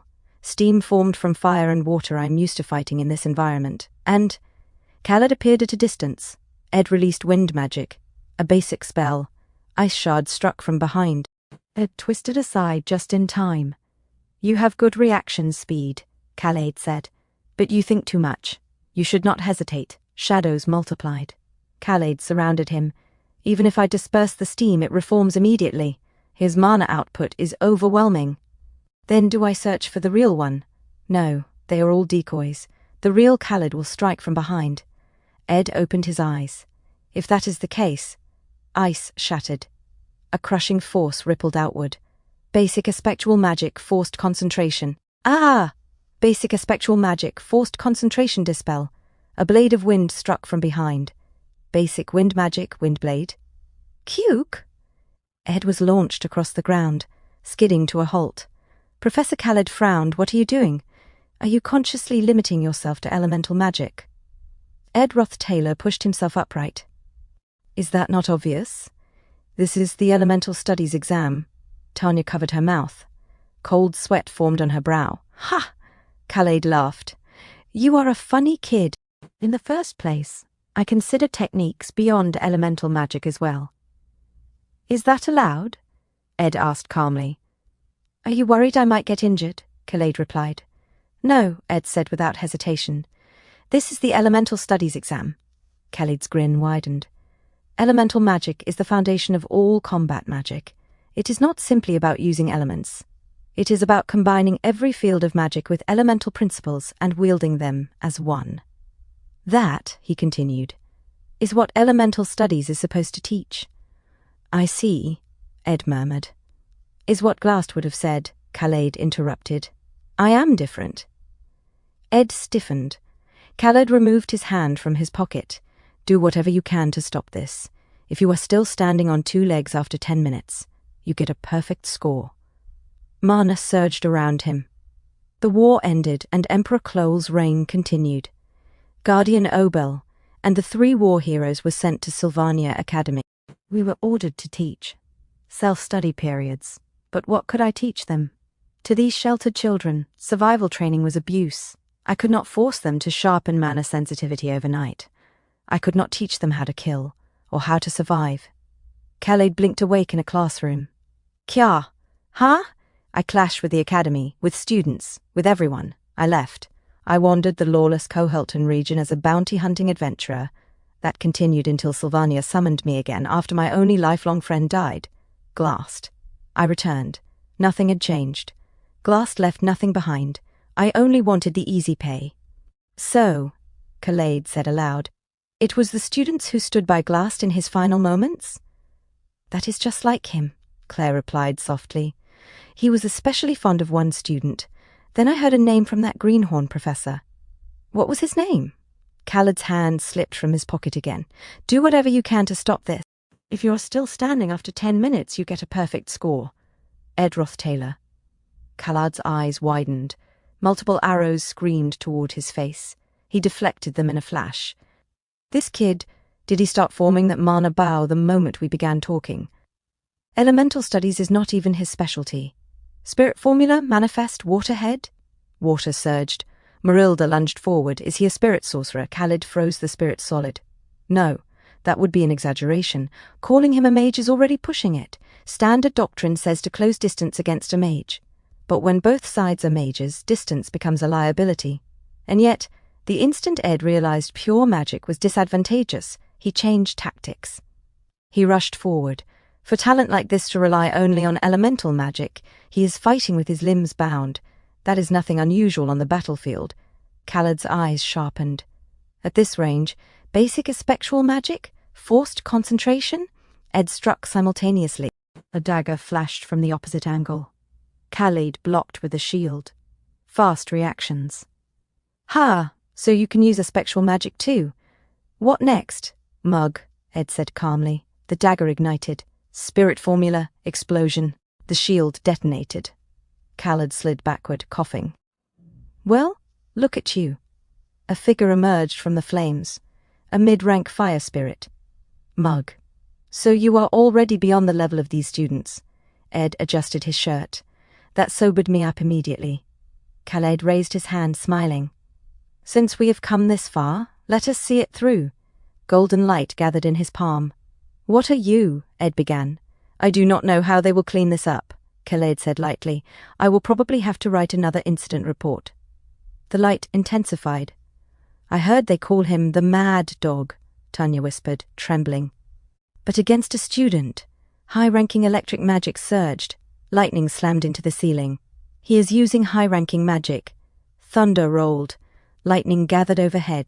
As he activated his skill, divine punishment, the arena vanished in light. Dust rolled outward in a violent wave. Ugh! Professor Khaled staggered. Damn it! Did I overdo it?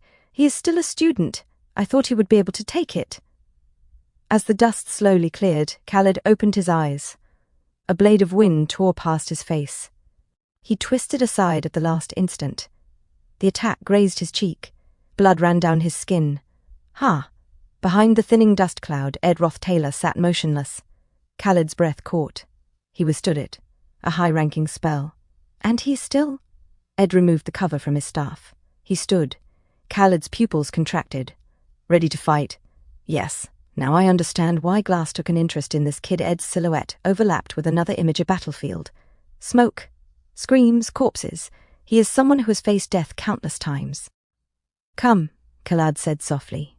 That fire in his eyes. It only exists in those who have lived that kind of life. Marilda surged forward, magic roaring. Gwoch! Ed charged alongside her. Khaled slammed his palm down. Ice erupted, sealing the path and shattered instantly. Cut apart as if it were butter. Ed burst through the fragments. I have met countless people with that gaze, and I have fought them with my life on the line. Khaled laughed. Joy flickered across his face. He grabbed Ed's arm and twisted. The dagger flew from Ed's grip. Ed countered immediately, seizing Khaled's collar and driving a kick into his stomach. Khaled retaliated at point-blank range. Ed's eyes widened as light bloomed between them. Mid-rank magic, point explosion, fire swallowed the space. And yet, Ed remained standing. A hand emerged from the flames. It seized Khaled's wrist. Blessing of recovery. Temporary immunity to flames greatly increased. Ed raised his staff. Spirit sorcery, explosion. Ha! Khaled exhaled, staring into the light. Ed followed instantly. Blessing of wind. When an unexpected attack is received, the enemy is blown away by wind. The force detonated outward. Khaled was hurled back. Ed froze. The blessing of wind. Why? Ice shards slammed into Ed's back. His breath left him in a gasp. This was to activate the blessing on purpose. Khaled's voice cut through the chaos. On the battlefield, a single moment of weakness means death. You understand that well, but you were one step behind. Mana dropped like winter. High-ranking ice magic, permafrost. Ach! Ed cried out. Ice crawled over his body. His limbs locked in place. It is too late to defrost now, Khaled said quietly. He raised his hand. Ice spears rained down. Ed closed his eyes. A thunderous impact. A figure crashed into the arena. Every shard shattered mid-air. Ed's eyes snapped open. A smoking fist stood between him and death. 10 minutes have already passed. You have gone too far. The man straightened. 4th year Faculty of Combat. Valedictorian. Senior Student Council member. Deke Impellin. Ed ROTHTAYLOR can no longer fight, Professor Khaled. Brother Ed. Tanya rushed forward. Are you all right? Are you hurt? Khaled exhaled heavily. Yeah, I got a little too excited and overdid it. Thank you for understanding, Deke replied. No need, Khaled said. The incident report was already waiting for me. He turned to Ed. You get full marks. I thought there was no maximum score, Ed said weakly. Then take the highest score possible. If your written exam went well, you will be the top student. I see why Glast was fond of you. Khaled rested a hand on Ed's shoulder. I do not understand why the child of a noble lives the way you do. I had personal issues after being disowned. Ed replied I got used to living in the woods. No, Khaled interrupted. I am not talking about camping. You live like you are still at war. Ed stiffened. Khaled turned away. I do not know what it is, he said, but you had better quit as soon as possible. The screams still pierce the walls, no matter how peaceful everything looks. His hand trembled as he pulled out a flask. Stay in that place too long, and you become a degenerate who cannot live without being drunk on something. Like me, Professor Khaled said. I will see you again. I may not be one to talk, but that kid is one hell of a lunatic. Tanya ROTHTAYLOR said, Ed, are you all right? Are you hurt? I am going to file a formal protest against the Academy. I will see this through to the end. As Deke Impellin watched Ed ROTHTAYLOR and Tanya ROTHTAYLOR, he said, that could have turned out very badly. Confused, he muttered to himself, He has not finished thawing his legs yet. In fact, they have not thawed at all. Ed ROTHTAYLOR said, I am fine. Tanya ROTHTAYLOR began, but Deke Impellin thought to himself, it was not that he could not melt the ice. He simply chose not to. Lowering his staff, and gathering that red mana was not meant for fire magic. It was holy magic. He was preparing to attack with holy magic. If I had not intervened, I wonder who would truly have won. Looking down silently, Deke Impellin said, Ed ROTHTAYLOR. Ed ROTHTAYLOR looked confused. I got in the way, did I not? Deke asked, showing his hand. Not at all. I received a good grade. That is what matters, Ed replied as he shook Deke's hand. I heard the rumours, but this is our first meeting. At this rate, we may witness a new Academy-wide valedictorian, Deke said. Well, as you know, Janica is no slouch, Ed answered. Is that so? Ha ha ha. Watching you young students rise one after another makes me feel as though I should improve myself as well, Deke said before walking away. Ed thought to himself, the examination is over, all that remains is the announcement of the grades. Anis Halen said, Hello, Professor Khaled. Professor Khaled replied, Who are you again? Ah, yes. Anis Halen, the student teaching assistant. I have heard that you are more capable than most assistant professors. He handed her an envelope. What is this? She asked. The grades. Post them for me, Professor Khaled said as he sat down. Is this the list of the top 20 students in each year for the semester? Yes. Organize it and put it up. She thought to herself, I am not certain about the practical examinations, but I am confident in the written results. I barely made it last time, but this time. As she looked at the list, Professor Khaled said, Your name is not on the list. Eek. Ugh, Anis muttered in frustration. What? He asked. She thought to herself, the full scores are available only to the student council and the professors. What you can see are your highest and lowest grades, along with the ranked top 20 students, including the valedictorian. Sylvania's valedictorian rarely changes because the practical examinations carry significant weight. However, this year, she stood there shocked and confused. A few moments later, the results were posted. A student said, Is that? His friend replied, Seriously, first-year rankings.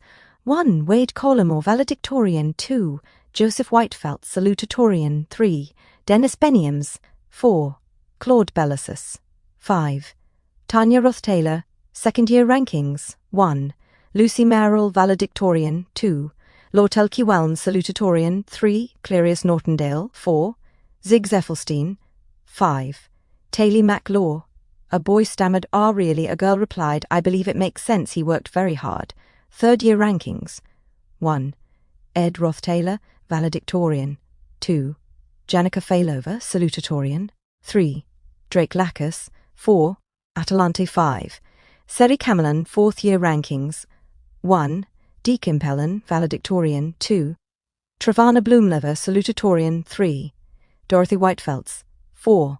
Krugs. 5. Patriciana Bloomlever. As Ed looked again at the third-year rankings. 1. Ed Rothtaylor, valedictorian. 2.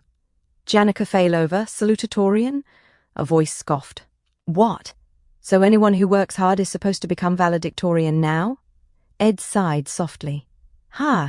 He thought to himself, it took 1 year and 7 months. Some would say that is an extraordinary achievement in such a short span of time. Others would say I did well simply to endure for that long.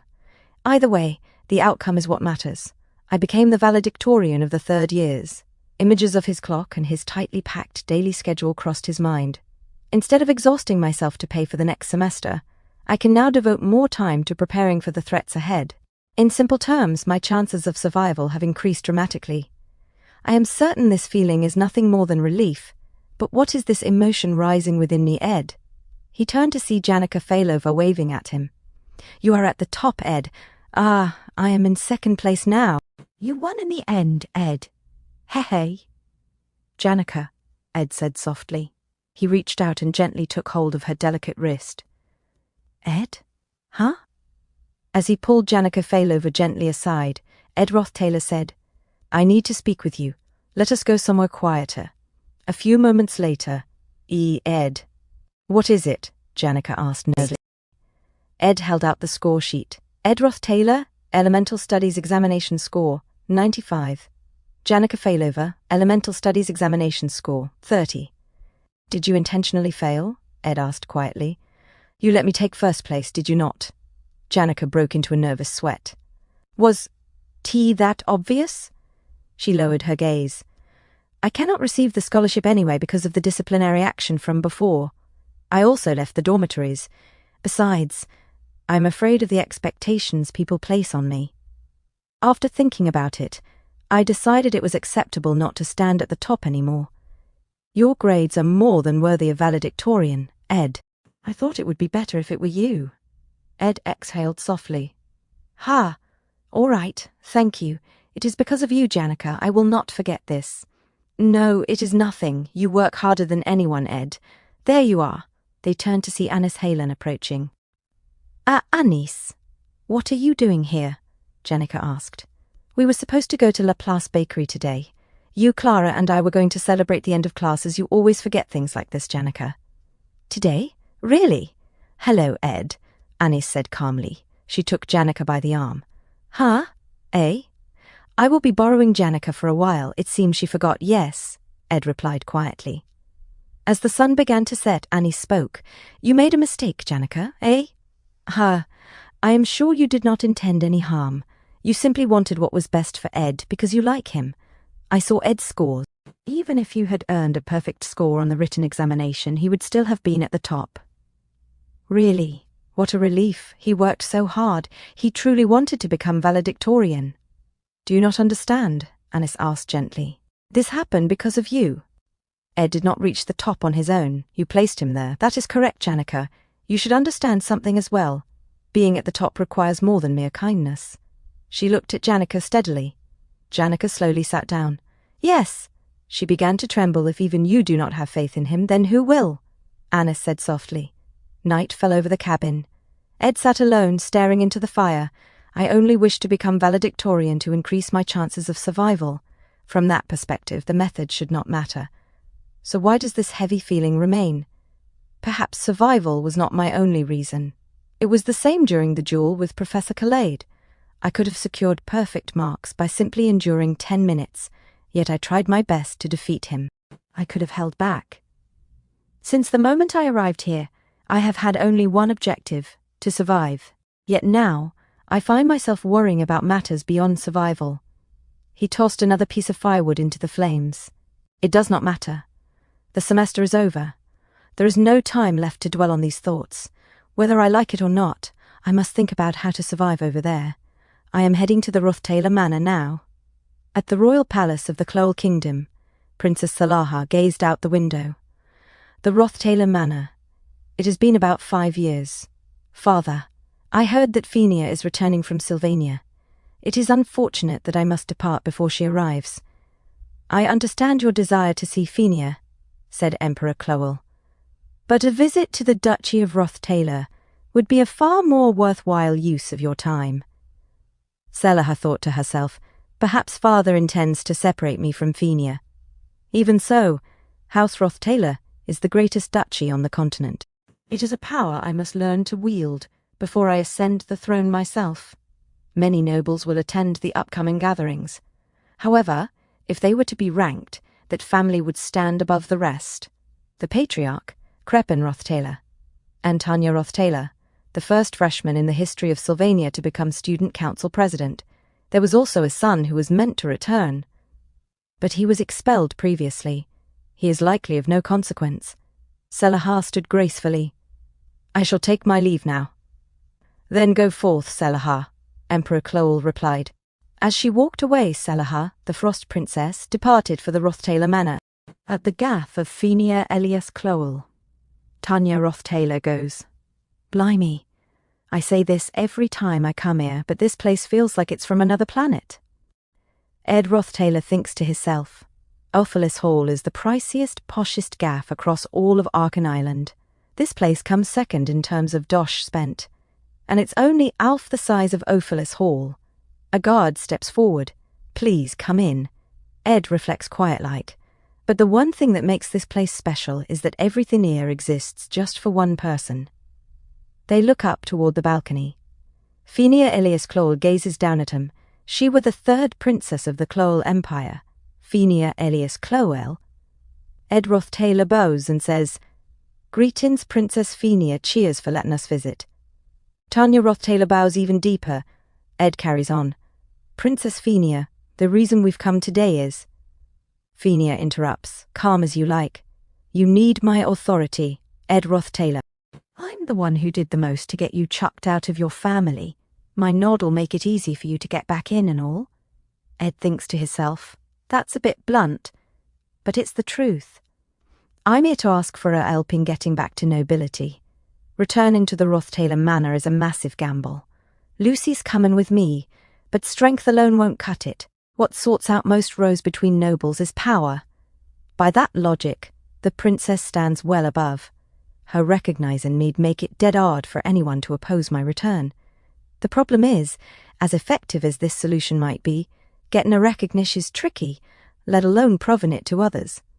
Fenia says, "It's been a while since I last spoke to the ROTHTAYLOR family. Ed ROTHTAYLOR, would you give Lord Crepin my regards?" Ed blinks, baffled. That. His eyes shift to the table. A letter? Did she prep this in advance?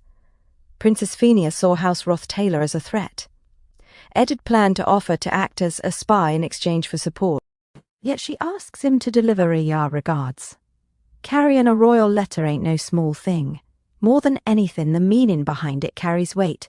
The letter weren't sealed with wax. A sign of trust, proof that no tampering would be done.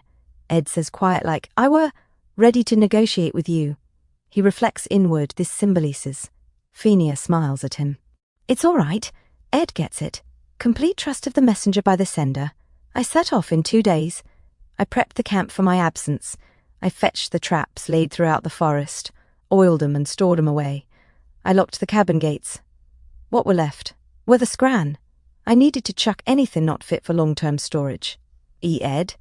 Janica Failova stood there, holding a pot. Your ear. She'd even washed Ed's clobber. Janica stirs the stew. Look, Belle gave me some herbs, so I bunged 'em in this curry. I kept tasting it while cooking. It smells banging. Ed looks at her. You? Why does it feel like you're walking on eggshells around me? Janica flinches. Hake! Ed thinks to himself. She's been like this for a while, if I had to guess. Is it 'cause I let you become valedictorian? 'Cause you think I made a mistake? Janica shakes her head rapid. No, let me have it. Ed gets it, that's it. Janica sighs soft. Ha.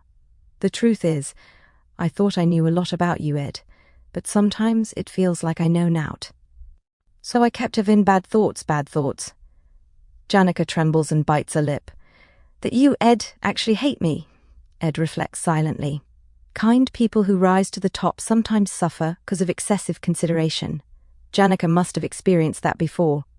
You're worrying over nowt. Janica slowly stops crying. It's impossible to completely understand another person any road. But I'll tell you this. No one in this academy knows me better than you.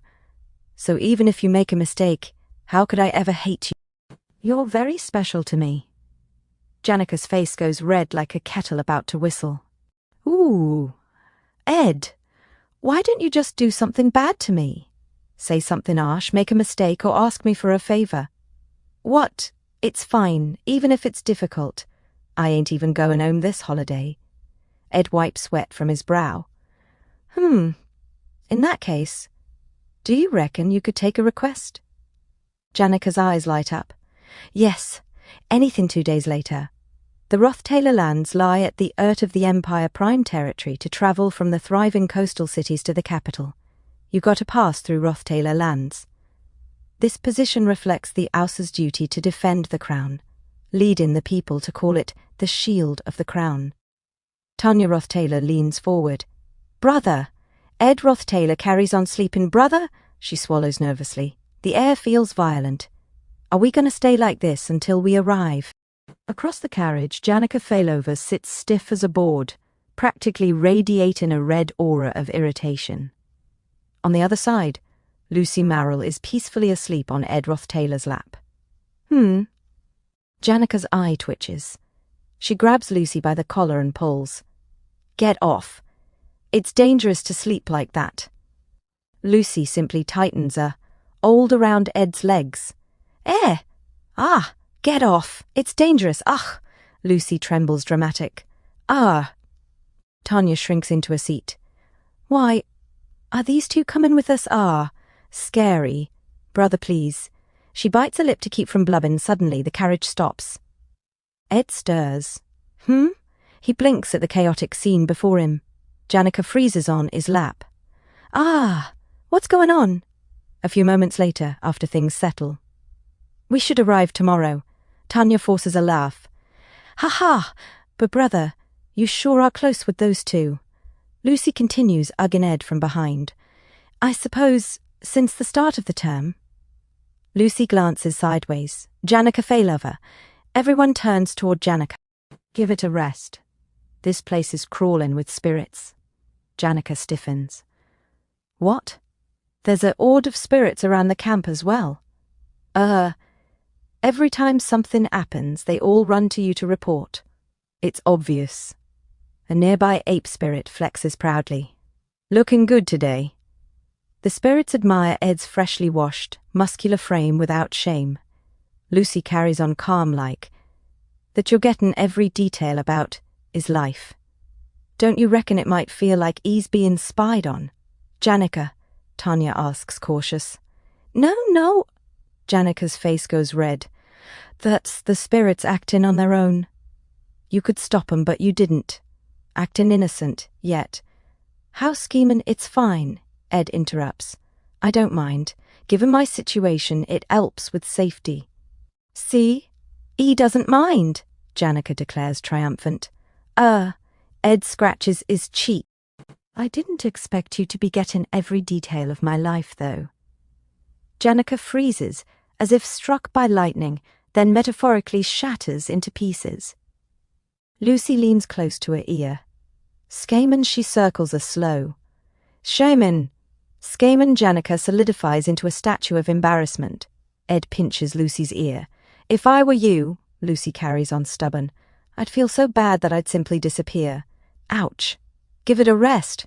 We're almost at the ROTHTAYLOR Manor. We need to discuss what to do there.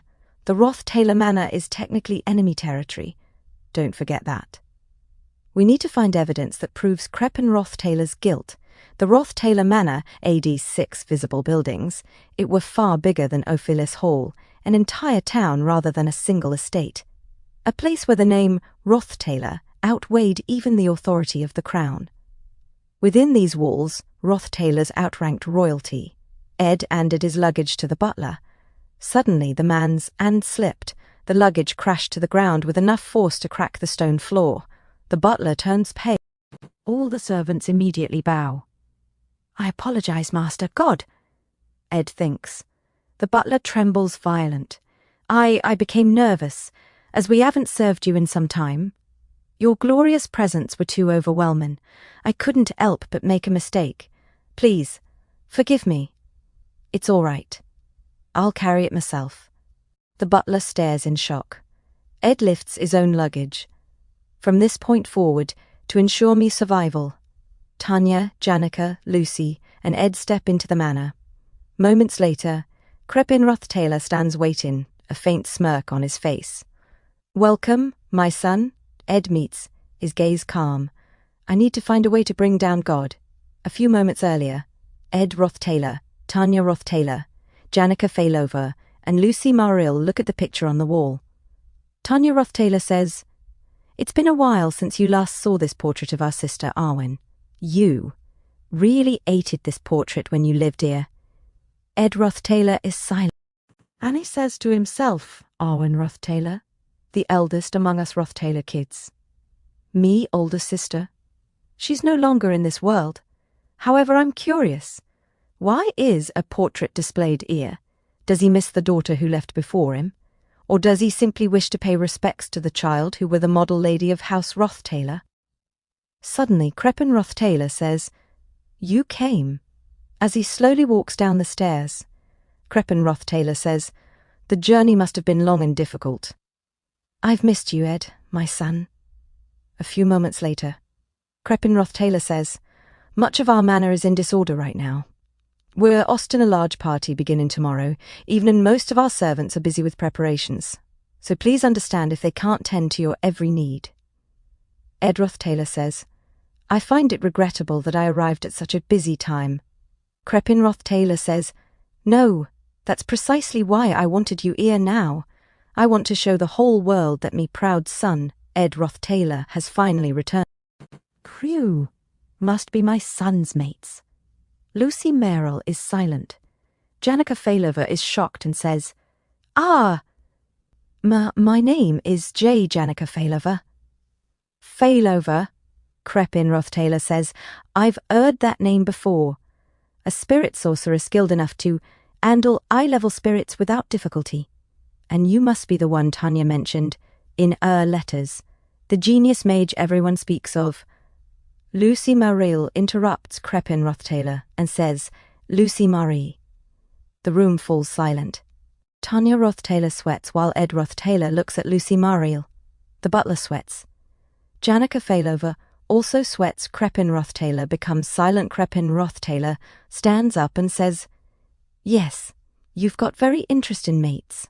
As E smiles and says, I'd love to carry on eating with you, but the Frost Princess Selaha has just arrived as well. As one of her subjects, I must properly attend to. Janica Failover sighs and says, Ha. Crepin ROTHTAYLOR says, I left your room untouched. Go and rest.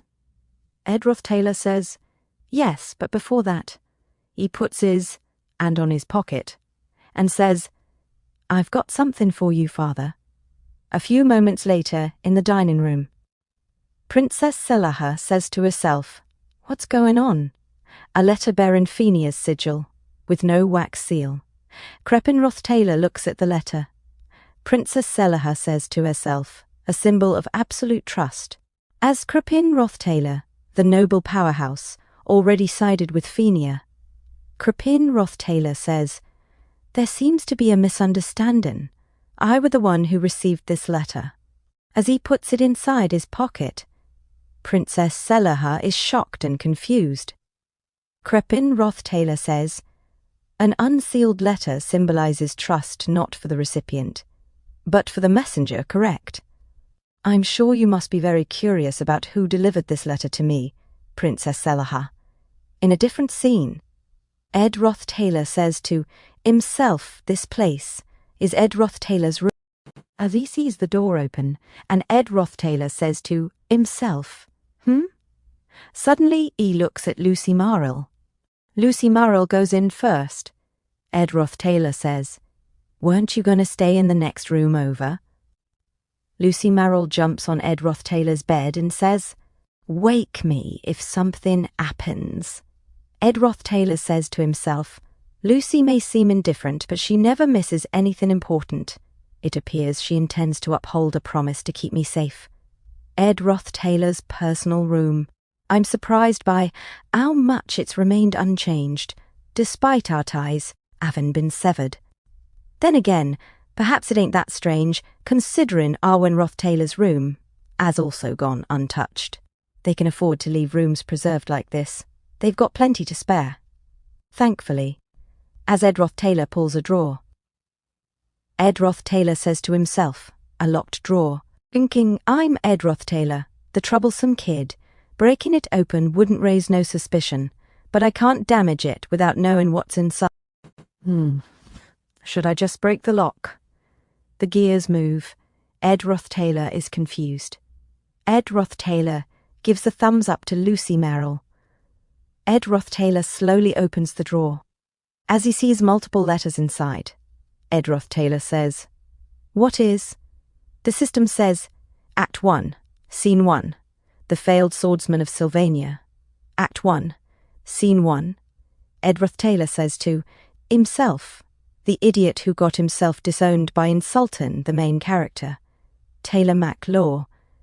Ed ROTHTAYLOR, no one knows what became of that fool who vanished early on, but it were obvious he lived a pitiful life.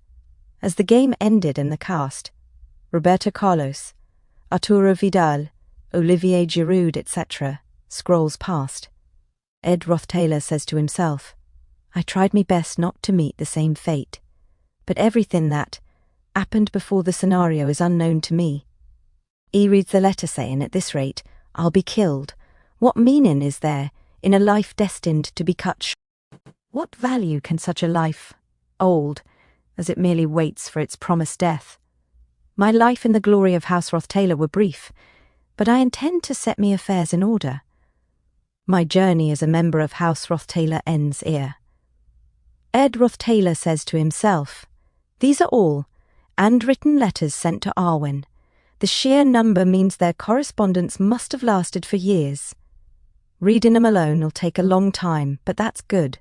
Whenever I've got the chance, I'll begin memorizing what's written here. For now, I must act as Ed in front of Crepin. House Bloomlever, the greatest family of magicians in the Empire, primarily specializes in combat magic designed to secure victory in battle. And as Senior Bloomlever uses a magic, ice shards rain. She is matriarch of House Bloomlever, Senior Bloomlever. Ed ROTHTAYLOR says to himself, the House of Witches. However, Lucy Merrill uses a magic. All the shards break.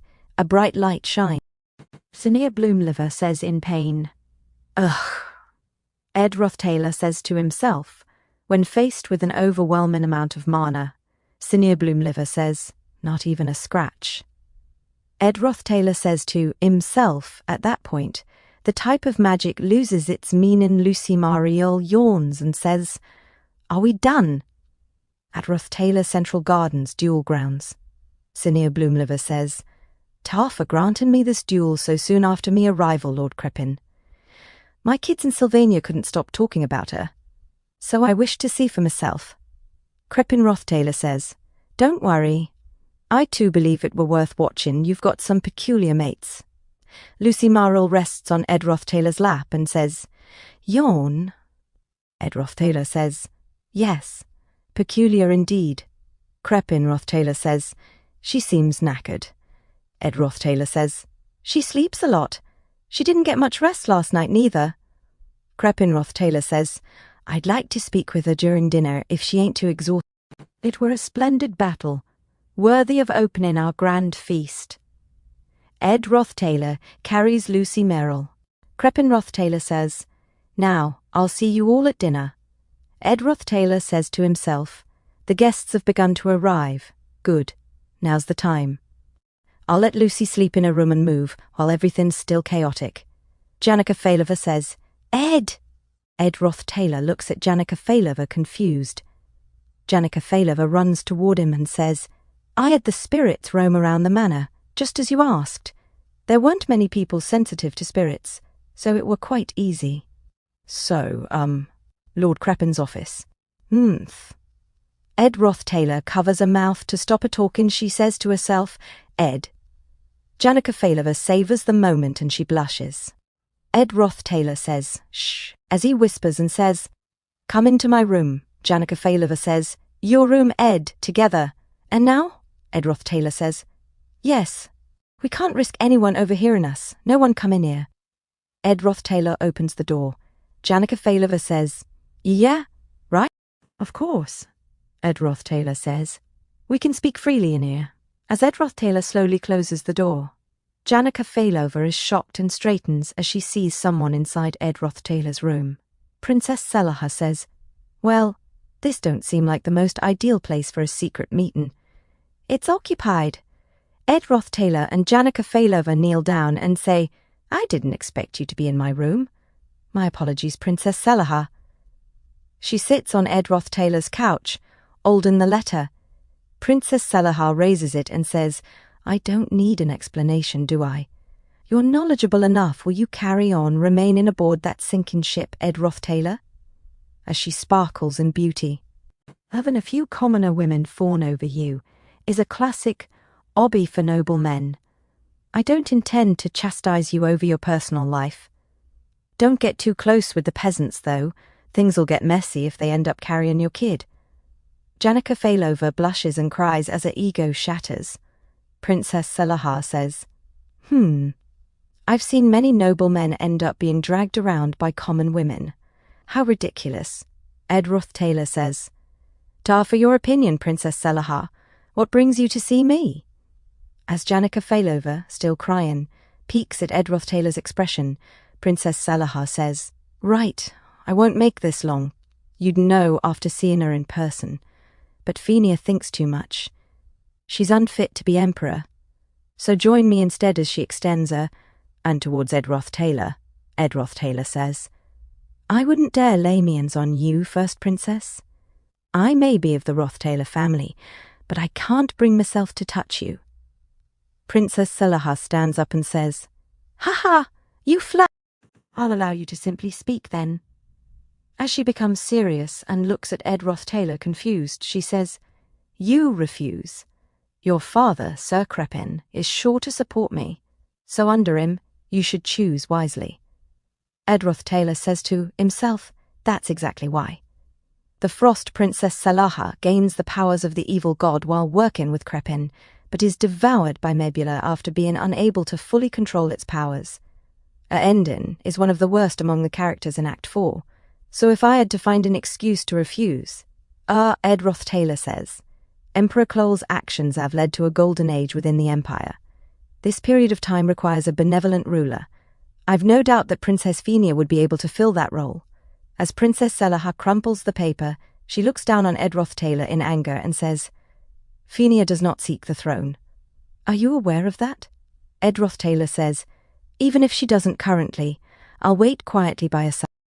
Ed ROTHTAYLOR says to himself, there's no better excuse than Fenia to refuse Salaha. The room falls silent. Princess Salaha steps forward and touches Ed ROTHTAYLOR's chin. Ed ROTHTAYLOR sweats and says confused, huh? Princess Salaha says, you make me want you even more. Huh? I quite enjoy taking things from others. Principles are most beautiful when broken. I wish to see how deep your conviction for Fenia runs. Ed ROTHTAYLOR says to himself, I don't really support Fenia. This has led to a misunderstanding. Princess Salaha says, well, there's plenty of time. As she walks away, she says, this party'll go on for 5 days, so you'll have more than enough time to realize what sets me apart from her. You may speak to me whenever you change your mind. Ed ROTHTAYLOR says, I thank you for your advice. Princess Salaha says, yes, I'll see you again. A few moments later, at night, Janica Failova says, I can be quite a difficult person. I may be a commoner, but I don't deserve to be looked down on like that. Ed ROTHTAYLOR says, Janica Failova. Janica Failova says, I should have said something like that, like Lortel, right? Ah, that's even more upsetting, Ed ROTHTAYLOR says. You're not the type to say things like that any road. Janica Failova says, she's a princess. She's beautiful, and she's interested in you. Ed ROTHTAYLOR says, that aside, did you gain anything from scanning through this place? Janica Failova says, ah, yeah, it took a while 'cause it was so big. But Mug has some info. Ed ROTHTAYLOR says, Mug? Yeah, for some reason there's a lot of mana emanating from underneath Duke Crepin's personal study, but under his office should be the kitchen. There's no reason for that much mana to flow from there. That's suspicious, Janica Failova says. I reckon you should go in person. But that study is frequented by the Duke, and it's locked down when he's not there, so it won't be easy. Ed ROTHTAYLOR says, we've got 5 days, so let's not rush things. My room will always be open, so come whenever and tell me if anything happens. Janica Failova blushes and says, hey here. Why, your room? Whenever. Ed ROTHTAYLOR says to himself, there's much to do.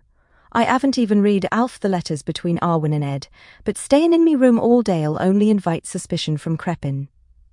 I need to read the letters when I can, and investigate Crepin's study. However, to avoid raising suspicion, I need to attend the party as much as I can. The party, day 1. With a 5-day schedule ahead, excitement were gradually building among the people, and so everyone sought to relax a little before the main events. Until she arrived. Tanya ROTHTAYLOR says, hello, Princess Salaha.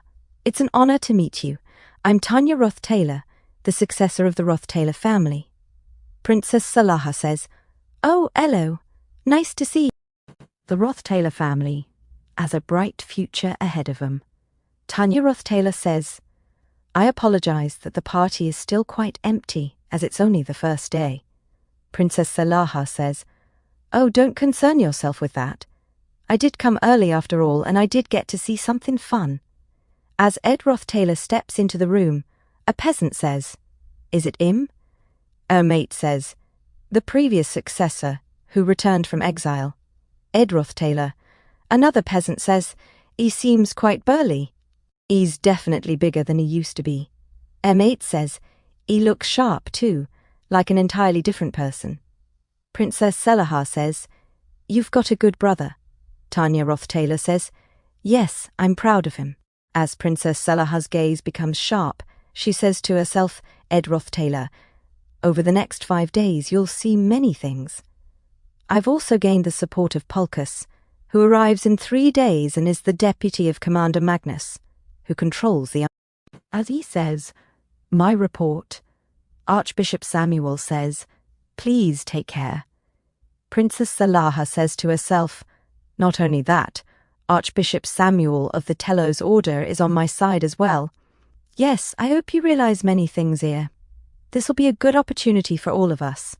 The party, day 2, a carriage arrives. The wheeled palace of the Telos Order has arrived, and with it, the authority of the greatest religion on the continent. Many eyes automatically turn to the Saintess. Politically, a support carries immense weight. Based on who Saintess Clarisse is close to, and what discussions she, as the entire political landscape, could shift. And so, Salaha, in Our Ambition, has made contact with the new Archbishop, Samuel, a close servant of the Saintess.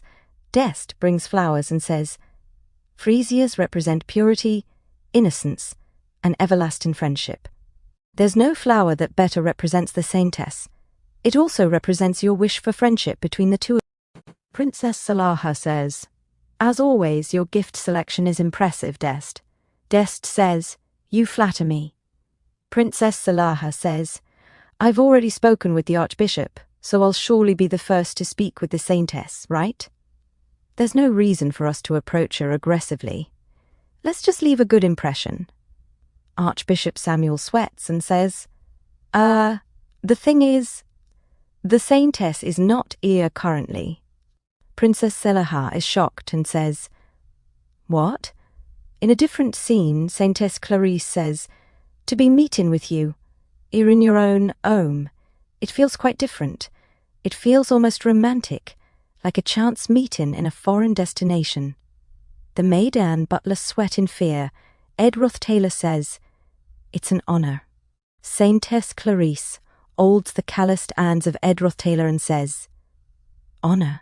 The honor's mine," as she blushes a little. A few moments later, Ed ROTHTAYLOR says, "Saintess, we managed to leave with the excuse that you wish to see the mansion, but your position inherently draws attention.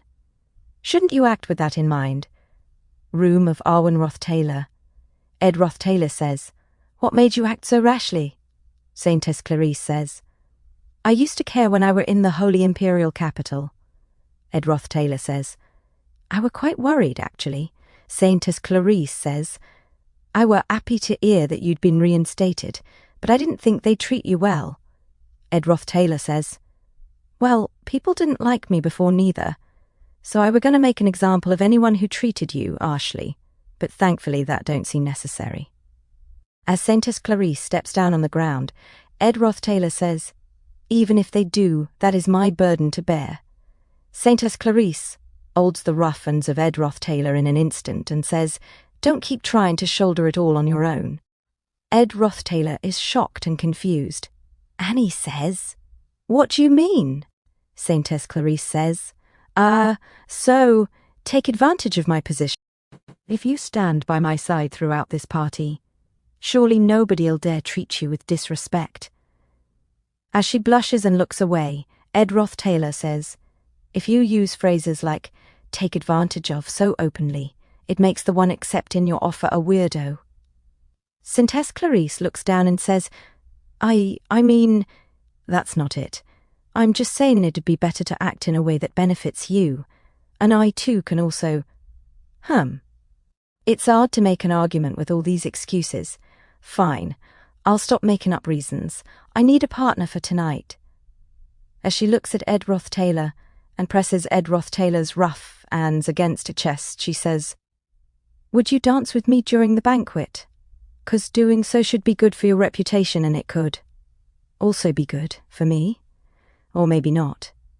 But I reckon it'd be more beneficial than not." As her voice trembles, Ed ROTHTAYLOR says, "Didn't you just say you'd stop making up reasons?" Saintess Clarisse says, "You don't have to point that out, Ed. Any I am going to refuse all requests to dance with me tonight, except one. As Ed ROTHTAYLOR sweats and is silent, Countess Clarice walks away and says, Ahem, I'll get going now. I do need to meet the other guests here. There may be some who are displeased that I came here to see you first, Ed ROTHTAYLOR says. But why did you? Countess Clarice looks back at him and says, Who knows? As she shuts the door close, Ed ROTHTAYLOR is shocked as the cabinet opens. Tanya ROTHTAYLOR comes out and says, Brother. Ed ROTHTAYLOR, shocked, says, Tanya, why are you? Tanya ROTHTAYLOR says, I came here to look for your coat, and I'd finally found it. But the Saintess, no, that's not important now. What are you thinking? Janica, Lucy, and now Countess Clarice. How am I supposed to act around? Ed ROTHTAYLOR sweats and says, Tanya. Suddenly Ed ROTHTAYLOR's id hurts, and he says, I don't know. Outside, Countess Clarice, exhausted, says, Ha, ha. And she says to herself, this isn't Sylvania Academy. This is a social gathering. Being good at magic, being rich, being older, none of that matters here. As she smiles and blushes, sweating, she says, any road, I've got the most authority while we're here. Tonight, at the banquet, at least, there's nobody who can stop me, the renowned Emperor Clole, had a son. However, after the Crown Prince announced that he would not succeed the throne, the people's support naturally split among the Emperor's 3 daughters, leading to a struggle for power.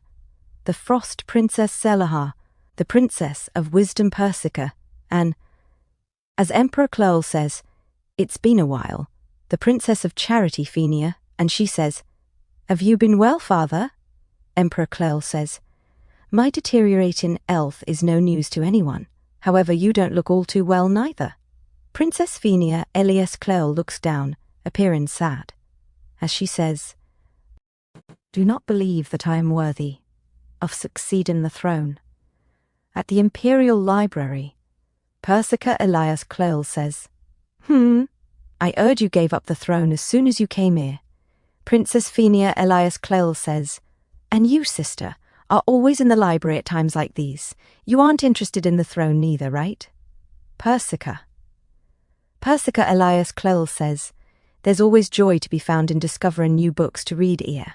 She were the Empire's second princess, Persica Elias Clole. Persica Elias Clole says, That aside, it's already been over a year since you suddenly decided to enroll at Sylvania, hasn't it? I'm almost getting used to you visiting every school break. But you seem a little down compared to before you enrolled. Is it because of that ROTHTAYLOR again? The party, hosted by Crepin ROTHTAYLOR, is suspiciously large. Many influential nobles, royalty, and even the Saintess are present. I thought you'd be bothered by that. Would it be a problem? Crepin ROTHTAYLOR is a loyal servant and a model noble. I and many others may think that way, however. You've always glared at Crepin ROTHTAYLOR without any particular reason, it seemed. Given our situation, we're all gifted at reading things. For me, books. For Selahar, power. For you, it were people. Princess Fenia Elias Clole says, Is that so?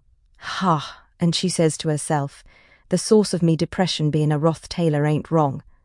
But it's not Crepin ROTHTAYLOR. It's Ed ROTHTAYLOR.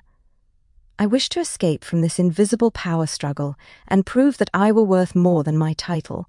It's already been a year and 6 months since I left for Arkan Island. Meanwhile, the balance of power has shifted towards the first princess, Selahar, and the throne has slipped further and further away. But I don't have any intention of recovering any lost ground. That man has proven that me secret weapon, me insight, is useless. Persica Elias Clole says, I don't believe it when you say you aren't interested in the crown. But I trust your eyes. So I did some digging. These books are all the books that Crepin ROTHTAYLOR looked into while he volunteered to inspect the library. They're all forbidden books, containing ancient magics of myth and long-forgotten evil gods. I heard of how you got disowned, Crepin's son, and that he recently has returned. Most people who lived as nobles would have starved in is situation. It's obvious that E'd want to return to power. But isn't it odd? Sure, E may have only disowned his son to appease you, but why would he suddenly reinstate his son now? Princess Fenia Elias Clowell says to herself, Ed ROTHTAYLOR, who visited me in me quarters before he left, told me this as he took me letter. Ed ROTHTAYLOR said, I didn't expect you to help me so easily. I were ready to negotiate with you. Princess Fenia Elias Clowell says to herself, what if me original suspicions were... Princess Fenia Elias Clowell said to Ed ROTHTAYLOR before, you got yourself disowned on purpose, 'cause you knew something about your family that others don't, right? And she says to herself, and Aid left Crepin, who were researching the evil god, on purpose, and his reinstatement were him being sent back home in shackles. Then the negotiations he mentioned would have meant that he wished to discuss with me ways to fight against the darkness that looms over House ROTHTAYLOR. But I, with trust as an excuse, I've once again sent him into danger. Persica Elias Clowell says, tonight marks the second day of the party, so it'll go on for 2 more days. Ah, I wanted to go too, but it'd take an entire day and a half just to get there, so I gave up. Although you might be able to make it there in a day if you rode non-stop. Princess Fenia Elias Clowell says, Persica, I'll go now, since you seem to be doing fine. It's late, and I need to get some... As a knight shouts, Princess Fenia, we've prepared the fastest horse with the greatest endurance as you requested. Princess Fenia Elias Clowell rides the horse and says, I'll be riding at full speed. We ride to the ROTHTAYLOR manor. As they ride off, Persica Elias Clowell says, a man who makes even the third princess ride out into the darkness. The ROTHTAYLOR manor'll be in for a shock. I do wonder what he looks like, but now ain't the time. With this, the only remaining princess in the castle is me. At the party, day 2. Ed ROTHTAYLOR extends his hand and says, may I have this dance? Saintess Clarice, elegant and beautiful, holds the hand of Ed ROTHTAYLOR and says, oh, Ed, it be me honour. The people around are shocked. The musicians suddenly start to play music.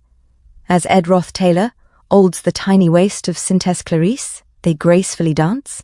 Saintess Clarice blushes as Ed ROTHTAYLOR looks at her. The others also dance as the place sparkles.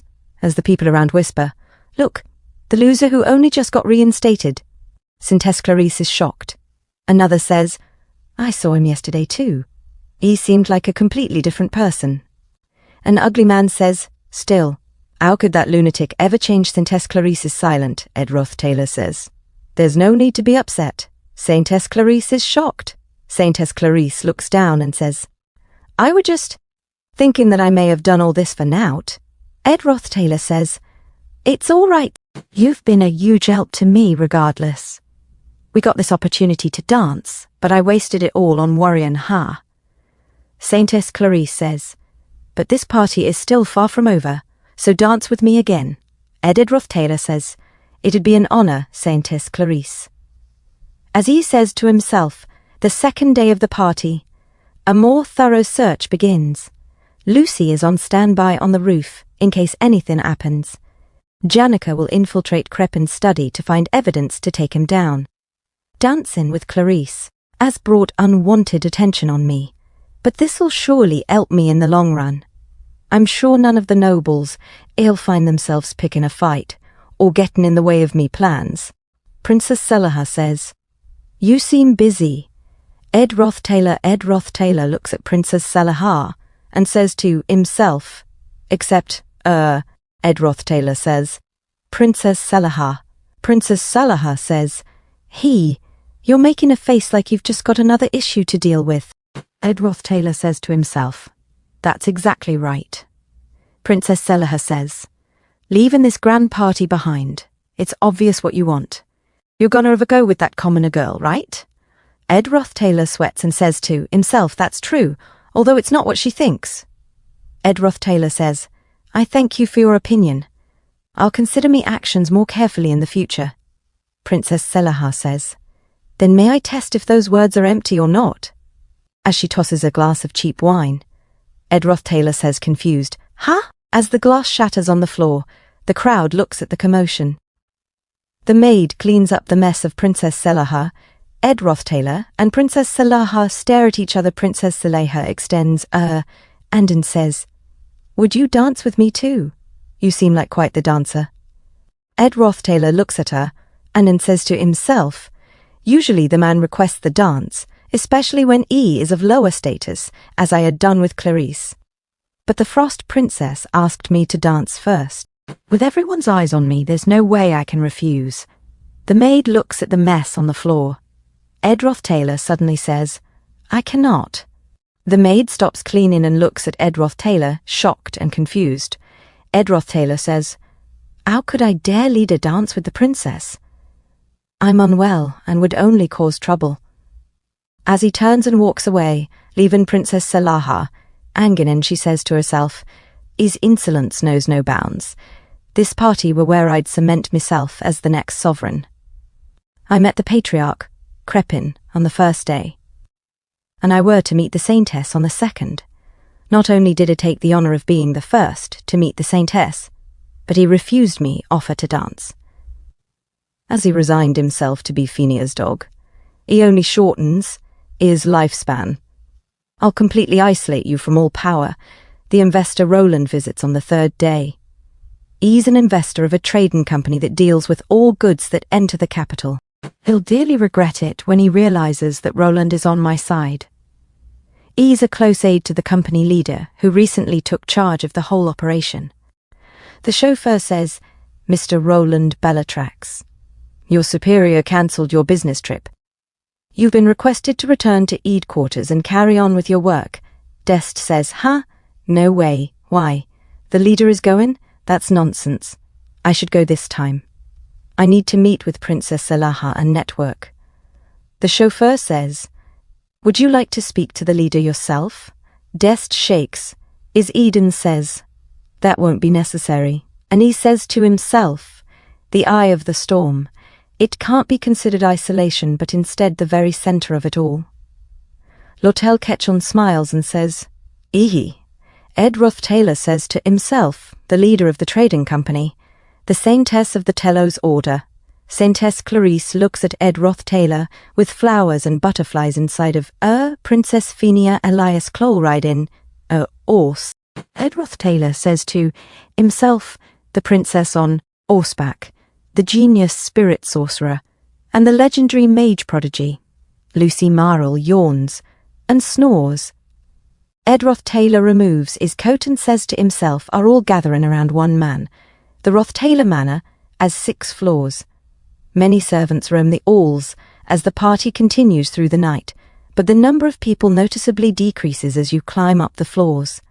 That's because most of the facilities are on the lower floors, while the upper floors are generally reserved for members of the family.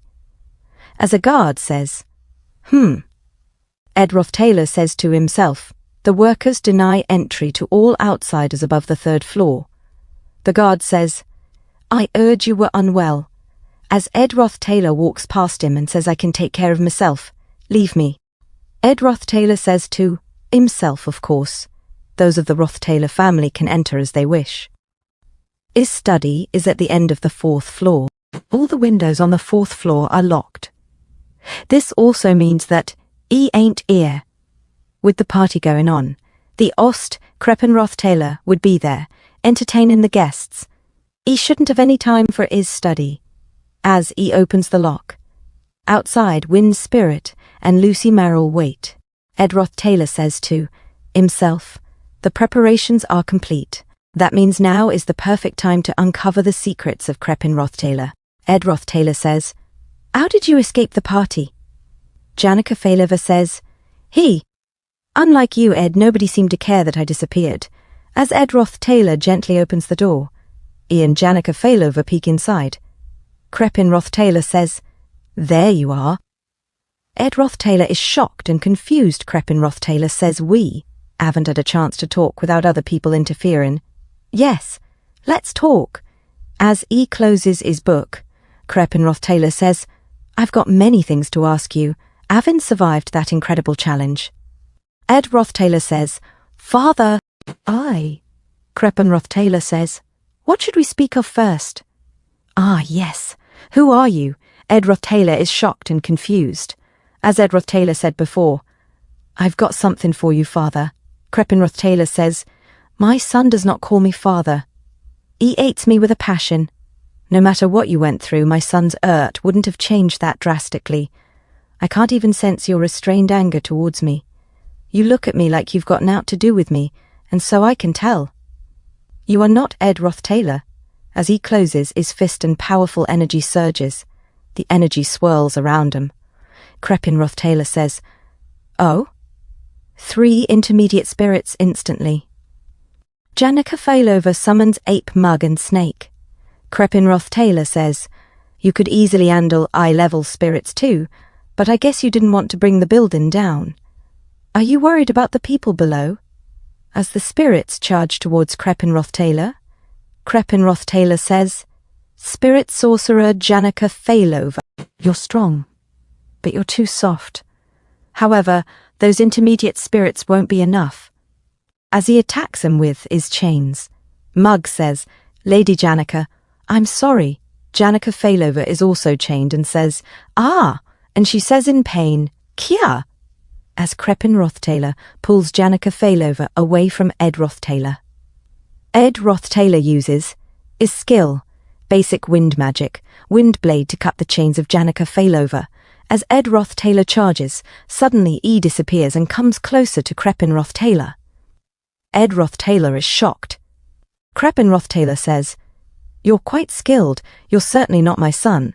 As Cranny ROTHTAYLOR stops ED ROTHTAYLOR from attacking, ED ROTHTAYLOR says in pain, "Gah," as he is disarmed, and it pushes ED ROTHTAYLOR away. Cranny ROTHTAYLOR says, "Who are you?"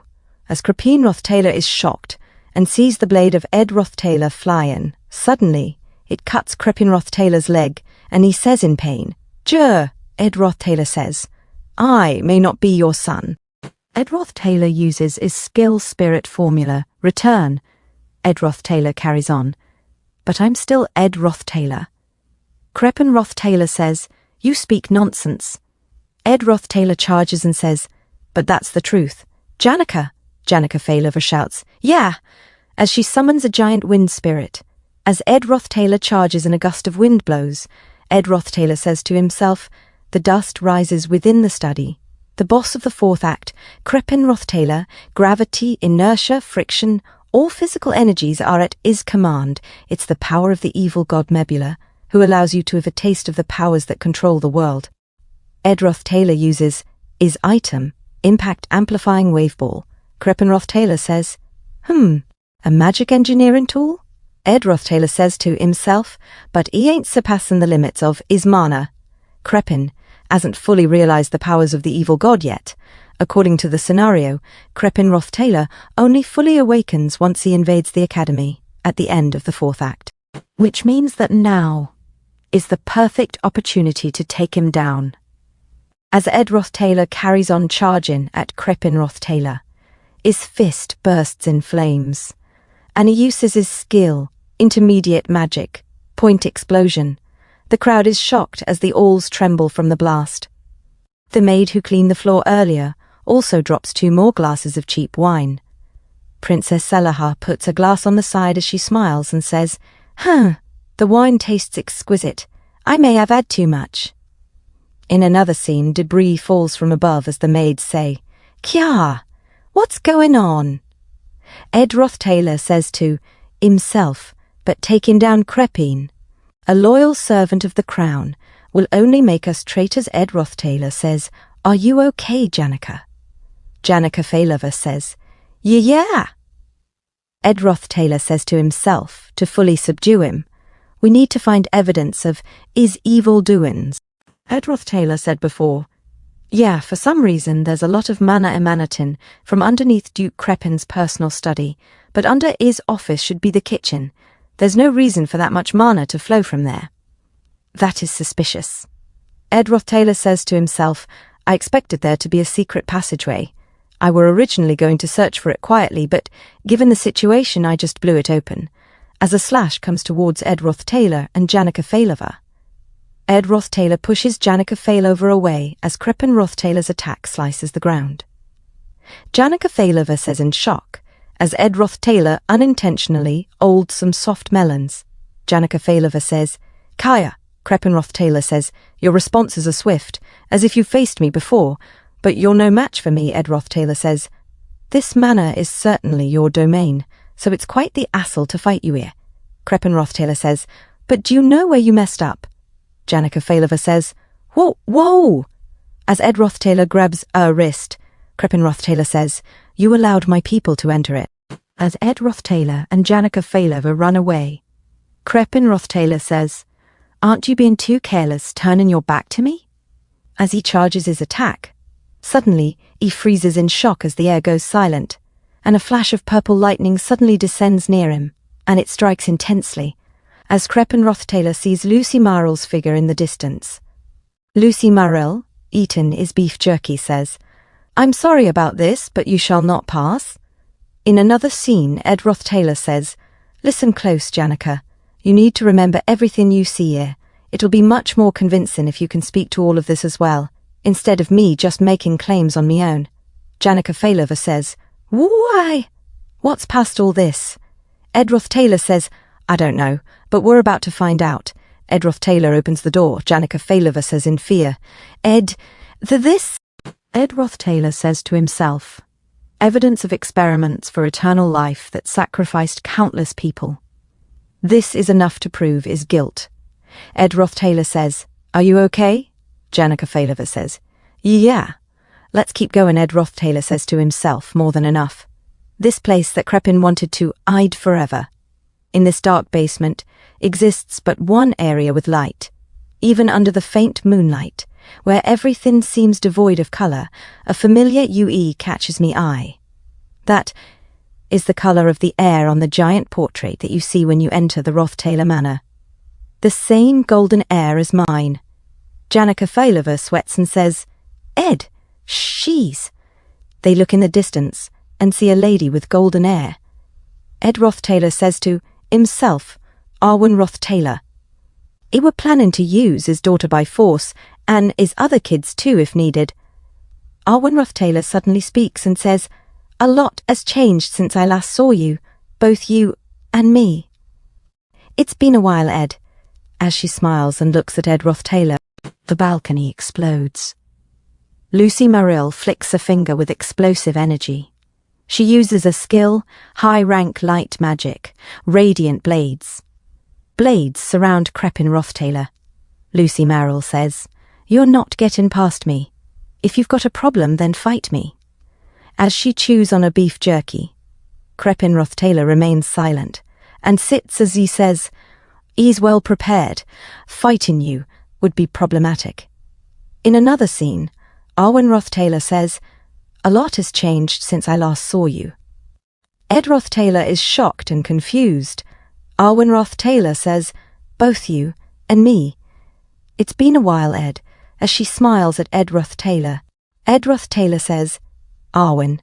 Janica Faildover claps a hand over her gob in shock. Arwen ROTHTAYLOR says, "This ain't the ideal reunion, and I thought you'd be gutted to see this. But I wanted to see you one more time, Ed." Ed ROTHTAYLOR thinks to himself, "Arwen ROTHTAYLOR, the sister of this body, and someone you never actually clock in the game." Arwen ROTHTAYLOR says, "How was life in Sylvania? Were you able to do all right? It can't have been easy. Must have been dead hard for you since you've never had to graft before." Ed ROTHTAYLOR says, "Now, ain't the time to be talking about this?" Arwen ROTHTAYLOR says, "Yeah. After you and I had that row you left me. No, the family." Ed ROTHTAYLOR says, "You should have left too. You know just as well as I do what Crepin ROTHTAYLOR's been up to. Why are you still following him?" Arwen ROTHTAYLOR says, "I can't call what he's doing evil. He nurtured us as we grew and left us the mighty legacy of the name ROTHTAYLOR. So, come back, Ed. We'll carry on serving Father. We're family." As she touches Ed ROTHTAYLOR's face, Arwen ROTHTAYLOR smiles and says, "We'll be together forever." Ed ROTHTAYLOR grabs her hand and says, "Stop, you are not Arwen ROTHTAYLOR." Arwen ROTHTAYLOR falls silent, and the poison spreads across her face. She suddenly says, "How did you know? You're nowt but a fake yourself." Crepin ROTHTAYLOR says, "Arwen volunteered herself for the experiment to control an evil god, and her loyalty didn't waver even as the god took her. And my son left for Sylvania after a row with Arwen. Few people know of this, even in this household. How did a fake like you come to know of this?" Ed ROTHTAYLOR thinks to himself, as Crepin said, "Ed had a massive falling out with Arwen. Reading the great number of letters I found in Ed's room was what allowed me to find out about this. The letters were all written in a short period of time after the row with Arwen and before Ed's departure to Sylvania. Many of the letters shared the same content as a book falls to the ground," Ed ROTHTAYLOR says. "Sister, why ain't you stopping father?" Arwen ROTHTAYLOR looks back and says, "This is the first time you've got angry with me, Ed." Ed ROTHTAYLOR says, "Look at this, a book outlining the evil god, Mebula, the god of mysterious hatred and rage. A book forbidden by the crown. Countless humans have to be sacrificed to summon the evil god, especially those of higher status like nobles and royalty. You know this too. Father'll stop at nowt for his goals. He'll sacrifice you too," Arwen ROTHTAYLOR says. "I know." Ed ROTHTAYLOR is shocked. Arwen ROTHTAYLOR says, "But father does what he must for the family, and I too must do my part." Ed ROTHTAYLOR says, "What do you, Arwen?" Ed ROTHTAYLOR thinks to himself, Arwen. Arwen ROTHTAYLOR says, "I won't force you to do the same." Ed ROTHTAYLOR thinks to himself. Arwen carried on supporting Crepin till the end. "So, if you don't like what's happening here, then leave. You were never good with physical skills, Ed. Why don't you give magic a go? Sylvania should be taking applications around this time, right?" Ed ROTHTAYLOR thinks to himself, it were Arwen who sent Ed to Sylvania, and after sending a brother away. Arwen ROTHTAYLOR says, "So, come back, Ed. We'll carry on serving father." Ed ROTHTAYLOR thinks to himself. She wouldn't just ask him to return. Ed ROTHTAYLOR is silent. Arwen ROTHTAYLOR says, "Yeah, there's no reason for you to answer me," and she lowers a reed. Ed ROTHTAYLOR's fist trembles in anger. Suddenly the ceiling collapses. Janica Failova says, What should we do?